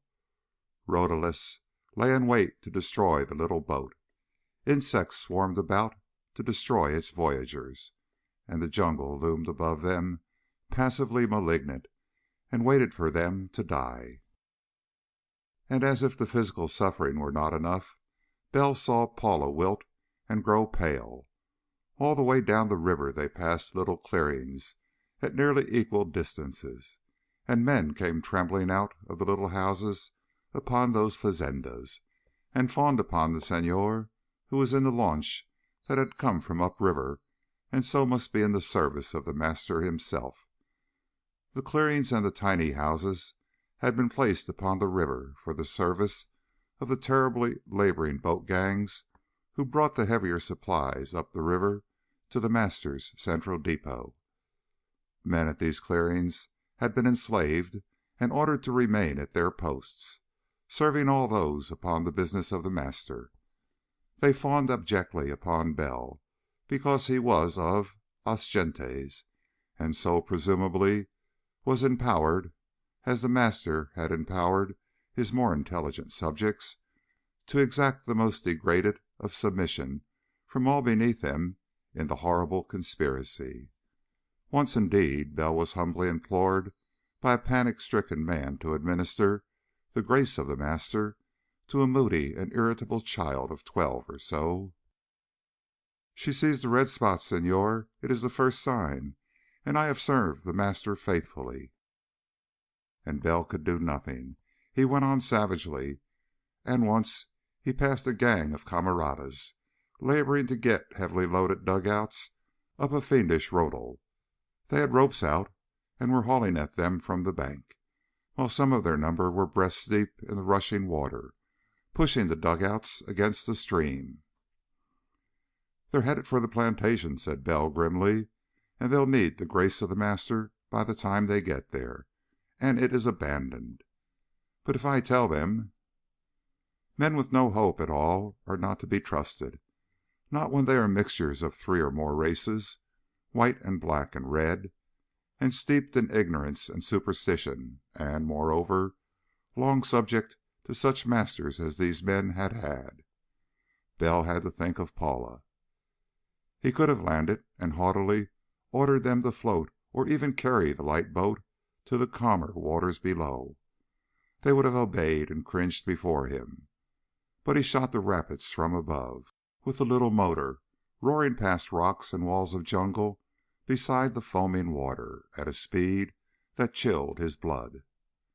Paula said nothing. She was white and listless. Bell himself was being preyed upon by a bitter blend of horror and deep-seated rage that consumed him like a fever. He had fever itself, of course. He was taking, and forcing Paula to take, 5 grains of quinine a day. It had been included among his stores as a matter of course by those who had loaded his boat. And with the fever working in his brain, he found himself holding long, imaginary conversations, in which one part of his brain reproached the other part for having destroyed the plantation of the master. The laborers upon that plantation had been abandoned to the murder madness because of his deed. The caretakers of the tiny fazenda on the river bank were now ignored. Bell felt himself a murderer because he had caused the master's deputy to cast them off in callous indifference to their inevitable fate. He suffered the tortures of the damned and grew morose and bitter, and could only escape that self-torture by coddling his hatred for Ribiera and the master. He imagined torments to be inflicted upon them which would adequately repay them for their crimes, and racked his feverish brain for memories of the appalling atrocities which can be committed upon the human body without destroying its capacity to suffer. It was not normal, it was not sane, but it filled Bell's mind and somehow kept him from suicide during the horrible passage of the river. He hardly dared speak to Paula. There was a time when he counted the days since he had been a guest at Ribiera's estate outside of Rio, and frenziedly persuaded himself that he saw red spots before his eyes, and soon would have the murder madness come upon him. And then he thought of the supplies in Ribiera's plane, in which they had escaped from Rio. They had eaten that food. It was almost unconsciously then that he saw the narrow water on which the launch floated valiantly grow wider day by day, when at last it debouched suddenly into a vast stream, whereupon a clumsy steamer plied beneath a self-made cloud of smoke. He stared dully at it for minutes before he realized. "Paula," he said suddenly, and listened in amazement to his voice. It was hoarse and harsh and croaking. "Paula, we've made it. This must be the Paraguay."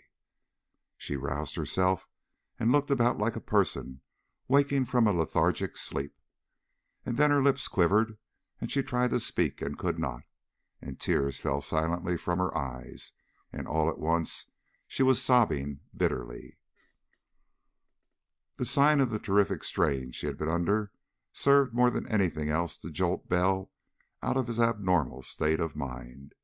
He moved over to her and clumsily put his arm about her, and comforted her as best he could, and she sat sobbing with her head on his shoulder, gasping in a form of hysterical relief, until the engine behind them sputtered and coughed and died. When Bell looked, the last drop of gasoline was gone, but the motor had served its purpose. It had run manfully on an almost infinitesimal consumption of gasoline for 8 days. It had not missed an explosion save when its wiring was wetted by spray. And now Bell hauled the engine inboard and got out the oars from under the seats. He got the little boat out to midstream, and they floated down until a village of squalid huts appeared on the eastern bank. He landed there, and with much bargaining and a haughty demeanor disposed of the boat to the skipper of a batelo in exchange for passage down river as far as Corumba. The rate was outrageously high, but he had little currency with him and dared go no farther on a vessel which carried a boat of the master's ownership conspicuously towed behind. At Corumba he purchased clothes less obviously of os gentes, both for himself and for Paula, and that same afternoon was able to arrange for their passage to Asunción as deck passengers on a river steamer going downstream. It was as two peasants then they rode in the sweltering heat among a swarming and odorous mass of fellow humanity downstream. But it was a curious relief in some ways. The people about them were gross and unwashed and stupid, but they were human. There was none of that diabolical feeling of terror all about. There were no strained, fear-haunted faces upon the deck reserved for deck passengers and other cattle. The talk was ungrammatical and literal and of the earth. The women were stolid-faced and reserved.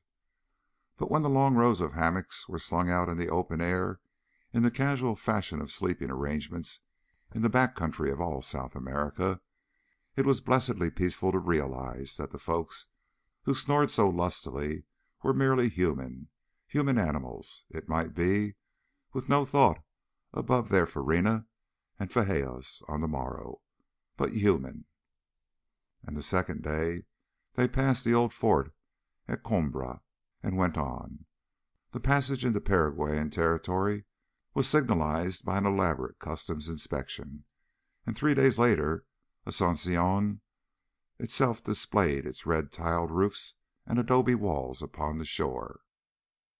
Bell had felt some confidence in his ability to pass muster with his Spanish, though his Portuguese was limited, and it was a shock when the captain of the steamer summoned him to his cabin with a gesture before the steamer docked.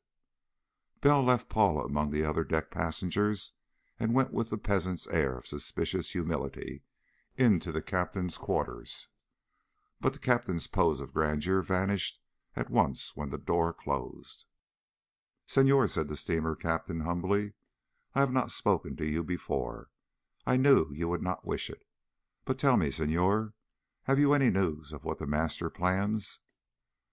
Bell's eyes flickered, and at the same time a cold apprehension filled him. "Why do you speak to me of the master?" he demanded sharply. The steamer captain stammered. The man was plainly frightened at Bell's tone. Bell relaxed, his flash of panic for Paula gone. "I know," said the captain imploringly, "that the great fazenda has been deserted. On my last trip down, Senor, I brought many of the high deputies who had been there. They warned me not to speak, Senor, but I saw that you are not what you seemed, and I thought you might be going about to see who obeyed the master's orders. Bell nodded. "That is my mission," he said curtly. "Do not speak of it further, not even to the deputy in Asunción." The captain stammered again. "But I must see the Senhor Francia," he said humbly. "I report to him after every trip, and if he thought that I did not report all that I learn—" "It is my order," snapped Bell angrily. "If he reproaches you, say that one who has orders from the master himself gave them to you, and do not speak of the destruction of the fazenda. I am searching especially for the man who caused it. And wait, I will take your name, and you shall give me, say, 1,000 pesos. I had need of money to bribe a fool I could not waste time upon up country. It will be returned to you." Again the captain stammered, but Bell stared at him haughtily, and he knelt abjectly before the ship's safe. Asunción, as everybody knows, is a city of 60,000 people, and the capital of a republic which enjoyed the rule of a family of hereditary dictators for 60 years, which rule ended in a war wherein 4/5 of the population was wiped out. And since that beginning it has averaged 8 revolutions to Mexico's 3, has had the joy of knowing 7 separate presidents in 5 years, none of them elected, and now boasts a population approximately 2/3 illegitimate and full of pride in its intellectual and artistic tastes. Bell and Paula made their way along the cobbled streets away from the river, surrounded by other similarly peasant-seeming folk. Bell told her curtly what had happened with the steamer's captain. "It's the devil," he said coldly, "because this whole republic is under the master's thumb. Except among the peasants, we can count on nearly everybody being on the lookout for us, if they so much as suspect we're alive. And they may, because I burned their damned fazenda. So—" Paula smiled at him rather wanly. "What are you going to do, Charles?" "Get a boat," said Bell curtly. "One with 3 or 4 men if I can. If I can buy it with the skipper's money, I will. But I can't take you to go bargaining. It would look suspicious." They had reached the central plaza of the town. The market swarmed with brown-skinned folk and seemed to overflow with fruits. A man was unconcernedly shoveling oranges out of a cart with a shovel, as if they had been so much coal. A market woman was unconcernedly dropping some of the same golden fruit within a small pen where a piglet awaited a purchaser. To the left there were rows of unshaded stalls where the infinitely delicate handmade Paraguayan lace was exposed for sale. "I think," said Paula, "I think I will go in the cathedral. I will be very devout, Charles, and you will find me there when you return. I will be safe there, certainly." He walked with her across the crowded plaza. "He should have known that your peasant does not stride with head up, but regarding the ground. That man who works heavily droops his shoulders with weariness at the end of a day. And especially he should have realized that Paraguay is not, strictly speaking, a Latin American nation. It is Latin Indian, in which the population graduates very definitely from a substratum of nearly or quite pure Indian race to an aristocracy of nearly or quite pure Spanish descent, and that the color of a man's skin fixes his place in society. Both Bell and Paula were too light of skin for the peasants' clothes they wore. They aroused curiosity at once. It was not an active curiosity. It was nevertheless curiosity of a sort. Bell left her in the shadowy, cool interior of the cathedral, which seemed so pitifully small to be the center of religion for a nation. He saw her move to one of the little candle-lit niches in the wall and fall quite simply on her knees there. And he moved off to wander aimlessly down to the river shore and stare about and presently begin a desultory conversation with the sleepy boatman. It was 3 hours and more before he returned to the cathedral, and Paula was talking to someone. More, talking to a woman in the most discreet of mantillaed church-going costumes. Paula saw him in the doorway and uttered a little cry of relief. She came hurrying to him.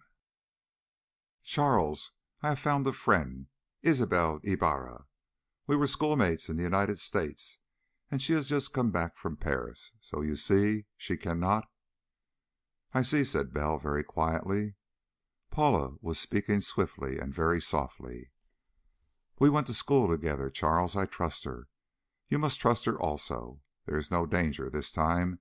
Isabella has never heard of the master. So you see—" "I see that you need someone you can trust," said Bell grimly. "I found that the captain of the steamer had gone to the master's deputy here. While I was talking to some boatmen, a warning was given to look out for a man and a woman together who may try to buy a boat. We're described, and only the fact that I was alone kept me from being suspected. Police, soldiers, everybody is looking out for us. Paraguay's under the master's thumb more completely than any other nation on the continent." The figure to which Paula had been talking was moving slowly toward them. A smiling, brown-eyed face twinkled at them. "You must be Charles," said a warm and clucking voice. "Paula has raved. Senor, now I'm going to take her off to my carriage. She is my maid, and you will follow the carriage on foot, and I will have the major domo let you in the servants' entrance, and the three of us will conspire." It was incongruous to hear the English of a girl's finishing school from the mantillaed young woman who beamed mischievously at him. She had the delighted air of one aiding a romance. It was doubly incongruous because of the dark and shadowy cathedral in which they were, and the raucous noise of the market in the plaza without. Bell had a sense of utter unreality as Isabella's good-humored voice went on.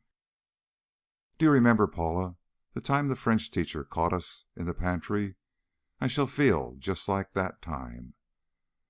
"This is dangerous," said Bell steadily, "and it is very serious indeed."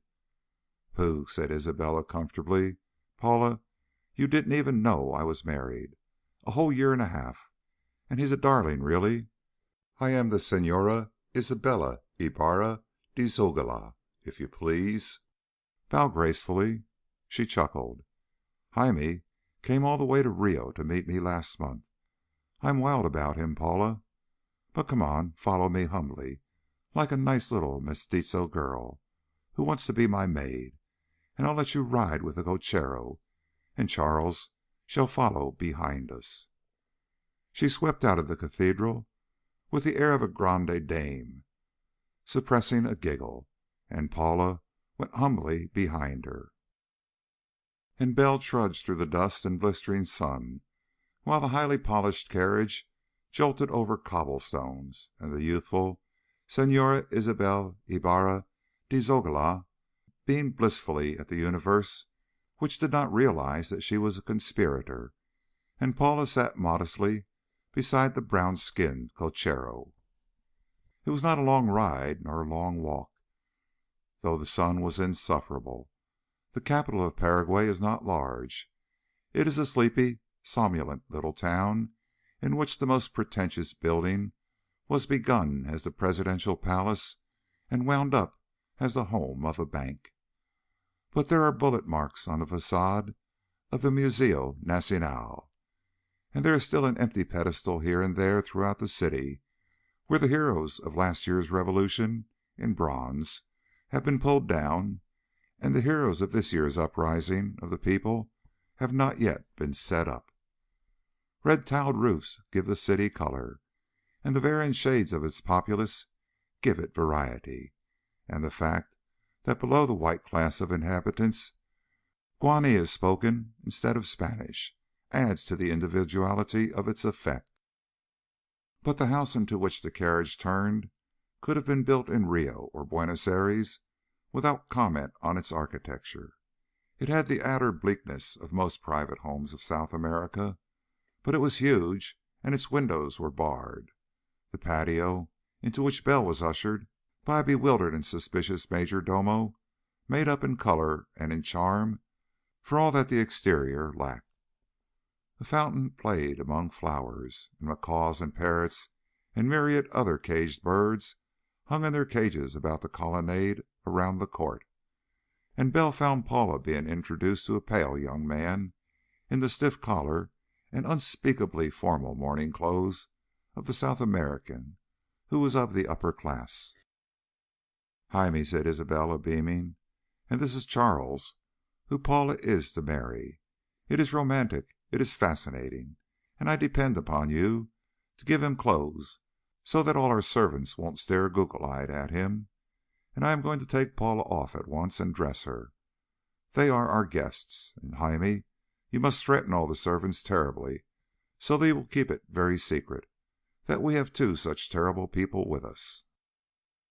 Paula smiled at Bell, and he saw that she felt utterly safe and wholly at peace. Something was hammering at Bell's brain, warning him, and he could not understand what it was.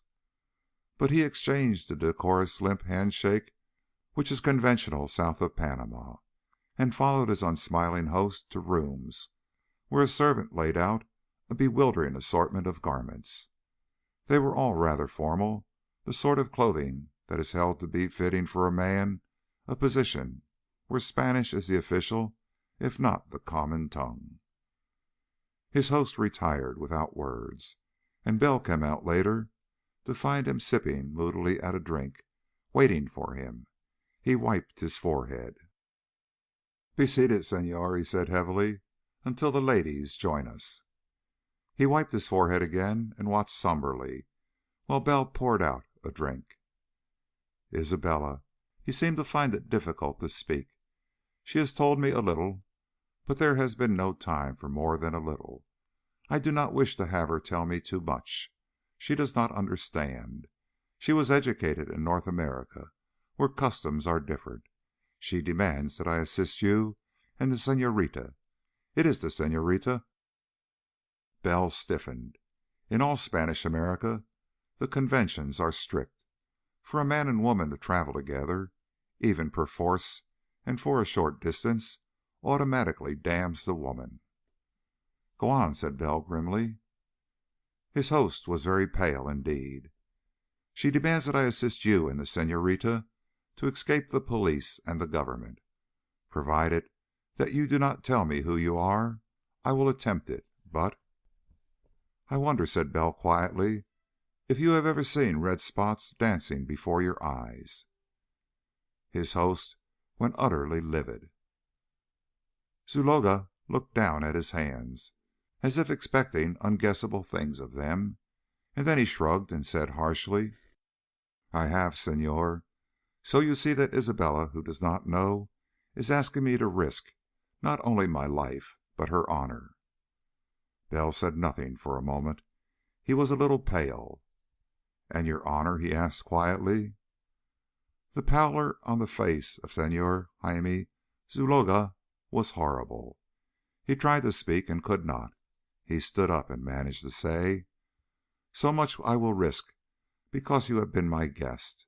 Until tomorrow morning you are safe, unless Senor Francia has his spies within my own house. I will attempt even to procure a boat, but—" Something made Bell turn. The major domo was moving quickly out of sight. Like a flash Bell was upon him, and like a flash a knife came out. Bell's host gasped. The fact that his servant had spied was more than obvious, and he had spoken treason against the master. He leaned against the table, sick and trembling and mumbling of despair, while there were crashes in the room into which Bell had plunged, while bodies thrashed about on the floor, and while stertorous breathing grew less and stopped. Bell came back, breathing hard. The front of his coat was slashed open. "He's dead," he said harshly.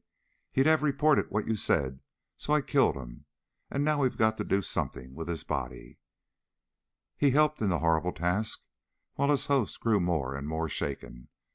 No other servants came near, and Bell could almost read the thoughts that went through Zaloga's brain. One servant had spied, to report his treason, and that meant assassination for himself as the least of punishments, and for his wife. But there would be no punishment if he first went to the deputy and said that Bell had killed the major domo. Bell left the house before dusk, desperately determined to steal a craft of some sort, return for Paula, and get away from Asunción before dawn. He returned after an hour. In the morning a man would be found bound and gagged, with 500 pesos stuffed into his pockets. His boat would have vanished. But there was a commotion before the house where Paula waited fearfully. A carriage stood there, with a company of mounted soldiers about it. Someone was being put into it. As Bell broke into a run toward the house, the carriage started up, and the soldiers trotted after it. Paula was taken. Chapter 13. That night, Bell turned burglar. To attempt the rescue of Paula was simply out of the question. He was entirely aware that he would be expected to do just such a thing, and that it would be adequately guarded against. Therefore, he prepared for a much more desperate enterprise by burglarizing a bookstore in the particularly neat method in which members of the trade are instructed. The method was invented by a member of the trade who was an ex-cabinet maker, and who perished disreputably. He killed a certain courier of a certain foreign government, thereby preventing a minor war and irritating two governments excessively, and was hanged. The method, of course, is simplicity itself. One removes the small nails which hold the molding of a door panel in place. The molding comes out, so does the panel. One enters through the panel, commits one's burglary, and comes out, replacing the molding and the nails with reasonable care. Depending upon the care with which the replacing is done, the means of entrance is more or less undiscoverable. But it is usually used when it is not intended that the burglary ever be discussed.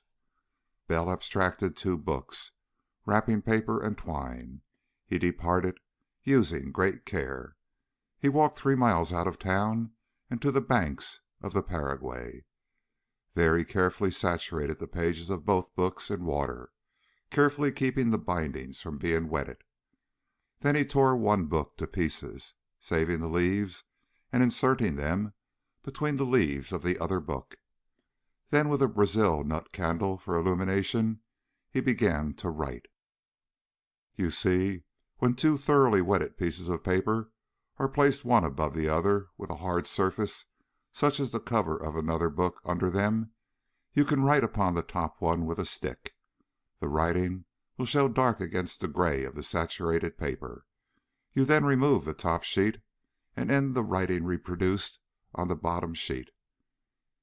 And then you can dry the second sheet and find the markings vanished until it is wetted again.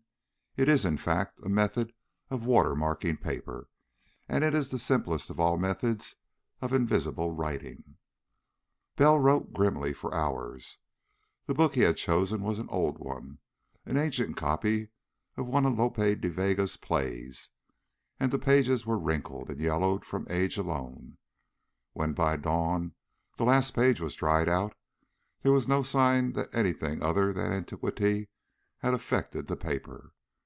Bell wrapped it carefully and addressed it to an elderly senora of literary tastes in San Juan, Puerto Rico, and enclosed an affectionate letter to his very dear aunt, and signed it with an entirely improbable name.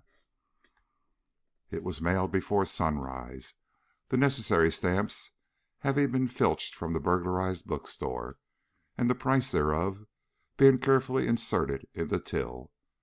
Bill had made a complete and painstaking report of every fact he himself had come upon in the matter of the master and of his slaves, and appended to it a copy of the report of the dead Secret Service operative, number 114. He destroyed that after copying it. He concluded that since he had been given dismissal by Jamison in Rio, he considered himself at liberty to take whatever steps he saw fit.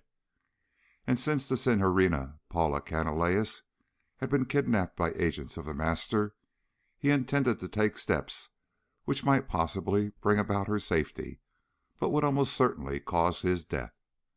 The report should at least be of assistance if the Trade set to work to combat the Master. Bell had no information whatever about that still mysterious and still more horrible person himself, but what he knew about the Master's agents he sent to a lady in Puerto Rico who had an astonishing large number of far-ranging nephews. And then Bell got himself adequately shaved, bought a hearty breakfast, and, after one or two heartening drinks, was driven grandly to the residence of the Senhor Francia, the deputy of the Master for the Republic of Paraguay. Servants who admitted him gazed blankly when he gave his name. A door was hastily closed behind him. He was ushered into an elaborate reception room, and after an agitated pause, no less than 6 separate frock-coated persons appeared and pointed large revolvers at him, while a 7th searched him exhaustively. Bell submitted amusedly. "And now," he said dryly, "I suppose the Senhor Francia will receive me."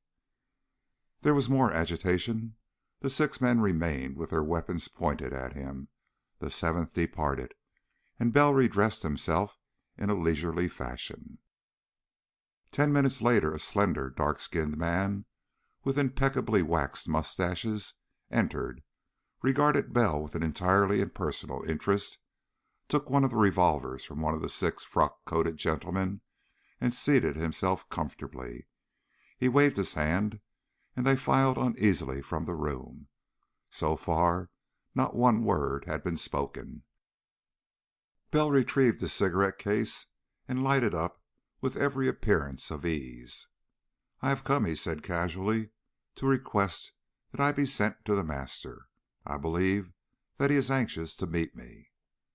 The dark eyes scrutinized him coldly. Then Francia smiled. "Pero si," he said negligently. "He is very anxious to see you. I suppose you know what fate awaits you?" His smile was amiable and apparently quite friendly, but Bell shrugged. "I suppose," he said dryly, "he wants to converse with me. I have been his most successful opponent to date, I think." Francia smiled again. It was curious how his smile, which at first seemed so genuine and so friendly, became unspeakably unpleasant on its repetition. "Yes."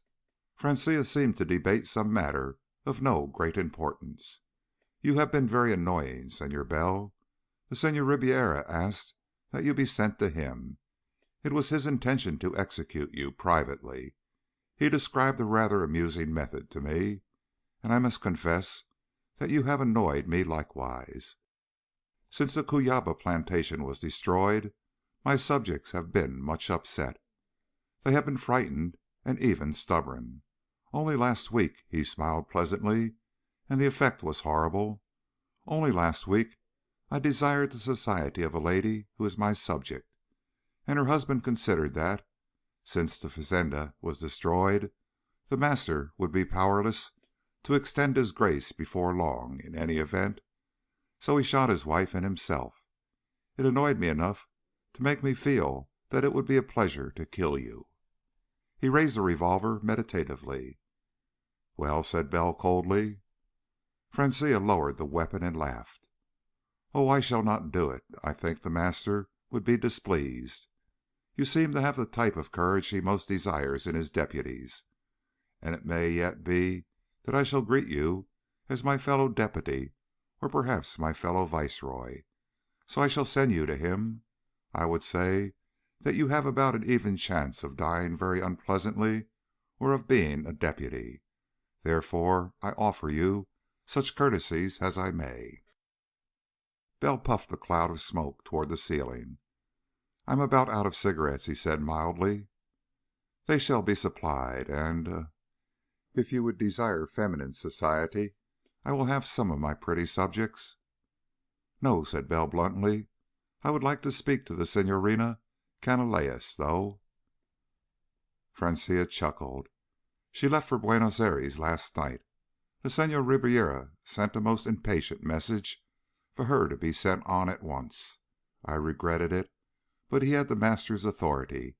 I thought her charming myself." The skin about Bell's knuckles was white. His hands had clenched savagely. "In that event," he said coldly, "the only other courtesy I would ask is that of following her as soon as possible." Francia rose languidly. The revolver dangled by his side, but his grip upon it was firm. He smiled at Bell with the same effect of a horrible, ghastly geniality. "Within the hour, Senhor," he said urbanely. "With the guard I shall place over you, it is no harm. I am sure to observe that the master is at his retreat in Punta Arenas. You will go there tomorrow, as I go tonight." He moved toward the door and smiled again, and added pleasantly, "The Signorina was delivered to the Senhor Ribiera this morning." Matters moved swiftly after that. A servant brought cigarettes and a tray of liquors, which Bell did not touch. There was the sound of movement, the scurrying, furtive haste, which seems always to imply a desperate sort of fear. Bell waited in a terrible calmness while rage hammered at his temples. Then the clattering of horses' hoofs outside. A carriage was being brought. Soldiers came in, and a man beckoned curtly. Bell stuffed his pockets with smokes and followed languidly. He was realizing that there was little pretense of secrecy about the power of the master's deputy here. Police and soldiers. But Paraguay, of all the nations of the southern continent, had learned a certain calm realism about governmental matters. The man who has power is obeyed. The man who has not power is not obeyed. Titles are of little importance, though it is the custom of the man with the actual power eventually to assume the official rank of authority, since the president in Asunción was no more than a figurehead who called anxiously upon the Senhor Francia every morning for instructions concerning the management of the nation. Francia indifferently ignored him whenever he chose and gave orders directly. There would be very little surprise and no disorder whatever when the master proclaimed Paraguay a viceroyalty of his intended empire. The carriage went smartly through the cobbled streets with a cavalry escort all about it. An officer sat opposite Bell with his hand on his revolver. "I am receiving at least the honors of royalty," Bell commented coldly to him in Spanish. "Senor," said the officer harshly, "this is the state in which the deputies of the master are escorted." He watched Bell heavily, but with the desperate intentness of a man who knows no excuses will be received if his prisoner escapes. Out of the town to a flying field, where a multi-engine plane was warming up. It was one of the ships that had been at the master's fazenda of Cuyaba, one of the ships that had fled from the burning plantation. Bell was ushered into it with a ceremonious suspicion. Almost immediately he was handcuffed to his seat. Two men took their place behind him. The big ship rolled forward, lifted, steadied, and after a single circling, set out to the southeast for Buenos Aires. The whole performance had been run off with the smoothly oiled precision of an iron discipline exercised upon men in the grip of deadly fear. One man at least, reflected Bell grimly, has some qualities that fit him for his job. And then for hour after hour the big ship went steadily southeast. It flew over Paraguayan territory for 2 hours, soaring high over the Lago Ipaua and over that swampy country that extends to the Argentine border. It ignored that border and all customs formalities. It went on, through long hours of flight, while mountains rose before it. It rose over those mountains and passed over the first railroad line, the first real sign of civilization since leaving Asunción. At Mercedes and reached the Uruguay River where the Mirinjay joins it. It went roaring on down above the valley of the Rio Uruguay for long and tedious hours more. At about noon, lunch was produced. The two men who guarded Bell ate. Then, with drawn revolvers, they unlocked his handcuffs and offered him food. He ate of exactly those foods he had seen them eat. He submitted indifferently to the reapplication of his fetters. He had reached a state which was curiously emotionless. If Paula had been turned over to Ribiera that morning, Paula was dead. And just as there is a state of grief which stuns the mind past the realization of its loss, so there is a condition of hatred which leads to an enormous calmness and an unnatural absence of any tremor. Bell had reached that state. The instinct of self-preservation had gone lax. Where a man normally thinks first, if unconsciously, of the protection of his body from injury or pain, Bell had come to think first, and with the same terrible clarity, of the accomplishment of revenge. He would accept the master's terms. If the master offered them, he would become the master's subject, accepting the poison of madness without a qualm. He would act and speak and think as a subject of the master, until his opportunity came, and then... His absolute calmness would have deceived most men. It may have deceived his guards. Time passed. The Rio de la Plata spread out widely below the roaring multi-engine plane, and the vast expanse of buildings which is Buenos Aires appeared far ahead in the gathering dusk. Little twinkling lights blinked into being upon the water and the earth far away. Then one of the two guards touched Bell on the shoulder. "Senor," he said sharply, above the motor's muffled roar, "we shall land. A car will draw up beside the plane. There will be no customs inspection. That has been arranged for. You can have no hope of escape. I ask you if you will go quietly into the car." "Why not?" asked Bell evenly. "I went to Senor Francia of my own accord." The guard leaned back. The city of Buenos Aires spread out below them, the tumbled, congested old business quarter glittering in all its offices, and the broad Avenida de Mayo cut its way as a straight slash of glittering light through the sections of the city to eastward.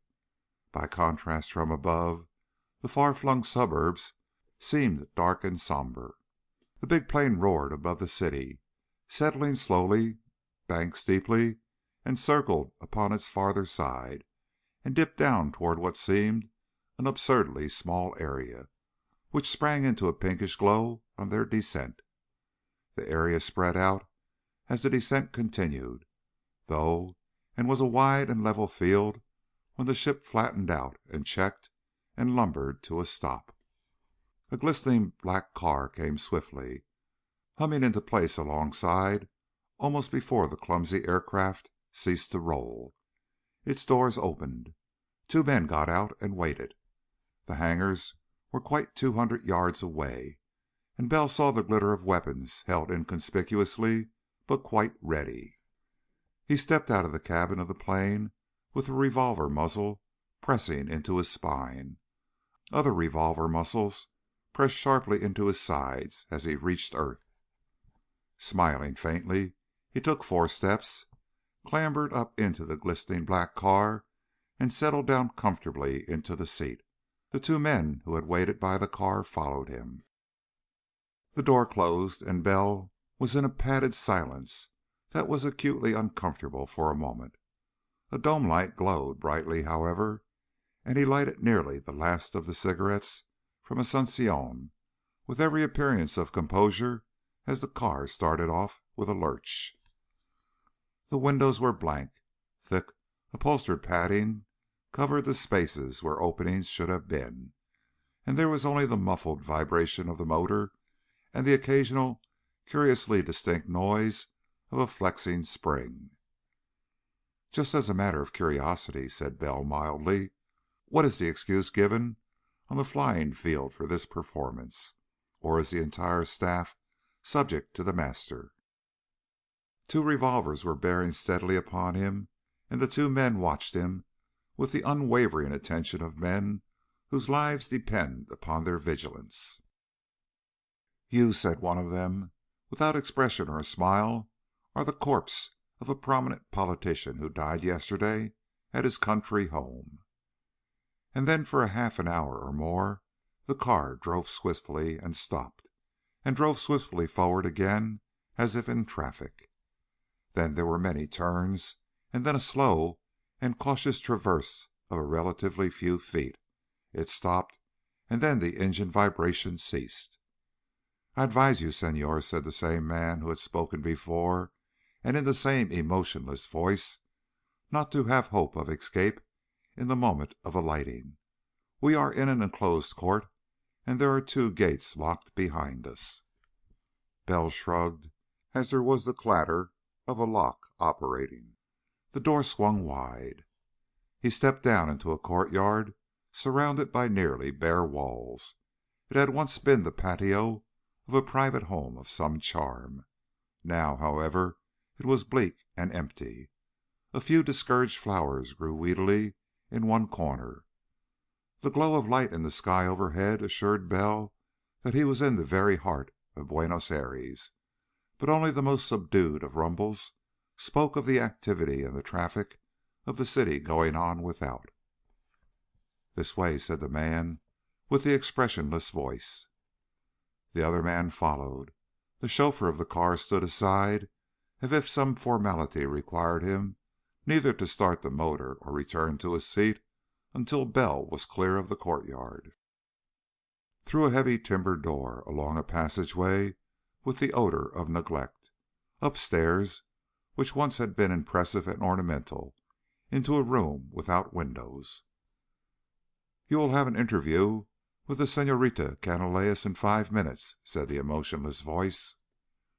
The door closed while Bell found every separate muscle in his body drawn taut, and while his brain at first was dazed with incredulous relief, then it went dark with a new and ghastly terror.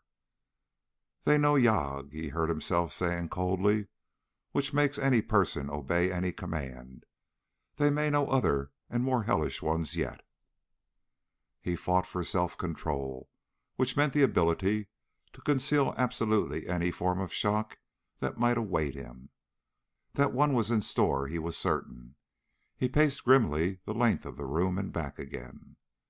Something on the carpet caught his eye, a bit of string. He stared at it incredulously. The end was tied into a curious and individual knot, which looked like it might be the pastime of a sailor, and which looked like it ought to be fairly easy to tie. But it was one of those knots which wandering men sometimes tie absent-mindedly in the presence of stirring events. It was the recognition knot of the trade, one of those signs by which men may know each other in strange and peculiar situations. And there were many other knots tied along the trailing length of the string. It seemed as if some nervous and distraught prisoner in this room might have toyed abstractly with a bit of cord. Only Bell drew it through his fingers. Double knot, single knot, double knot. They spelled out letters in the entirely simple Morse code of the telegrapher, if one noticed. R B R A G N O N P L A H R E S T T G T J. Your old-time telegrapher uses many abbreviations. Your short-wave fan uses more. Mostly they are made by a simple omission of vowels in normal English words. And when the recognition sign at the beginning was considered, the apparently cryptic letters leaped into meaning. Ribera gone on. Paula here. Sit tight. Jameson. When the door opened again and a terribly pale Paula was ushered in, Bell gave no sign of surprise. He simply took her in his arms and kissed her, holding her very, very close. Chapter 14. Paula remained in the room with Bell for perhaps 20 minutes, and Bell had the feeling of eyes upon them and of ears listening to their every word. In their first embrace, in fact, he murmured a warning in her ear, and she gasped a little whispered word of comprehension. But it was at least a relief to be sure that she was alive and yet unharmed. Francia had been in error when he told Bell of Paula's delivery to the Brazilian to be enslaved or killed as Ribiera found most amusing. Or perhaps, of course, Francia had merely wanted to cause Bell all possible discomfort. It was clear, however, blessedly clear and evident, that Paula's pallor was due to nothing more than terror, a terror which was now redoubled because Bell was in the master's toils with her. Forgetting his warning, she whispered to him desperately that he must try to escape, somehow, before the master's poison was administered to him. Outside, he might do something to release her. Here, a prisoner, he was helpless. Bell soothed her, not daring either to confess the plan he had formed of a feigned submission in order to wreak revenge, or to offer encouragement because of the message knotted in the piece of string by Jamison. And because of that caution, she came to look at him with a queer doubt, and presently with a terrible, quiet grief. "Charles, you have been poisoned like the rest?" The feeling of watching eyes and listening ears was strong. Bell had a part to play, and the necessity for playing that part was the greater because now he was forced to hope. He hesitated, torn between the need to play his role for the invisible eavesdroppers and the desire to spare Paula. Her hand closed convulsively upon his. "Very well, Charles," she said quietly, though her lips quivered. If you are going to serve the master, I will serve him too, if he will let me stay always near you. But if he will not, then I can always die." Bell groaned, and the door opened silently, and there were men standing without. An emotionless voice said, "Señorita, the Senor Ortiz will interview the Senor Bell." "I'm coming," said Paula quietly. She went, walking steadily. Two men detached themselves from the group about the door and followed her. The others waited for Bell, and Bell clenched his hands and squared his shoulders and marched grimly with them. Again long passages, descending to what must have been a good deal below the surface of the earth, and then a massive door was opened and light shone through, and Bell found himself standing on a rug of the thickest possible pile in a room of quite barbaric luxury, and facing a desk from which a young man was rising to greet him. This young man was no older than Bell himself, and he greeted Bell in a manner in which mockery was entirely absent, but in which defiance was peculiarly strong. A bulky, round-shouldered figure wrote laboriously at a smaller desk to one side. "Senor Bell," said the young man bitterly, "I do not ask you to shake hands with me. I am Julio Ortiz, the son of the man you befriended upon the steamer Almirante Gomez. I am also, by the command of the master, your jailer. Will you be seated?" Bell's eyes flickered. The older Ortiz had died by his own hand in the first stages of the murder madness the master's poison produced. He had died gladly, and in Bell's view, very gallantly, and yet his son. But of course the master's deputies made a point of enslaving whole families when it was at all possible. It gave a stronger hold upon each member. "I beg of you," said young Ortiz bitterly, "to accept my invitation. I wish to offer you a much qualified friendship, which I expect you to refuse." Bell sat down and crossed his knees. He lit a cigarette thoughtfully, thinking swiftly. "I remember and admired your father," he said slowly.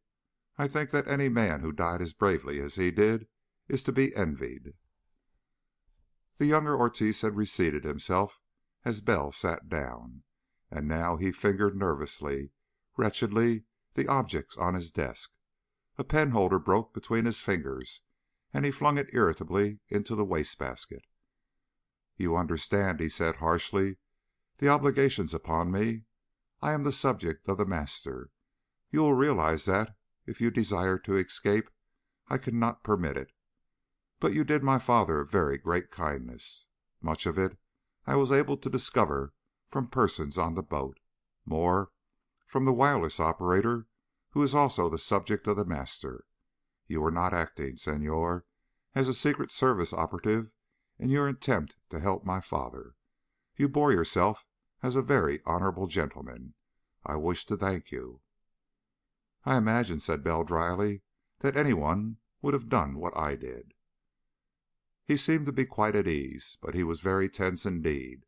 The bulky, round-shouldered figure at the other desk was writing busily with a very scratchy pen. It was an abominable pen. Its sputtering was loud enough to be noticeable under any circumstances, but Bell was unusually alert just now, and suddenly he added still more dryly: "Helping a man in trouble is quite natural. One always gets it back. It's a sort of dealing with the future in which there is a profit on every trade." He put the slightest emphasis on the last word and waited, looking at young Ortiz, but listening with all his soul to the scratching of the pen. And that scratching sound ceased abruptly. The pen seemed to write smoothly all of an instant. Bell drew a deep breath of satisfaction. In the trade, when in doubt, one should use the word trade in one's first remark to the other man. Then the other man will ask your trade, and you reply impossibly. It is then up to the other man to speak frankly first. But circumstances alter even recognition signs. Ortiz had not noticed any byplay, of course. It would have been rather extraordinary if he had. A pen that scratches so that the sound is Morse code for "Bell, play up, J," is just unlikely to avoid all notice. Ortiz drummed upon the desk. "Now, Senor, what can I do that will serve you? I cannot release you. You know that. I am not the deputy here. There has been a setback to the Master's plans, and all the deputies are called to his retreat to receive instructions and to discuss. I have merely been ordered to carry out the deputy's routine labors until he returns. However, I will be obeyed in any matter. I can and will do anything that will make you more comfortable or will amuse you, from a change in your accommodations to providing you with companions. You observe," he added with exquisite bitterness, "that the limit of my capacity to prove my friendship is to offer my services as a pander." Bell gazed at the tip of his cigarette, letting his eyes wander about the room for an instant, and permitting them to rest for the fraction of a second upon the round-shouldered writing form by the side wall. "I am sufficiently amused," he said mildly. "I asked to be sent to the Master. He intends to make me an offer, I understand. Or he did. He may have changed his mind. But I am curious. Your father told me a certain thing that seemed to indicate he did not enjoy the service of the Master. Your tone is quite loyal but unhappy. Why do you serve him? Aside, of course, from the fact of having been poisoned by his deputy." Internally, Bell was damning Jamison feverishly. If he was to play up to Ortiz, why didn't Jamison give him some sign of how he was to do it? Some tip. "Herr Wiedkind," said Ortiz wearily, "perhaps you can explain." The round-shouldered figure swung about and bowed profoundly to Bell. "Der Senor Ortiz," he said gutturally, and in a sepulchral profundity, "he does not understand himself.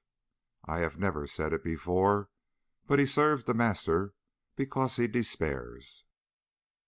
And he will cease to serve the Master when he has hopes. And I serve the Master because I hope, and I will cease to serve him when I despair." Ortiz looked curiously and almost suspiciously at the Germanic figure, which regarded him soberly through thick spectacles. "It is not customary, Herr Wiedkind," he said slowly, "to speak of ceasing to serve the master." "It is not customary to speak of many necessary things," said the round-shouldered figure dryly. "Of our religion, for example, of the woman we love, of our conscience, of various necessary biological functions. But in the presence of the young man who is the enemy of the master, we can speak freely, you and I who serve him. We know that maybe the deputies serve because they enjoy it, but their subjects, they serve because they fear, and fear is intolerable. A man who is afraid is in an unstable condition. Sooner or later he's going to stop fearing because he gets used to it, when the master will have no more hold on him, or else he is going to stop fearing because he will kill himself." To an outsider the spectacle of the three men in their talk would have been very odd indeed. Two men who served the master, and one who had been his only annoying opponent, talking of the service of the master quite amicably and without marked disagreement. Ortiz stirred and drummed nervously on the desk. The round-shouldered figure put the tips of its fingers together. "How did you know," demanded Ortiz suddenly, "that I serve because I despair?" Bell watched keenly. He had begun to see where the talk was trending, and waited alertly for the moment for him to speak. This was a battlefield, this too luxurious room in which young Ortiz seemed an alien. Rhetoric was the weapon which now would serve the best. "Let us talk frankly," said the placid German voice. "You and I, Senor Ortiz, have worked together. You are not a devil like most of the deputies, and I do not regret having been sent to help you. And I am not a scoundrel like most of those who help the deputies, so you have liked me a little. Let us talk frankly. I was trapped. I am a capable secretary. I speak several languages. I have no particular ambitions or any loyalties. I am useful, so I was trapped. But you, Senor Ortiz, you are different." Ortiz smiled bitterly. "It is a saying in Brazil, if I recall the words, 'A cauda do domino e de rendas.' The devil's tail is made of lace. That is the story." Bell said quietly, "No." Ortiz stared at him. He was very pale, and suddenly he laughed without any amusement whatever. "True," said Ortiz. He smiled in the same bitterness. "I had forgotten. I am a slave, and Herr Wiedkind is a slave, and you, Senor Bell, are the enemy of our master. But I had forgotten that we are gentlemen. In the service of the master one does forget that there are gentlemen." He laughed again and lighted a cigarette with hands that shook a little. "I loved a girl," he said in cynical amusement. "It is peculiar that one should love any woman, senors. Or do you, Senor Bell, find it natural? I loved this girl. It pleased my father. She was of a family fully equal to my own. Their wealth, their position, their traditions were quite equal, and it was a most suitable match. Most remarkable of all, I loved her as one commonly loves only when no such considerations exist. It is amusing to me now to think how deeply and how truly and how terribly I loved her." Young Ortiz's pallor deepened as he smiled at them. His eyes, so dark as to be almost black, looked at them from a smiling mask of whiteness. There was no flaw anywhere. A romance of the most romantic. My father very happy, her family most satisfied and pleased, and I walked upon air. And then my father suddenly departed for the United States, quite without warning. He left a memorandum for me, saying that it was a matter of government, a secret matter. He would explain upon his return. I did not worry. I haunted the house of my fiancée. The habits of her family are of the most liberal. I saw her daily, almost hourly, and my infatuation grew. And suddenly I grew irritable and saw red spots before my eyes. Her father took me to task about my nervousness. He led me kindly to a man of high position, who poured out for me a little potion, and within an hour all my terrible unease had vanished. And then they told me of the master, of the poison I had been given in the house of my fiancée herself. They informed me that if I served the master I would be provided with the antidote which would keep me sane. I raged, and then the father of my fiancée told me that he and all his family served the master, that the girl I loved herself owed him allegiance, and while I would possibly have defied them and death itself, the thought of that girl not daring to wed me because of the poison in her veins, I saw then that she was in terror. I imagined the two of us comforting each other beneath the shadow of the most horrible of fates. Ortiz was silent for what seemed to be a long time, smiling mirthlessly at nothing. When his lips parted, it was to laugh, a horribly discordant laughter. "I agreed," he said in ghastly amusement. "For the sake of my loved one, I agreed to serve the master that I might comfort her. And plans for our wedding, which had been often and inexplicably delayed, were set in train at once. And the deputy of the master entertained me often. I plied him with drink, striving to learn all that I could, hoping against hope that there would be some way of befooling him and securing the antidote without the poison. And at last, when very drunken, he laughed at me for my intention of marriage. He advised me tipsily to serve the master zealously and receive promotion in his service. Then he told me amusedly I would not care for marriage. My fiancée would be at my disposal without such formalities. In fact, while I stood rigid with horror, he sent a command for her to attend him immediately. He commanded me to go to an apartment in his dwelling, and soon, within minutes it seemed, the girl I loved came there to me." Bell did not move. This was no moment to interrupt. Ortiz's fixed and cynical smile wavered and vanished. His voice was harsh. "She was at my disposal as an act of drunken friendship by the deputy of the master. She confessed to me, weeping, that she had been at the disposal of the deputy himself, or of any other person he cared to divert or amuse. Oh, Dios!" Ortiz stopped short and said, in forced calmness, "That also was the night that my father died." Silence fell. Bell sat very still. The Teutonic figure spoke quietly after the clock had ticked for what seemed an interminable period. "You didn't know, then, that your father's death was arranged?" Ortiz turned stiffly to look at him. "Here," said the placid voice, quite sympathetic. "Look at these." A hand extended a thick envelope. Ortiz took it, staring with wide, distended eyes. The round-shouldered figure stood up and seemed to shake itself. The stoop of its shoulders straightened out. One of the seeming pudgy hands reached up and removed the thick spectacles. A bushy gray eyebrow peeled off. A straggly beard was removed. The other eyebrow. Jamison nodded briefly to Bell and turned to watch Ortiz.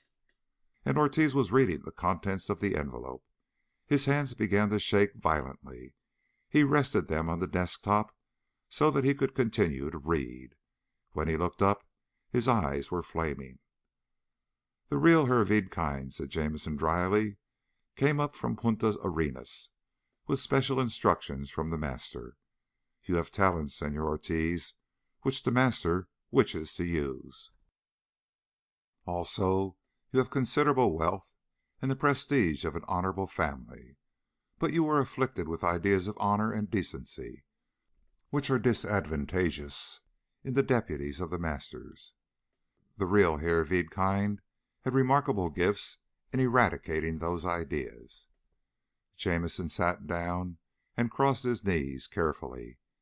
"I looked you up, because I knew the master had killed your father," he added mildly, "and I thought you'd either be hunting the master or he'd be hunting you.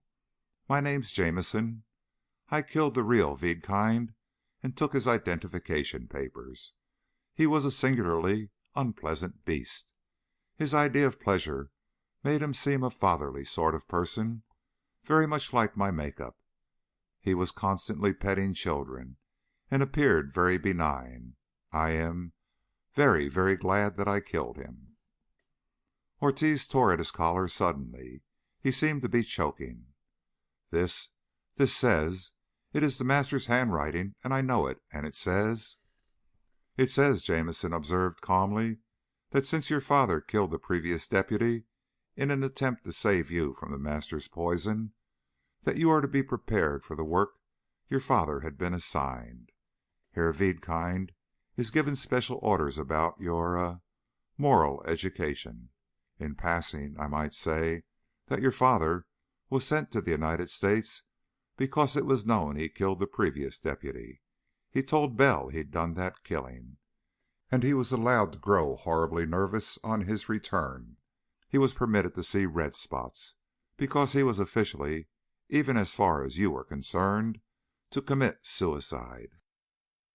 It was intended that his nervousness was to be noticed, and a plane tried to deliver a message to him.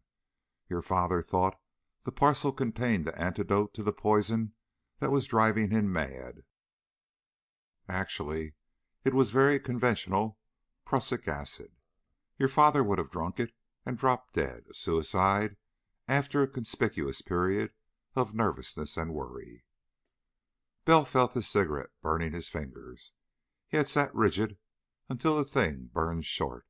He crushed out the coal, looking at Ortiz, and Ortiz seemed to gasp for breath. But with an almost superhuman effort he calmed himself outwardly. "I think," he said with some difficulty, "that I should thank you. I do.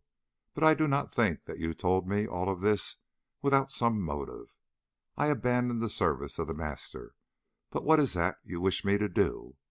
You know, of course, that I can order both of you killed." Bell put down the stub of his cigarette very carefully. "The only thing you can do," he said quietly, "is to die." "True," said Ortiz with a ghastly smile, "but I would like my death to perform some service. The master has no enemies save you two and those of us who die on becoming his enemies.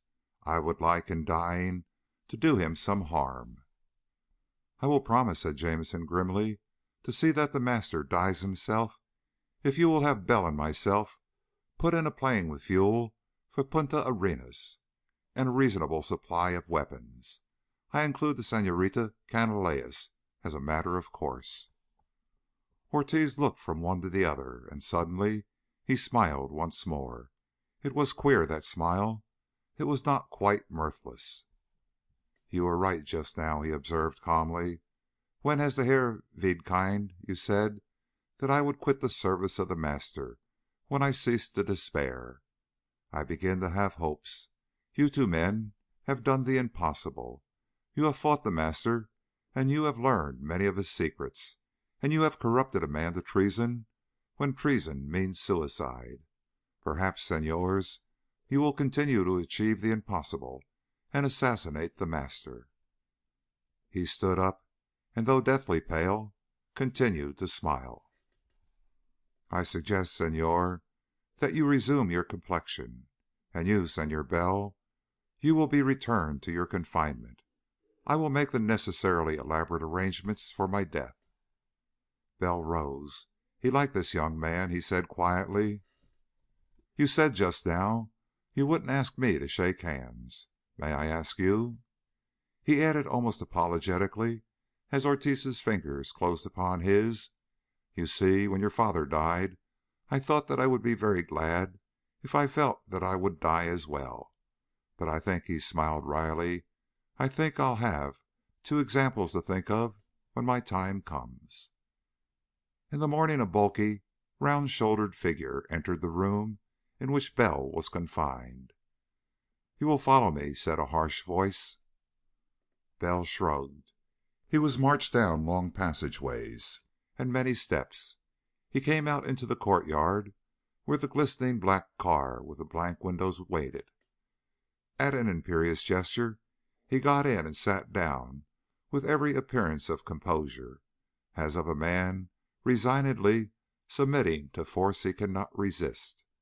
The thick spectacles of the Herr Wiedkind regarded him with a goggle-like effect. There was a long pause, then the sound of footsteps. Paula appeared, deathly pale. She was ushered into the vehicle, and only Bell's swift gesture of a finger to his lips checked her cry of relief. Voices outside, the guttural Spanish of the Herr Wiedkind, other emotionless voices replying. The Herr Wiedkind climbed heavily into the car and sat down, producing a huge revolver which he bore steadily upon Bell. The door closed, and he made a swift gesture of caution. "It may be," said the Germanic voice harshly, "that you and the young lady have much to say to each other, but it can wait, and I warn you, mein Herr, that at the first movement I shall fire." Bell relaxed. There was the purring of the motor. The car moved off. Obviously, there was some microphone attachment inside the tonneau which carried every word within the locked vehicle to the ears of the two men upon the chauffeur's seat. An excellent idea for protection against treachery. Bell smiled and moved so that his lips were a bare half-inch from Paula's ears. "Try to weep loudly," he said in the faintest of whispers. "This man is a friend." But Paula could only stare at the bulky figure sitting opposite, until he suddenly removed the spectacles and smiled dryly, and then reached in his pockets and handed Bell two automatic pistols, and extended a tiny but very wicked weapon to Paula. He motioned to her to conceal it. Jamison, moving to make the minimum of noise, handed Bell a sheet of stiff cardboard. It passed into Bell's fingers without a rustle. He showed it silently to Paula. "We were overheard last night by someone. We don't know who or how much he heard. Dictaphone in the room we talked in. Can't find out who it was or what action was taken. We may be riding into a trap now. Ortiz has disappeared. He may be dead. We can only wait and see."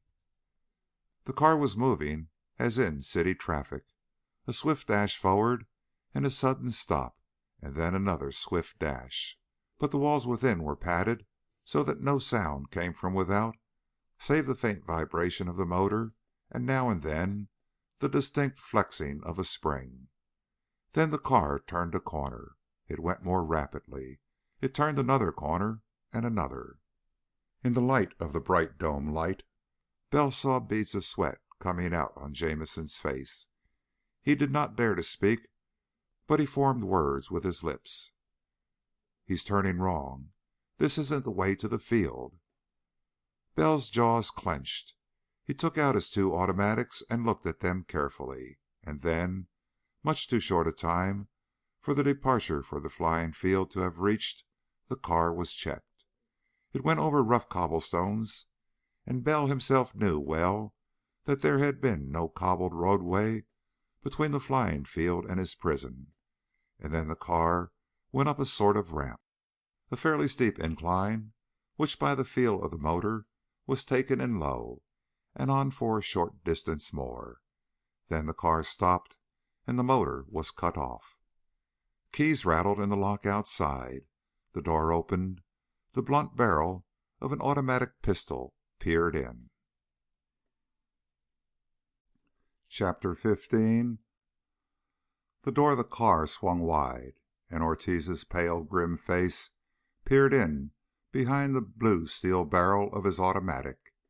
He smiled queerly as Jamison, with a grunt of relief, tapped Bell's wrist in sign to put away his weapon. "Ah, very well," said Ortiz, with the same queer smile upon his face. "One moment." He disappeared. On the instant there was the thunderous crashing of a weapon. Bell started up, but Jamison thrust him back. Then Ortiz appeared again with smoke still trickling from the barrel of his pistol. "I have just done something that I have long wished to do," he observed coolly. "I have killed the chauffeur and his companion. You may alight now. I believe we will have half an hour or more. It will do excellently." He offered his hand to Paula as she stepped out. She seemed to shudder a little as she took it. "I do not blame you for shuddering, Señorita," he said politely, "but men who are about to die may indulge in petty spites, and the chauffeur was a favorite with the deputy for whom I am substituting. Like all favorites of despots, he had power to abuse, and he abused it. I could tell you tales, but refrain." The car had come to a stop in what seemed to be a huge warehouse, and by the sound of water round about it, it was either near or entirely built out over the harbor. A large section near the outer end was walled off. Boxes, bales, parcels, and packages of every sort were heaped all about. Bell saw crated air engines lying in a row against one wall. There were a dozen or more of them. Machinery, huge cases of foodstuffs. "The Buenos Aires depot," said Ortiz almost gaily. This was the point of receipt for all the manufactured goods which went to the fazenda of Cuyaba, Senor Bell. "Since you destroyed that place, it has not been so much used. However, it will serve excellently as a tomb. There are cases of hand grenades yonder. I advise you to carry a certain number with you. The machine guns for the aircraft, with their ammunition, are here." He was hurrying them toward a great walled-off space as he talked, his automatic serving as a pointer, when he indicated the various objects. "Now here," he added, as he unlocked the door, "is your vessel. The Master bought only amphibian planes of late. Those for Cuyaba were assembled in this little dock and took off from the water. Your destruction up there, Senor Bell, left one quite complete but undelivered. I think another, crated, is still in the warehouse. I have been very busy, but if you can fuel and load it before we are attacked." They were in a roofed and walled but floorless shed built into the warehouse itself. Water surged about below them, and on it floated a 5-passenger plane, fully assembled and apparently ready to fly, but brand new and so far unused. "I'll look it over," said Bell briefly. He swung down the catwalk painted on the wings. He began a swift and hasty survey. Soot on the exhaust stacks proved that the motors had been tried at least. Everything seemed trim and new and glistening in the cabin. The fuel tanks showed the barest trace of fuel. The oil tanks were full to their filling plugs. He swung back up. "Taking a chance, of course," he said curtly. "If the motors were all right when they were tried, they're probably all right now. They may have been tuned up and may not. I tried the controls, and they seem to work. For a new ship, of course, a man would like to go over it carefully. But if we've got to hurry—" "I think," said Ortiz, and laughed, "that haste would be desirable. Herr Wiedkind, no, amigo mío, it was that damned Antonio Callis who listened to us last night. I found pencil marks beside the listening instrument. He must have sat there and eavesdropped upon me many weary hours, and scribbled as men do to pass the time. He had a pretty taste in monograms. I gave all the orders that were needful for you to take off from the flying field. I even went there myself and gave additional orders, and Callis was there too, also others of the Master's subjects. My treason would provoke a terrible revenge from the Master, so they thought to prove their loyalty by permitting me to disclose my plan and foil it at its beginning. I would have made the journey with you to the Master, but as a prisoner, with the tale of my treason written out. So I returned and changed the orders to the chauffeur when all the Master's loyal subjects were waiting at the flying field. But soon it will occur to them what I have done. They will come here. Therefore, hasten." "We want food," said Bell evenly, "and arms, but mostly we want fuel. We'll get busy." He shed his coat and picked up a hand truck. He rammed it under a drum of gasoline and ran it to the walkway nearest to the floating plane. Coiled against the wall, there was a long hose with a funnel at its upper end. In seconds, he had the hose end in one of the wing fuel tanks. In seconds more, he had propped the funnel into place and was watching the gasoline gurgling down the hose. "Paula," he said curtly, "watch this. When it's empty, roll the drum away so I can put another in its place." She moved quickly beside it, throwing him a little smile. She set absorbedly about her task.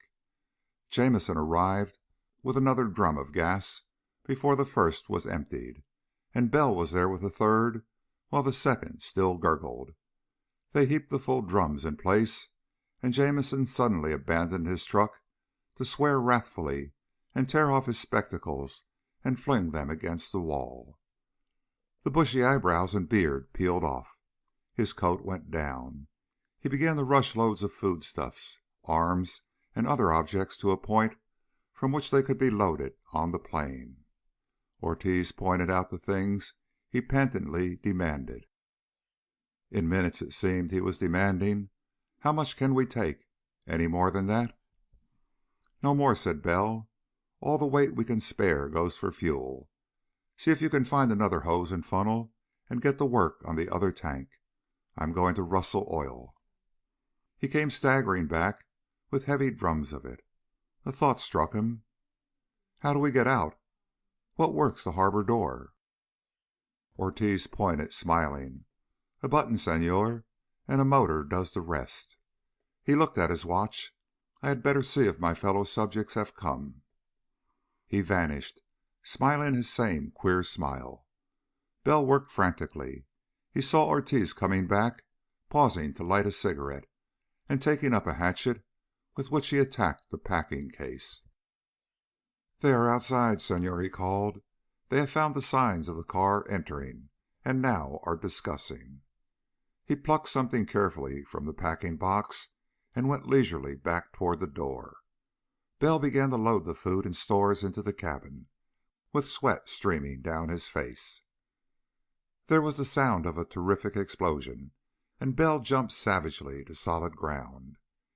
"Keep loading. I'll hold them back," he snapped to Jamison.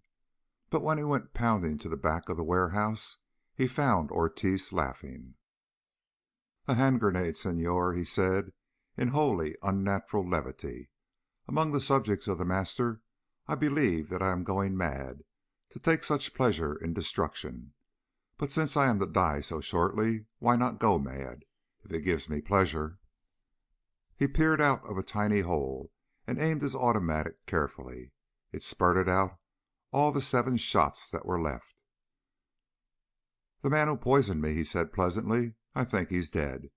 Go back and make ready to leave, Senor Bell, because they will probably try to storm this place soon, and then the police will come, and then... It is amusing that I am the one man to whom those enslaved among the city authorities would look for the Master's orders." Bell stared out. He saw a small horde of people, frantically agitated, milling in the cramped and unattractive little street of Buenos Aires' waterfront. Sheer desperation seemed to impel them, desperation and a frantic fear. They surged forward, and Ortiz flung a hand grenade. Its explosion was terrific, but he had perhaps purposely flung it short. Bell suddenly saw police uniforms fighting a way through to the front of the crowd and the source of all this disturbance. "Go back," said Ortiz seriously. "I shall die, Senor Bell. There is nothing else for me to do. But I wish to die with Latin melodrama." He managed to smile. "I will give you 10 minutes more. I can hold off the police themselves for so long. But you must hasten, because there are police launches." He held out his hand. Bell took it. "Good luck," said Ortiz. "You can come," began Bell, wrenched by the gaiety on Ortiz's face. Absurd, said Ortiz, smiling. I should be murder mad within 3 days. This is a preferable death, I assure you. 10 minutes, no more.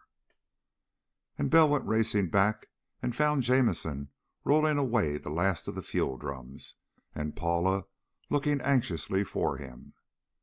Tank's full, said Jamison curtly. Everything's set. What next? Engine, said Bell. He swung down and jerked the prop over, again and again. The motor caught. He went plunging to the other. Minutes. They caught. He throttled them down to the proper warming up roaring, while the air in the enclosed space grew foul. Once more to the warehouse, Ortiz shouted and waved his hand. He was filling his pockets with hand grenades, but made a gesture of farewell, and Ortiz seemed to smile as he went back to hold the entrance for a little longer. "We're going," said Bell grimly. "Get your guns ready, Jamison, for when the door goes up." He pressed on the button Ortiz had pointed out. There were more explosions and the rattle of firearms from the front of the warehouse. There was a sudden rumble of machinery, and the blank front of the little covered dock rose suddenly. The sunlit waters of Buenos Aires harbor spread out before them. To Bell, who had not looked on sunlight that day, the effect was dazzling. He blinked and then saw a fast little launch approaching. There were uniformed figures crowded about its bows. "All set," he snapped. "I'm going to give her the gun." "Go to it," said Jamison. "Where?" The motors bellowed and drowned out the rest. The plane shuddered and began to move. The sound of explosions from the back of the warehouse was loud and continuous now. Out in the bright sunlight the plane moved, at first heavily, then swiftly. Bell saw arms waving wildly in the launch with the uniformed men. Sunlight glittered suddenly on rifle barrels. Puffs of vapor shot out. Something spat through the wall beside Bell, but the roaring of the motors kept up, and the pounding of the waves against the curved bow of the boat body grew more and more violent. Sweat came out on Bell's face. The ship was not lifting. But it did lift, slowly, very slowly, carrying every pound with which it could have risen from the water. It swept past the police launch at 90 miles an hour, but no more than 5 feet above the waves. A big clumsy tramp, flying the Norwegian flag, splashed upriver with its propeller half out of water. Bell dared to rise a little so he could bank and dodge it. He could not rise above it. He had one glimpse of blond, astonished beards staring over the stern of the tramp as he swept by it, his wingtips level with its rail and barely 20 feet away. And then he went on and on, out to sea. He began to spiral for height fully 4 miles offshore, and looked back at the sprawling city. Down by the waterfront, a thick, curling mass of smoke was rising from one spot abutting on the water. It swayed aside, and Bell saw the rectangular opening out of which the plane had come. "Ortiz is in there," he said, sick at heart, dying as he planned. But there was a sudden upheaval of timbers and roof, a colossal burst of smoke. A long time later, the concussion of a vast explosion. There was nothing left where the warehouse had been. Bell looked and swore softly to himself, and felt a fresh surge of the hatred he bore to the master and all his works. And then filmy clouds loomed up but a little above the rising plane, and Bell shot into them and straightened out for the south.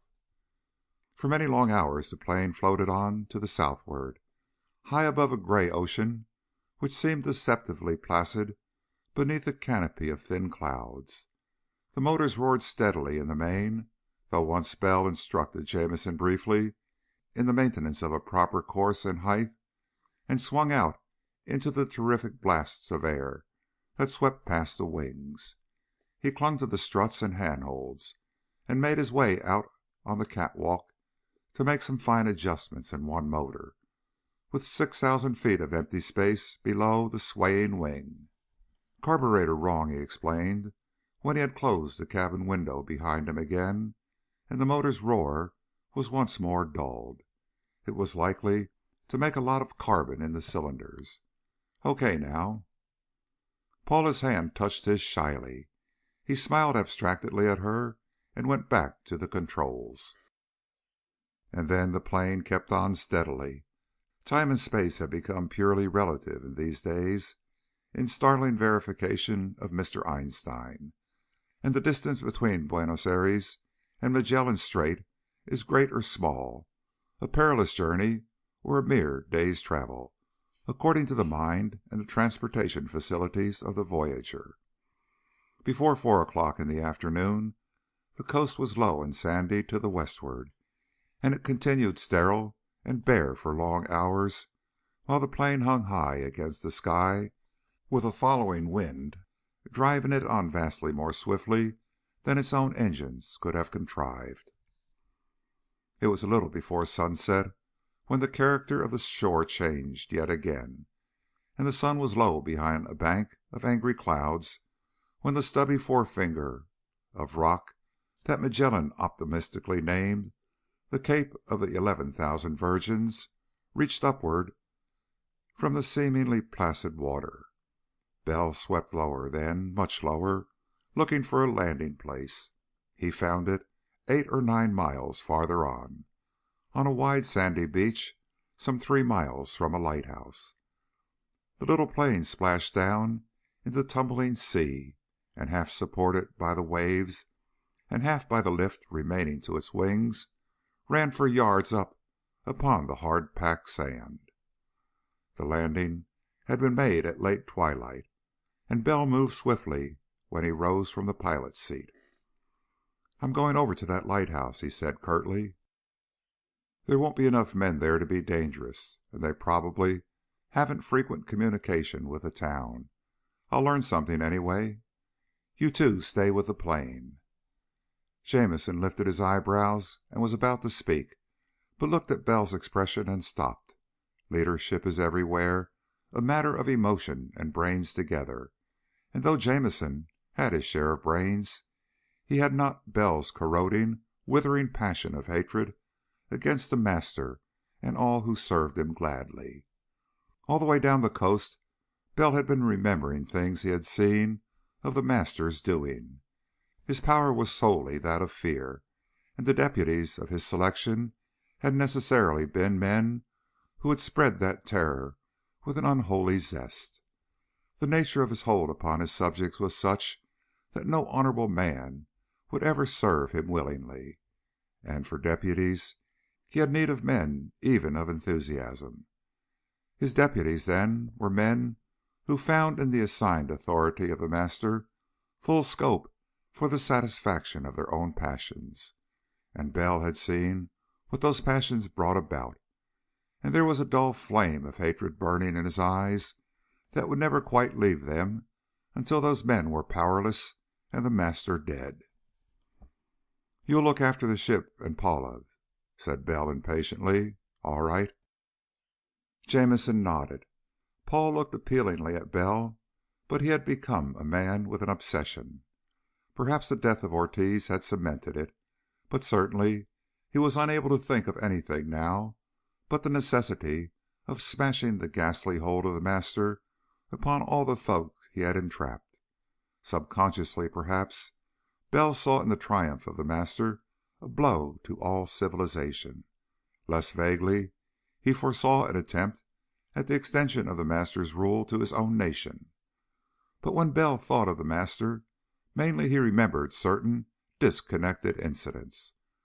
The girl at Ribiera's luxurious fazenda outside of Rio, who had been ordered to persuade him to be her lover, on penalty of a horrible madness for her infant son if she failed, of a pale and stricken fazendero on the Rio Orinoco, who thought him a deputy and humbly implored the grace of the master for a moody 12-year-old girl, of a young man who kept his father murder mad in a barred room in his house and waited despairingly for that madness to be meted out upon himself and on his wife and children, of a white man who had been kept in a cage in Cuyaba with other men. Bell trudged on through the deepening night with his soul a burning flame of hatred. He clambered amid boulders, guided by the tall lighthouse of Cape Possession, with the little white dwelling he had seen at its base before nightfall. He fell and rose, and forced his way on and upward, and at last was knocking heavily at a trim and neatly painted door. He was so absorbed in his rage that his talk with the lighthouse keeper seemed vague in his memory afterward. The keeper was a wizened little Welshman from Chibut, who spoke English with an extraordinary mixture of Spanish intonation and Cimbrian accent. Bell listened heavily, and spoke more heavily still. At the end he went back to the plain with a spindle-shanked boy with a lantern accompanying him.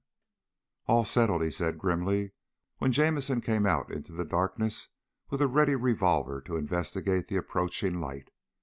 "We get a boat from the lighthouse keeper to go to Punta Arenas in. He's a devout member of some peculiar sect, and he's seen enough of the hell Punta Arenas amounts to believe what I told him of its cause.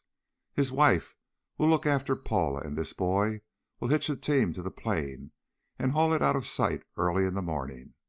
With the help of God, we'll kill Ribiera and the master before sunset tomorrow." Chapter 16. But they did not kill the master before nightfall. It was not quite practicable. Bell and Jameson started out well before dawn with a favorable wind and tide in the small launch the wizened Welshman placed at their disposal.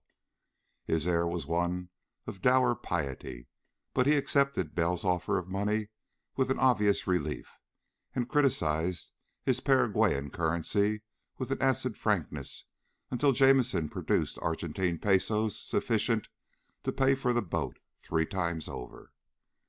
"I think," said Jameson dryly, that Miss Canalejas is safe enough until we come back. The keeper is a godly man and knows we have money. She'll be in no danger except for her soul. They may try to save that." Bell did not answer. He could think of nothing but the mission he had set himself. He tinkered with the engine to make it speed up, and set the sails with infinite care to take every possible advantage of the stiff breeze that blew. During the day those sails proved almost as much of a nuisance as a help. The fiendish, sullen willy-waws that blow furiously without warning about the strait required watching, and more than once it was necessary to reef everything and depend on the motor alone. Bell watched the horizon ahead with smoldering eyes. Jameson watched him almost worriedly. "Look here, Bell," he said at last, "you'll get nowhere feeling like you do. I know you've done the master more damage than I have, but you'll just run your head into a trap unless you use your brains. For instance, you didn't ask about communications. There's a direct telegraph wire from Cape Virgins to Buenos Aires, and there's telephonic communication between the Cape and Punta Arenas. Do you imagine that the plane wasn't seen when it came in the Cape? And do you imagine the master doesn't know we're here?" Bell turned then and frowned blackly. "I hadn't thought of it," he said grimly, "but I put some hand grenades in the locker there." "You damn fool," said Jameson angrily. "Stop being bloodthirsty and use your head. You haven't even asked what I've done. I've done something, anyhow. That bundle I chucked in the bow has a couple of sheepmen's outfits in it. Lots of sheep raised around here. We'll put 'em on before we land. And like a good general, I arranged a method of retreat before we left B.A. There'll be a naval vessel here in 2 or 3 days. She's carrying a party of government scientists. She'll anchor in Punta Arenas harbor and announce a case of some infectious disease on board. No shore leave, you see, and nobody from shore permitted on board her. And she has 1 or 2 damned good analytical chemists with a damned good laboratory on board her, too. It's a long gamble, But if we can get hold of some of the Master's poison, do you see?" "Yes," said Bell heavily, "I see. But you haven't been through what I've been through. What I've done, fighting that devil, has caused men to be deserted after being enslaved. There's one place, Cuyaba." His face twitched. That place was in his dreams now. That place and others where human beings had watched their bodies go mad and had been carried about screaming with horror at the crimes those bodies committed. "I'm going to kill the Master," he rasped. "That's all." He settled down to his grim watch for the city. All during the cloudy, overcast day he strained his eyes ahead. Jamison could make nothing of him. In the end he had to leave Bell to his moody waiting. The morning passed, and midday, and a long afternoon. 3 times Bell came restlessly back to the engine and tried to coax more speed out of it. But when darkness fell, the town was still not in sight. They kept on, then, steering by the stars, with the motor putt-putt-putting sturdily away in the stern. The water splashed and washed all about them. The little boat rose and fell and rose and fell again. "That's the town," said Bell grimly. It was 11 at night or later. Lights began to appear very far away, dancing mirage-like on the edge of the water. They grew nearer with almost infinite slowness. 2 wide bands of many lights, with a darker space in which a few much brighter lights showed clearly. Presently a single red light appeared, the Punta Arenas harbor light, 25 feet up on an iron pole. They passed it. "Bell," said Jamison curtly, "it's time you showed some sense now. We're going to find out some things before we get reckless. This town isn't a big one, but it always was a hell on earth. No extradition from here. It's full of wanted men. It's dying now, from the old days when all ships passed the straits before the Panama Canal opened up. But it ought to be still a hell on earth. And we're going to put on these sheepmen's outfits and put up at some low-caste sailors' and sheepmen's hotel on shore and find out what is what. In the morning, if you like." "In the morning," said Bell coldly, "I'm going to settle with the Master." They found a small and filthy hotel in a still filthier street where the houses were alternately black and silent and empty, and filled with the squalid hilarity most seaport towns can somehow manage to support. The street lamps were white and cold. The dirt and squalor showed the more plainly by their light. There were sailors from a few ships in harbor, and women so haggard and bedraggled that shrill laughter and lavish endearments remained their only allure.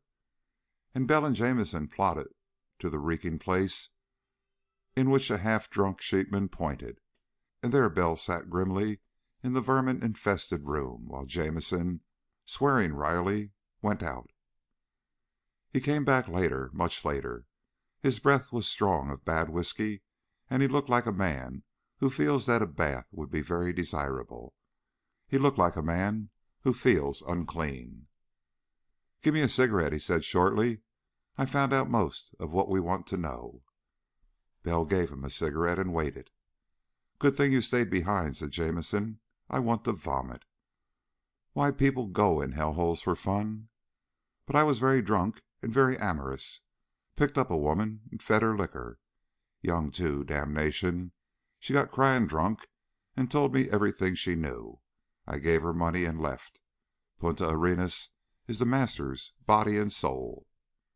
"One could have guessed it," said Bell grimly. "Nothing like it is," said Jamison. "Every living creature, man, woman, and child, has been fed that devilish poison of his. The keepers of the dives go fawning to the local officials for the antidote. The jefe politico is driven in his carriage to be cured when red spots form before his eyes. The damned place is full of suicides and women, and oh my God, it's horrible." A humming, buzzing noise set off in the night somewhere. It kept up for a long time, throttled down. Suddenly it seemed to grow louder, changed in pitch, and dwindled as if into the far, far distance. "That's one of the Master's planes now, no doubt," said Jamison savagely, "going off on some errand for him. He uses this place practically as an experiment station. The human beings here are his guinea pigs. The deputies get a standardized form of the stuff, but he's got it worked out in different doses so he can make a man go mad in hours if he chooses, instead of after a delay. I don't know how. And the Master—" He checked himself sharply.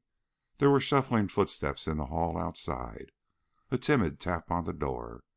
Jamison opened it, while Bell dropped one hand inconspicuously to a weapon inside his shapeless clothing. The toothless and filthy old man who kept the hotel beamed in at them. "Senores," he crackled, "ustedes son de Porvenir? No es verdad?" Jamison hiccuped as one who has been out and been drunken ought to do. "No veos," he rumbled tipsily. "Somos de la estancia del Señor Rubio. Vaya." The old man seemed to mourn that they did not come from the sheep ranches about Porvenir Bay, but he produced a bottle with a shaking hand, still beaming. "Tengo muchos amigos en Porvenir," he chirped amiably. "Y cuesta botella?" "De mila," rumbled Jamison. He reached out his hand. "No mas que poquito," said the old man, beaming but anxious as Jamison tilted it to his lips. "Es whisky de gentes." He beamed upon Bell, and Bell swallowed a spoonful and seemed to swallow vastly more. He lay back lazily while Jamison, in the part of a tipsy sheepherder, bullied the old man amiably and eventually chased him out. "You're amused?" asked Jamison sardonically, when there were no more sounds outside. "Because I said you didn't want to meet the young señorita who loved you when she saw you downstairs. Well, Bell, if you used your brain, you didn't swallow any of that stuff." Bell started up. Jamison caught him by the shoulder. "I'm not sure," he said sharply. "Of course not. But it's damn funny for a Spanish hotel keeper to give something for nothing, even when he seemed just to want to gossip about his friends. Here, drink this water. It looks vile enough to take the place of mustard." Next morning the hotel keeper beamed upon them both as they went out of the place. A slatternly, dark-haired girl who leaned on his shoulder smiled invitingly at Bell. And Bell, in his character of a loutish sheepman from one of the rancheros that dot the shores of the strait, grinned awkwardly back. But he went on with Jamison. "We separate," said Jamison under his breath. "We want to find where the Master lives, mostly. And then we want to find the laboratory where his stuff is mixed. We don't want to do any killing until that's settled. After all, the trade has something to say." Bell caught it indifferently and began to wander idly about the streets, turning here and there as if moved by nothing more than the vaguest curiosity. But gradually he was working through the sections in which the larger buildings stood. Concrete structures, astonishingly modern, dotted the business section. But none of them had an air that would surround the place where a man with power or life or death would be. In a town the size of Punta Arenas, there would be unmistakable evidence about the Master's residence, even if it were only that those who passed it did so hurriedly and with a twinge of fear. There were prosperous men in plenty on the streets, mingled with deserting sailors, stockmen, and farmers from the villages along the strait, and even a few grimy men who looked like miners. But there is a lignite mine not far from the city, and a narrow gauge railroad running to it. Of the prosperous seeming men, however, Bell picked out one here and there toward whom all passers-by adopted a manner of cringing respect. Bell lounged against a pole and studied them thoughtfully. Men with an air of amused and careless scorn which only men with unlimited power may adopt. He saw one grossly fat man with hard and cruel eyes. The uniformed policeman drove all traffic abjectly out of the way of his carriage, and stood with lifted hat until he had passed. The fat man gave not the faintest sign of acknowledgment. "I wonder," said Bell slowly and very grimly, "if that's the master." And then a passer-by dodged quickly past his shoulder, brushing against him, and waited humbly in the street. Bell turned. A party of men were taking up nearly all the sidewalk. There were half a dozen of them in all, and nearly in the middle was the bulky, immaculate, pigmented Ribiera.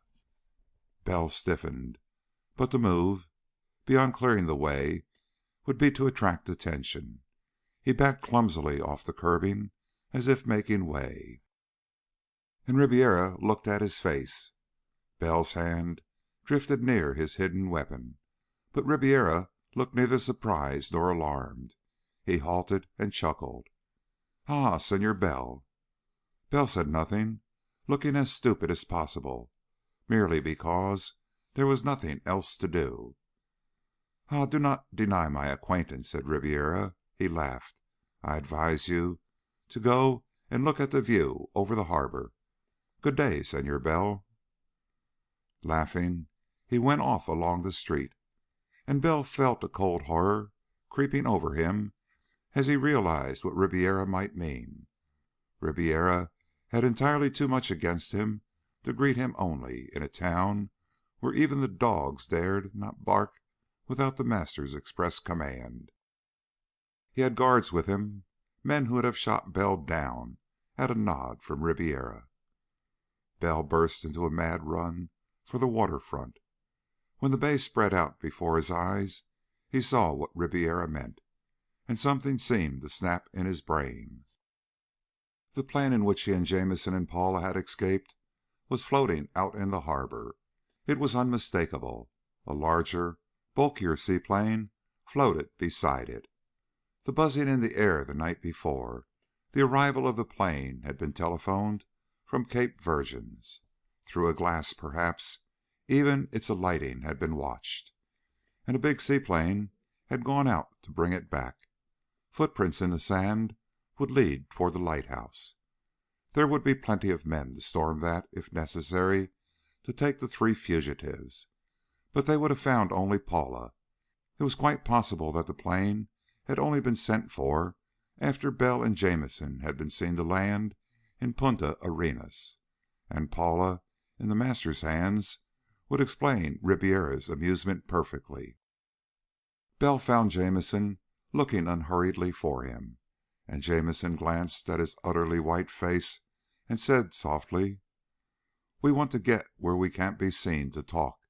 There's a devil to pay." "No use hiding," said Bell. His lips seemed stiff. "Paula?" "Hide anyway," snapped Jamison. He fairly thrust Bell into an alleyway between two houses and thrust two rounded objects beneath his loose-fitting coat. "Two grenades. I have two more. The boat we came in is taken." "So is the plane," said Bell emotionlessly.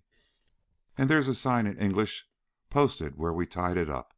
The sign says, 'The Senors Bell and Jamison may recover their boat on application to the master, and may also receive news of a late traveling companion from him.'" "We're known," Bell told him, and amazingly found it possible to smile faintly. "Ribiera met me on the street and spoke to me and laughed and went on." Jamison stared. Bell's manner was almost entirely normal again. Then Jamison shrugged. "The sense of what you're saying," he observed wryly, "is that we're licked. Let us, then, go to see the master. I confess I feel some curiosity to know just what he's like." Bell was smiling. Being in an entirely abnormal state, he had a curious certitude of the proper course to adopt. He went up to a policeman and said politely in Spanish, "I am desired to report to the master himself. Will you direct me?" The policeman abased himself instantly and trotted with them as a guide, and Bell walked naturally now, with his head up and his shoulders back, and smoked leisurely as he went, and the policeman's abasement became abject, and all who walked with that air of amused superiority in Punta Arenas were high in the service of the master. Obviously, these two men in these dejected clothes must also be high in the service of the master, and had adopted their disguise for purposes into which a mere policeman and a slave of the master should not dare inquire. Jamison was rather grim and still. Jamison thought he was walking to his death, but Bell smiled peculiarly and talked almost gaily, and, as Jamison thought, almost irrationally. They came to a house set in a fairly spacious lawn behind a rather high wall. There were greenhouses behind it, and there were flowers growing as well as flowers can be expected to grow in such high altitudes. It was an extraordinarily cheerful dwelling to be found in Punta Arenas, but the shuddering fear in which the little policeman removed his hat as he entered the gateway was instructive. They were confronted by 4 other policemen on guard inside the gate. "Estos, señores," began the abject one. "Take us to the master," commanded Bell, in a species of amused and superior scorn. "It is required, señor," said the leader of the 4 on guard, very respectfully. "It is required that none enter without being searched for weapons." Bell laughed. "Does the master manage things so?" he asked scornfully. "Now, where I am deputy, no man would dare to think of a weapon to be used against me. If it is the master's rule, though." The policeman cringed. Bell scornfully thrust an automatic out. "Take it," he snapped, "and go tell the master that the Senors Bell and Jamison await his pleasure, and that they have given up their weapons." The policeman scuttled toward the house. Bell smiled at his cigarette. "Do you know, Bell," said Jamison dryly in English, "I'd hate to play poker with you." "I'm not bluffing," said Bell. "Not altogether. I have a 4-card flush with a draw to come." Almost instantly the policeman returned, more abject still. He had stammered out Bell's message just as it was given to him, and the slaves of the master did not usually disobey orders, especially orders designed to prevent any danger of a doomed man or woman trying to assassinate the master before madness was complete. Bell and Jamison were received by liveried servants in utter silence and conducted through a long passageway, too long to have been contained entirely in the house as seen from the front. Indeed, they came out into a great open greenhouse, in which the smell of flowers was heavy. There were flowers everywhere, and a benign small old man with a snowy beard and hair sat at a desk as if chatting of amiable trivialities with the frock-coated men who stood about him. The white-haired old man lifted a blossom delicately to his nostrils and inhaled its perfume with a sensitive delight. He looked up and smiled benignly upon the 2. It was then that Jamison got a shock surpassing all the rest. Bell's hands were writhing at the ends of his wrists, writhing as if they were utterly beyond his control and as if they were longing to rend and tear. And Bell suddenly looked down at them, and his expression was that of a man who sees cobras at the ends of his arms. Chapter 17. There was a long pause. Bell was very calm. He seemed to tear his eyes from his writhing hands that were peculiarly sensate, as if under the control of an intelligence alien to his own. "I believe," said Bell steadily, "that the master wishes to speak to me." With an apparent tremendous effort of will, he thrust his hands into his pockets. Jamison cursed softly.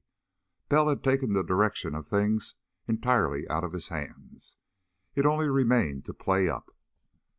"To be sure," said a mild, benevolent voice. The man with the snowy beard regarded Bell exactly in the fashion of an elderly philanthropist. "I am the master, Senor Bell. You have interested me greatly. I have grown to have a great admiration for you. Will you be seated? Your companion also pleases me. I would like," and the mild brown eyes beamed at him, "I would like to have your friendship, Senor Bell." "Pull out a chair for me, Jamison," said Bell in a strained voice, "and I'd like to have a cigarette." Jamison, cursing under his breath, put a chair behind Bell and stuck a cigarette between his lips. He held a match, though his hands shook. "You might sit down, too," said Bell steadily. "From the manner of the master, I imagine that the conversation will take some time."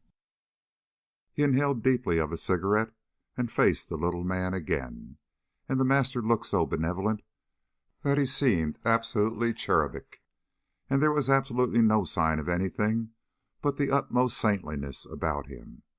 His eyes were clear and mild, his complexion was fresh and translucent.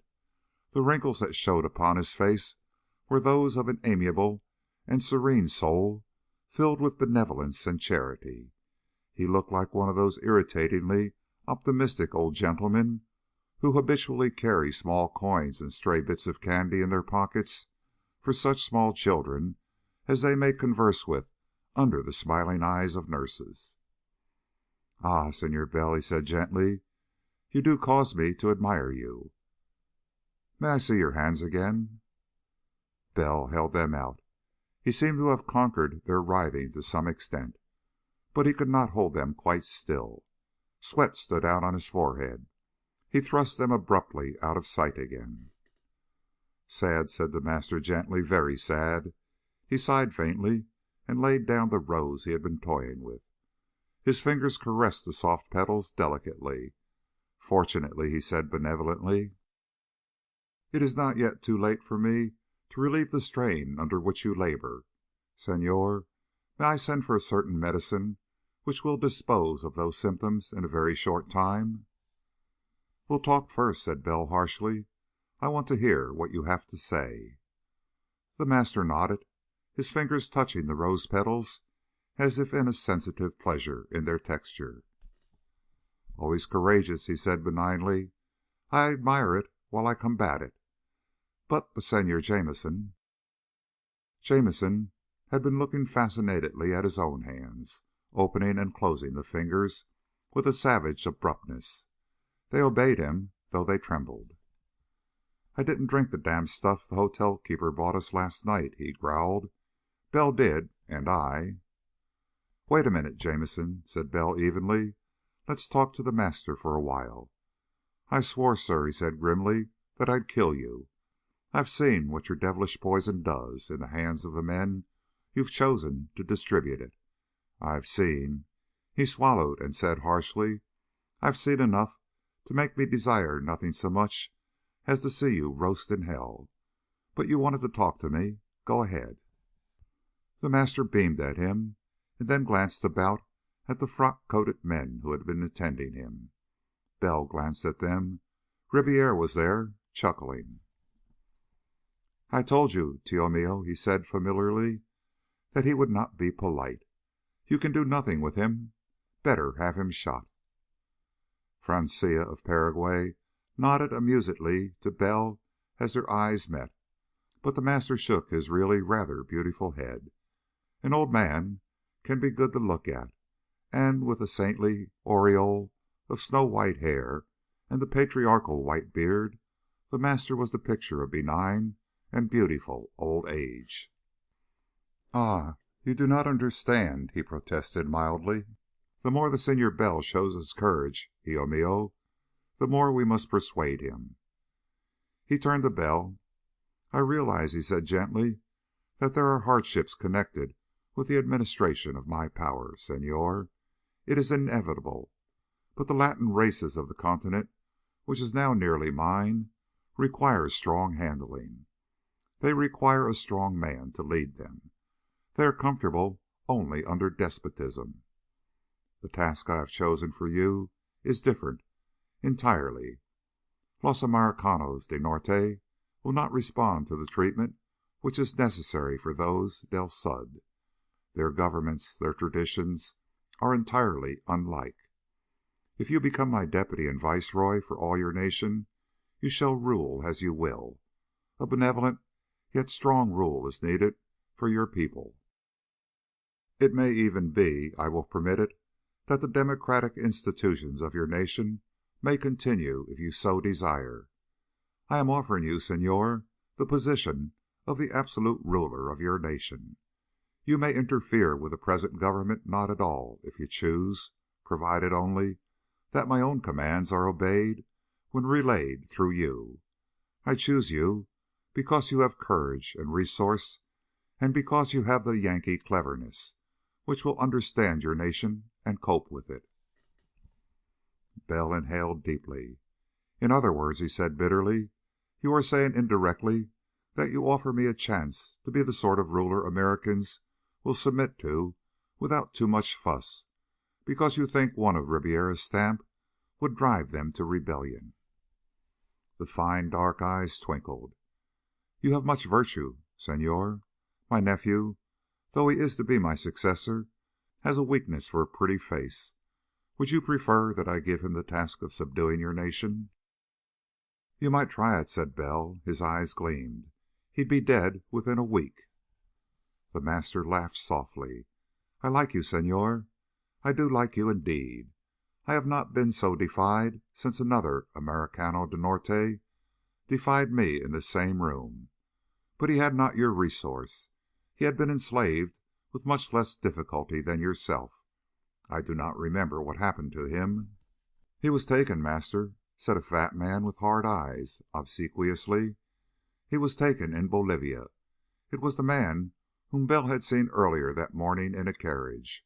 You gave him to me. He had insulted me when I ordered him sent to you. I had him killed, but he was very obstinate." "Ah, yes," said the master meditatively. "You told me the details." He seemed to recall small facts in benevolent retrospection. "But you, Senor Bell, I have need for you. In fact, I shall insist upon your friendship, and therefore—" He beamed upon Bell.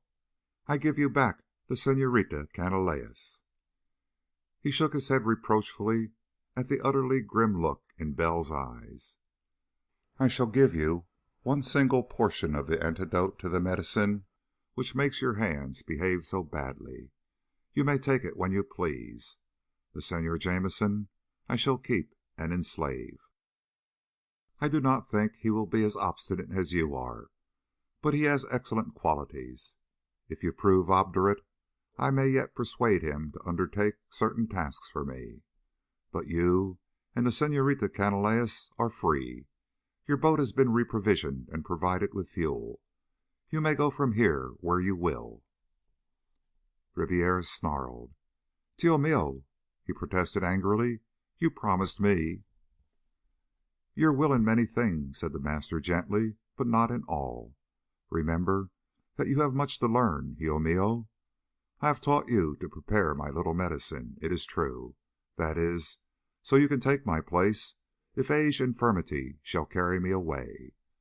The master folded his hands with an air of pious resignation. "But you must learn policy. The Senorita Canalejas belongs to the Senor Bell." Jameson was staring, now, but Bell's eyes had narrowed to mere slits. "You see," said the master gently to him, "I desire your friendship. You may go where you will. You may take the Senorita Canalejas with you. You will have enough of the antidote to my little medicine to keep you sane for perhaps a week. In 1 week you may go far with her. You may do many things, but you cannot find a place of safety for her. I have a little power, Senor. If you take her with you, your hands will writhe again. Your body will become uncontrollable. Your eyes, staring and horror-struck, will observe your own hands rending her. While your brain is yet sane, you will see this body of yours, which now desires her so ardently, tearing at and crushing that delicate figure, gouging out her eyes, battering her tender flesh, destroying her. Have you ever seen what a man who has taken my little medicine does to a human being at his mercy?" The figures about the master were peculiarly tense. The fat man with the hard eyes laughed suddenly. It was a horrible laugh.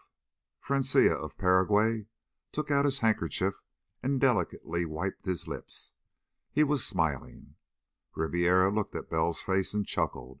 His whole gross figure shook with his amusement.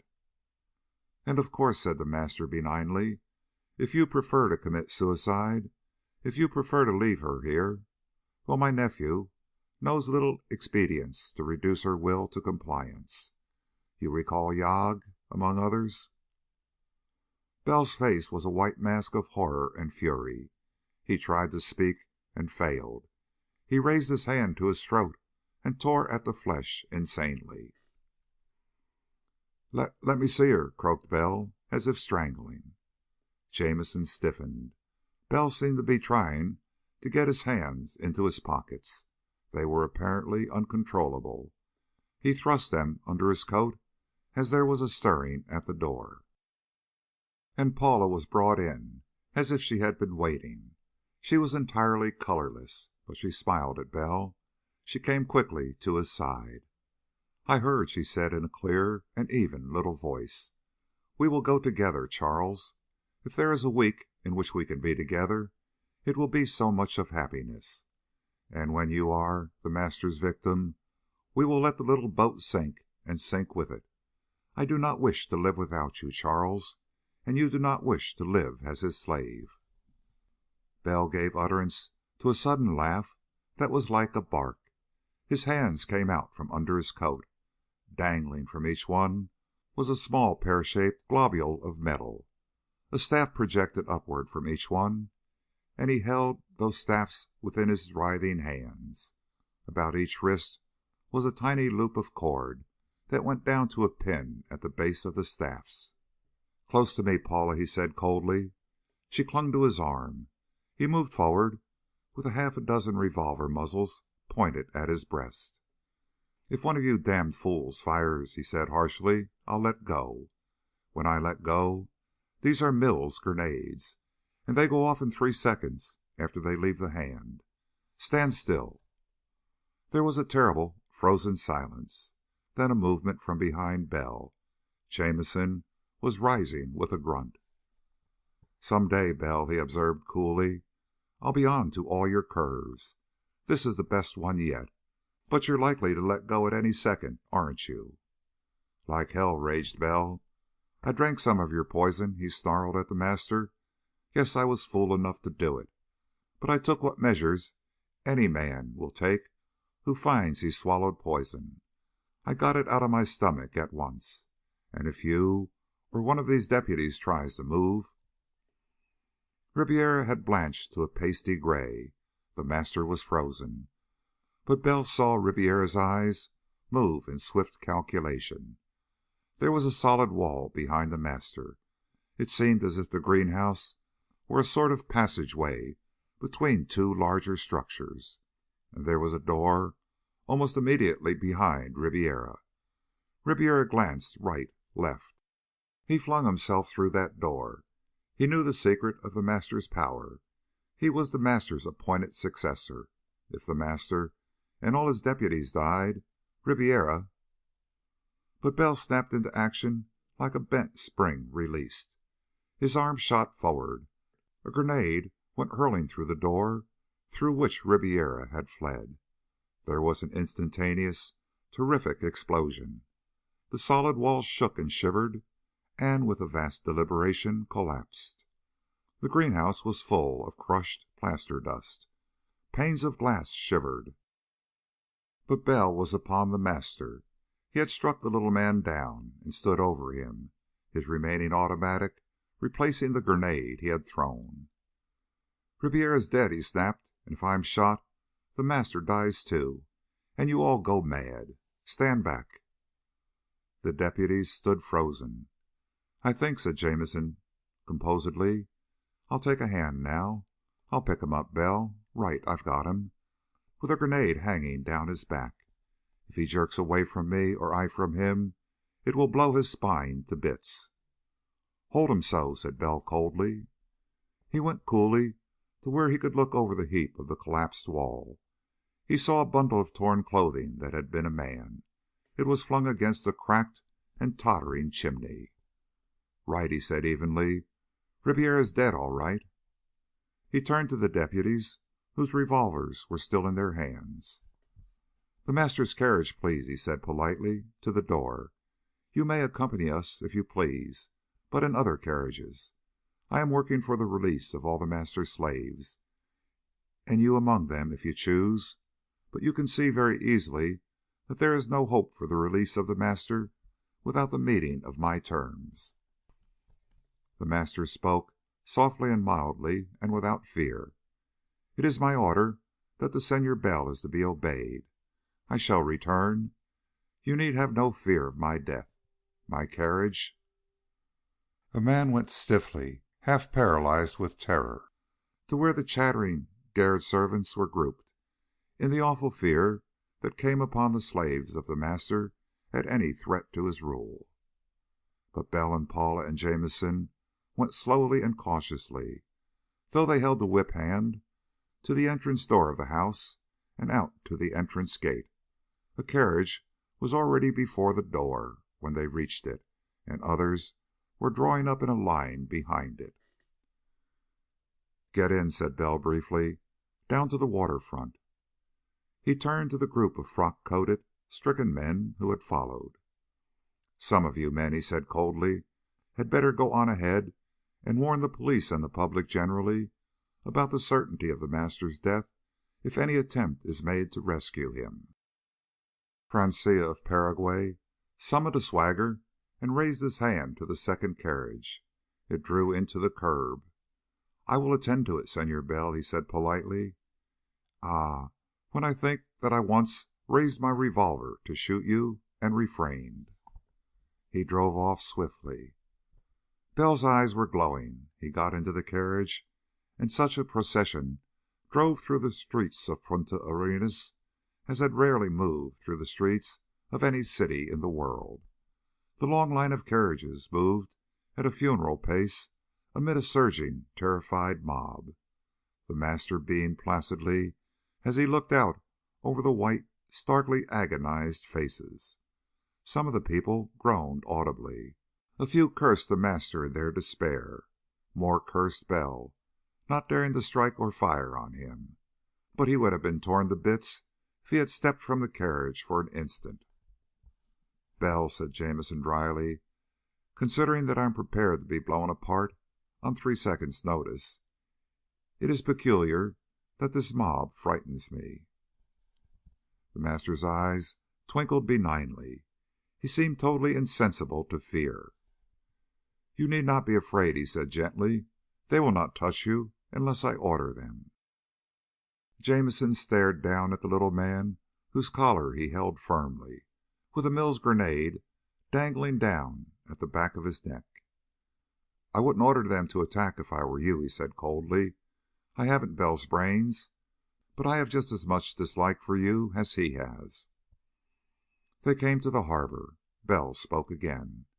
"The carriage is to drive out to the end of one of the docks, and no one else is to go out on that dock." The Master relayed the order in his mild voice, but as the coachman obeyed him, he clucked his tongue commiseratingly. "Senor Bell," he protested gently, "you do not expect to escape, not after killing me. Why, that is absurd." Bell said nothing. He alighted from the carriage, his face set grimly, and stared ashore at the long, long row of terrified faces staring out at him. The whole waterfront seemed to be lined with staring faces. Wails came from the mass of enslaved human beings. "Hold him here, Jamison," he said drearily. "I'm going out to look at that big plane. There's a rowboat tied to the dock here." He swung down the side into the dock and rowed off into the harbor, while the horses attached to the Master's carriage pawed impatiently at the wooden flooring of the dock.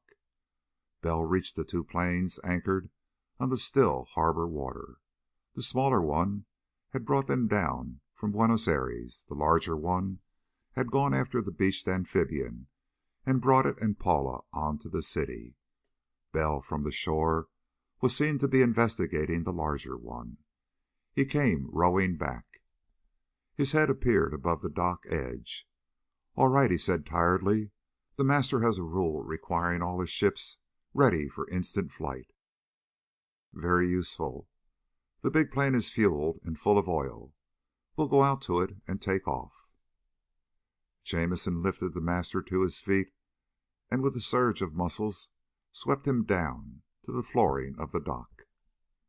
"Paula first," said Bell, "and then the master, and then you, Jamison." "One moment," said the master reproachfully. "It would be cruel not to let me reassure my subjects. I will give an order." Bell and Jamison listened suspiciously, but he spoke gently to the coachman. "You will tell the deputies," said the master in Spanish, "that a month's supply of medicine for all my subjects will be found in my laboratory. And you may tell them that I shall return before the end of that time."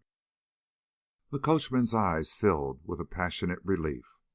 "Now," said the master placidly, "I am ready for our little jaunt." Paula descended the ladder and seated herself in the bow of the boat. Bell covered the master grimly with his automatic as he descended. With surprising agility, Jamison came down last and resumed his former grip on the master's collar. Bell rowed out to the big plane. Jamison kept close watch while Bell started the four huge motors and throttled them down to warming up speed, while he hauled up the anchor with which the huge seaplane was anchored. The dock was covered with a swarm of panic-stricken folk.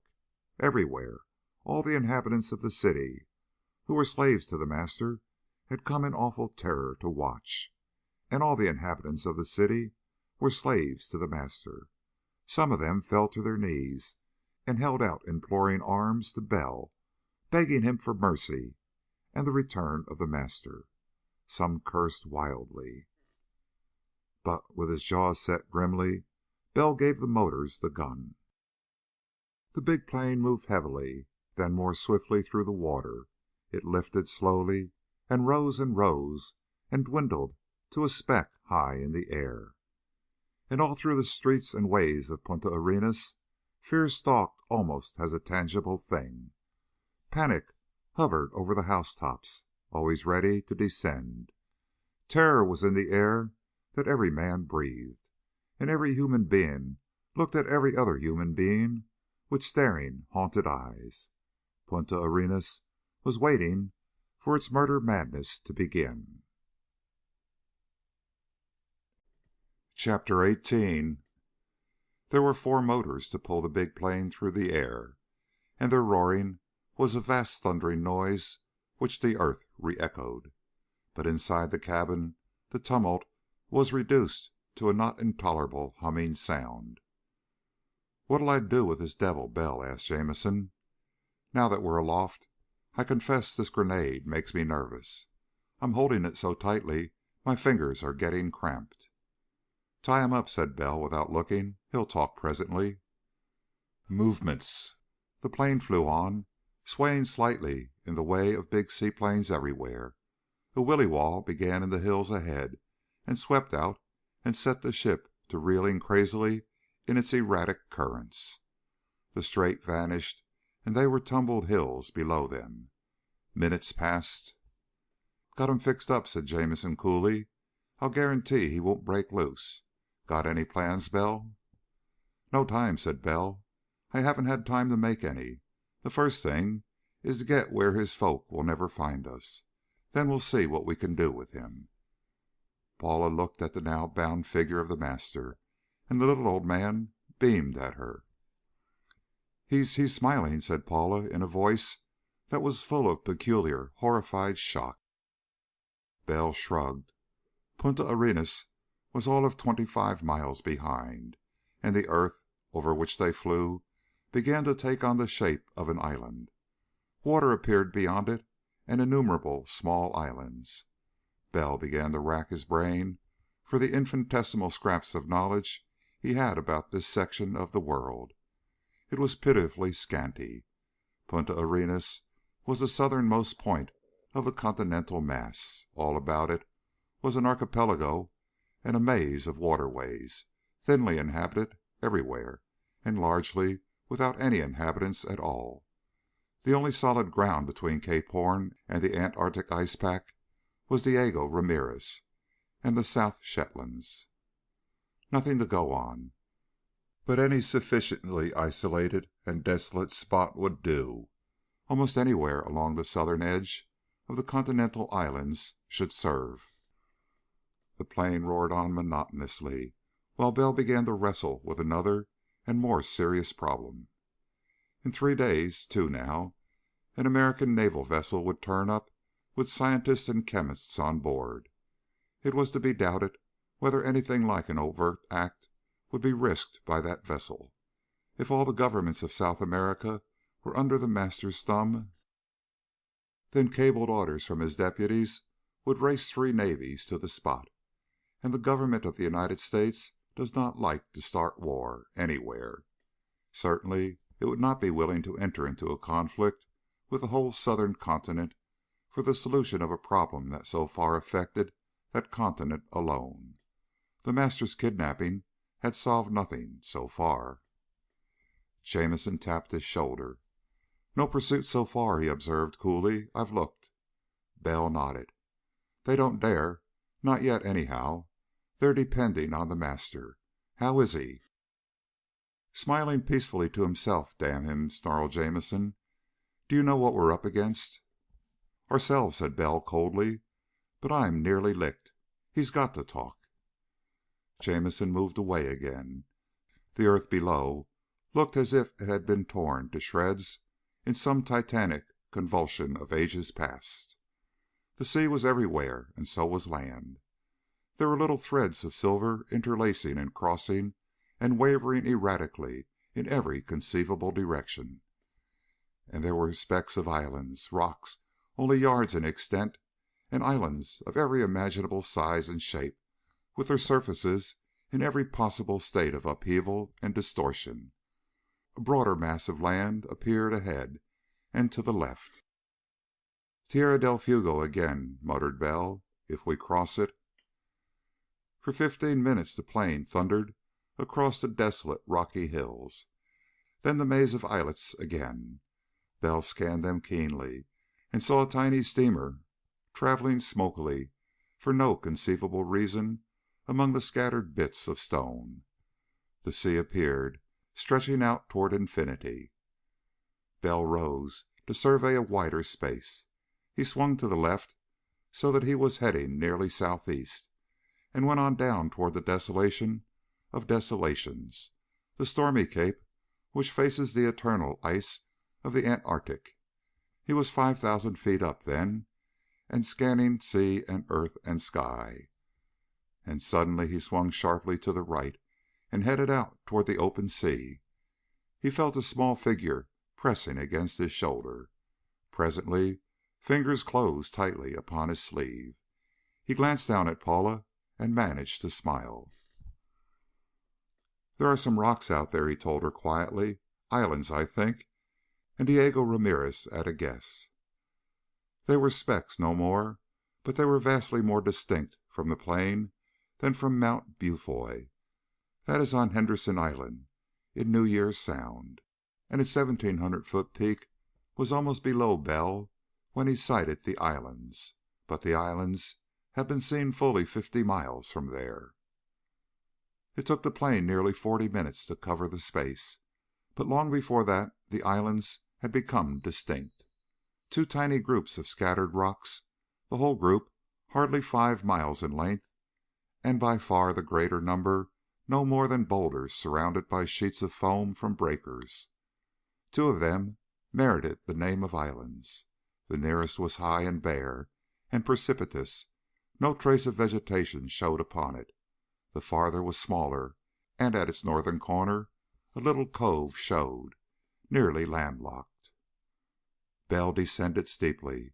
The big plane plunged wildly in the air eddies about the taller island at 500 feet, but steadied and went winging down lower and lower. The waves between the 2 islands were not high, but the seaplane alighted with a mighty, a tremendous splashing, and Bell navigated it grimly, though clumsily, into the mouth of the cove. There a small beach showed. He went very slowly toward it. Presently he swung abruptly about. A wingtip float grounded close to the shore. The motors cut off and left a thunderous silence. Bell climbed atop the cabin and let go the anchor. "We're here," he said shortly. "Bring the master and we'll go ashore." The catwalk painted on the lower wing guided them. Bell jumped to the rocks first and stumbled, and then rose to lift Paula down and take the master's small, frail body from Jamison's arms. "You've looked for a gun?" asked Bell. "He had nothing to fight with," said Jamison heavily. He had been facing the same problem Bell had worked on desperately and had found no answer, but he shuddered a little as he looked about the island. There was nothing in sight but rock. No moss, no lichens, not even stringy grass or the tufty scrub bushes that seemed able to grow anywhere. Bell untied the master carefully but without solicitude. The little man sat up and brushed himself off carefully and arranged himself in a comfortable position. "I am an old man," said the master in mild reproach. "You might at least have given me a cushion to sit upon." Bell sat down and lighted a cigarette with fingers that did not tremble in the least. "Suppose," he said heartily, "you talk. First, of what your poison is made. Second, of what the antidote is made. Third, how we may be sure you tell the truth." The master looked at him with bright, shrewd, and apparently kindly old eyes. "Hijo mio," he said mildly, "I am an old man, but I am obstinate.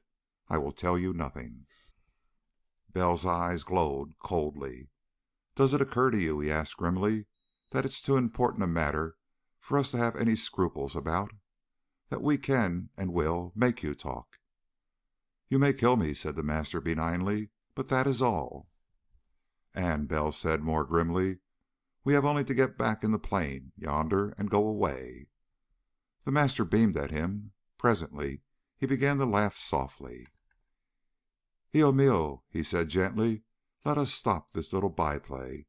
You will take me back in my airplane and you will land me at Punta Arenas. And then you will fly away. I concede your freedom, but that is all. You cannot leave me here." "Paula," said Bell coldly, "get in the plane again. Jamison." Paula rose doubtfully. Jamison stood up. The master continued to chuckle amiably. "You see," he said cherubically, "you happen to be a gentleman, Senor Bell. Every man has some weakness. That is yours. And you will not leave me here to die because you have killed my nephew, who was the only other man who knew how to prepare my little medicine. And you know, Senor, that all my subjects will wish to die. Those who do, in fact," he added mildly, "will be fortunate. The effect of my little medicine does not make for happiness without its antidote." Bell's hands clenched. "You know," said the master comfortably, "that there are many thousands of people whose hands will writhe very soon. The city of Punta Arenas will be turned into a snarling place of maniacs within a very little while, if I do not return. Would you like, Senor, to think in after days of that pleasant city filled with men and women tearing each other like beasts, of little children even, crouching and crushing and rending the tender flesh of other little children, of lisping little ones gone?" "Stop!" snarled Bell in a frenzy. "Damn your soul, you're right. I can't. You win so far." "Always," said the master benevolently. "I win always. And you forget, Senor. You have seen the worst side of my rule. The revolutions, the rebellions that have made men free. Were they pretty things to watch? Always, amigo, the worst comes. But when my rule is secure, then you shall see."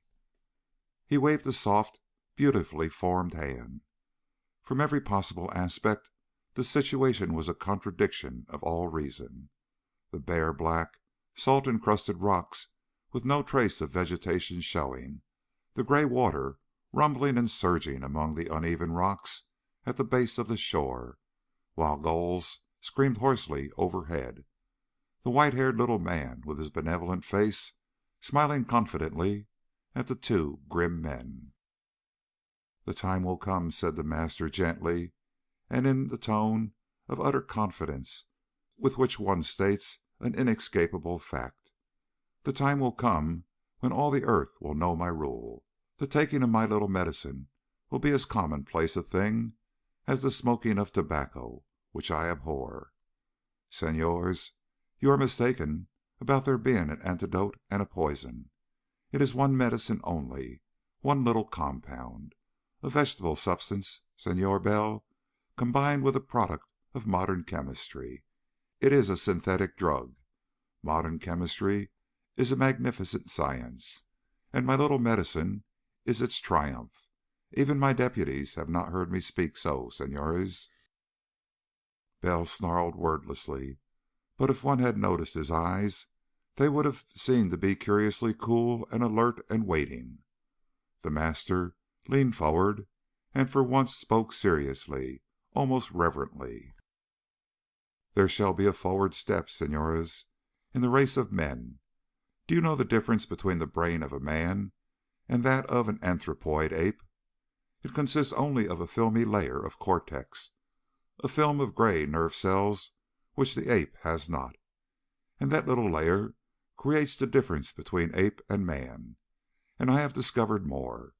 My little medicine acts upon that film. Administered in the tiny quantities I have given to my slaves, it has no perceptible effect. It is merely a compound of a vegetable substance and a synthetic organic base. It is not excreted from the body. Like lead, it remains always in solution in the blood. But in or out of the blood, it changes always to the substance which causes murder madness. Fresh or changed, my little medicine acts upon the brain." He smiled brightly upon them. "But though in tiny quantities it has but little effect, in larger quantities, when fresh, it makes the functioning of the gray cells of the human brain as far superior to the unmedicated gray cells as those human gray cells are to the white cells of the ape. That is what I have to offer to the human race, intelligence for every man, which shall be as the genius of the past." He laughed softly. "Think, senors. Compare the estate of men with the estate of apes. Compare the civilization which will arise upon the earth when men's brains are as far above their present level as the present level is above the anthropoid. The upward step of the human race under my rule will surpass the advance from the brutish caveman to intellectual genius. But I have seen, senors, the one danger in my offering." There was silence. Jamison shook his head despairingly. The master could not see him. He formed the word with his lips. "Crazy?" Bell said coldly, "Go on." "I must rule," said the master soberly. "It is essential. If my little secret were known, intelligence would be magnified, but under many flags and with many aims. Scientists, with genius beside which Newton pales, would seek out deadly weapons of war. The world would destroy itself of its own genius. But under my rule—" "Men go mad," said Bell coldly. The master smiled reproachfully. "Ah, you are trying to make me angry so that I will betray something. You are clever, Senor Bell. With my little medicine, in such quantities as I would administer it to you—" "You describe it," said Bell harshly and dogmatically, "as a brain stimulant, but it drives men mad." "To be sure," said the master mildly, "it does. It is not excreted from the body save very, very slowly, but it changes in the blood stream. Let us say, sugar changes into alcohol in digestion. The end product of my little medicine is a poison which attacks the brain. But the slightest bit of unchanged medicine is an antidote. It is," he smiled amiably, "it is as if sugar in the body changed to alcohol and alcohol was a poison, but sugar unchanged was an antidote. That is it exactly. You see that I have taken my medicine for years, and it has not harmed me." "Which," said Bell, and somehow his manner made utter silence fall so that each word fell separately into a vast stillness, "which, thank God, is the one thing that wins finally for me." He stood up and laughed, quite a genuine laugh. "Paula," he said comfortably, "get on the plane. In the cabin. Jamison and I are going to strip The Master." Paula stared. The Master looked at him blankly. Jamison frowned bewilderedly, but stood up grimly to obey. "But, Senor," said the Master in gentle dignity, "merely to humiliate me?" "Not for that," said Bell. He laughed again. "But all the time I've been hearing about the stuff, I've noticed that nobody thought of it as a drug. It was a poison. People were poisoned. They did not become addicts. But you are the only addict to your drug." He turned to Jamison, his eyes gleaming. "Jamison," he said softly, "did you ever know a drug addict who could bear to think of ever being without a supply of his drug right on his person?" Jamison literally jumped. "By God, no!" The Master was quick. He was swarming up the plane wing tip before Jamison reached him, and he kicked frenziedly when Jamison plucked him off. But it was wholly, entirely, utterly horrible that the little white-haired man, whose face and manner had seemed so cherubic and so bland, should shriek in so complete a blind panic as they forced his fingers open and took a fountain pen away from him. "This is it," said Bell in deep satisfaction. "This is his point of weakness." The Master was ghastly to look at now.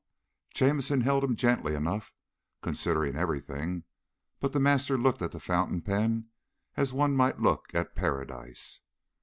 I swear," he gasped. "I swear I will give you the formula."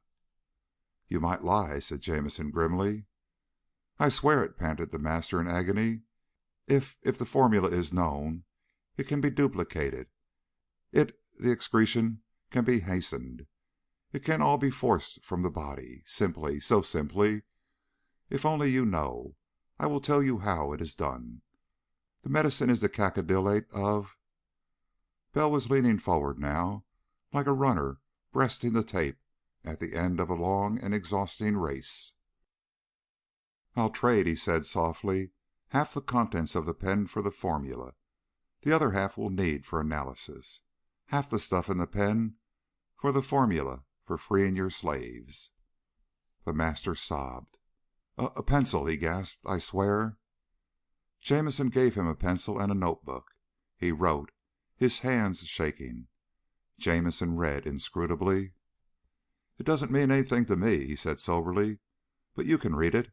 It's legible." Bell smiled faintly. With steady finger he took his own fountain pen from his pocket.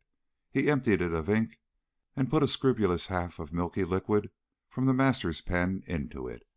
He passed it over. "Your medicine," said Bell quietly, "may taste somewhat of ink, but it will not be poisonous. Now, what do we do with you?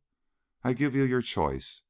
If we take you with us, you will be held very secretly as a prisoner until the truth of the information you have given us can be proven.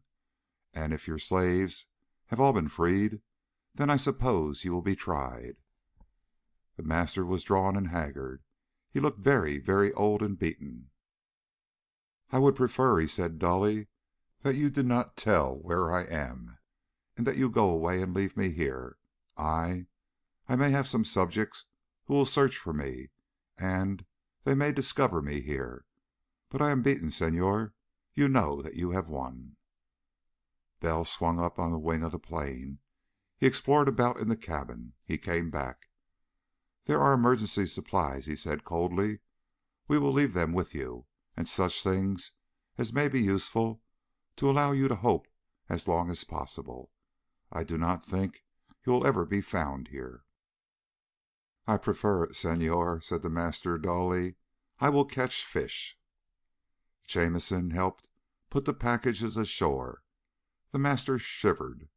Bell stripped off his coat and put it on top of the heap of packages. The master did not stir.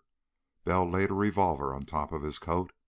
He went out to the plane and started the motors. The master watched apathetically as the big seaplane pulled clumsily out of the little cove. The rumble of the engines became a mighty roar.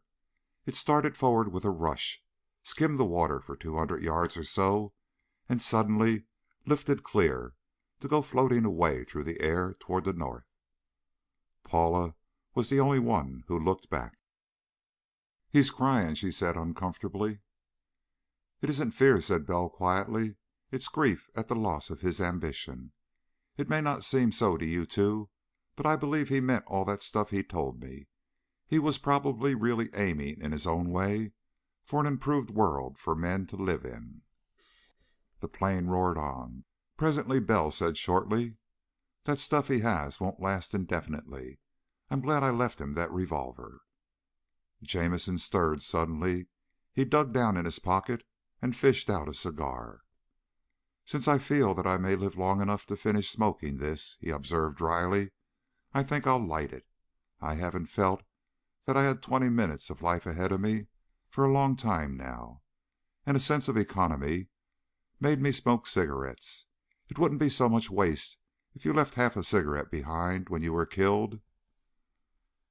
The tight little cabin began to reek of the tobacco.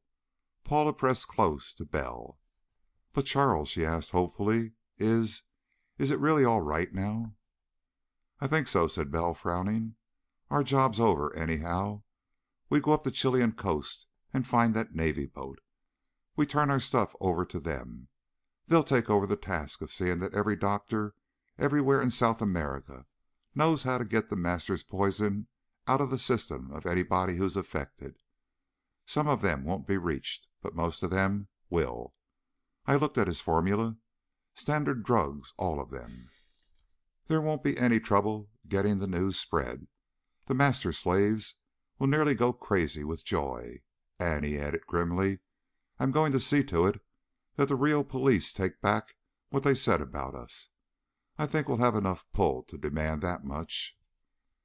He was silent for a moment or so, thinking. "I do think, Jamison," he said presently, "we did a pretty good job." Jamison grunted. If it's really over," said Paula hopefully. "Charles." "What?"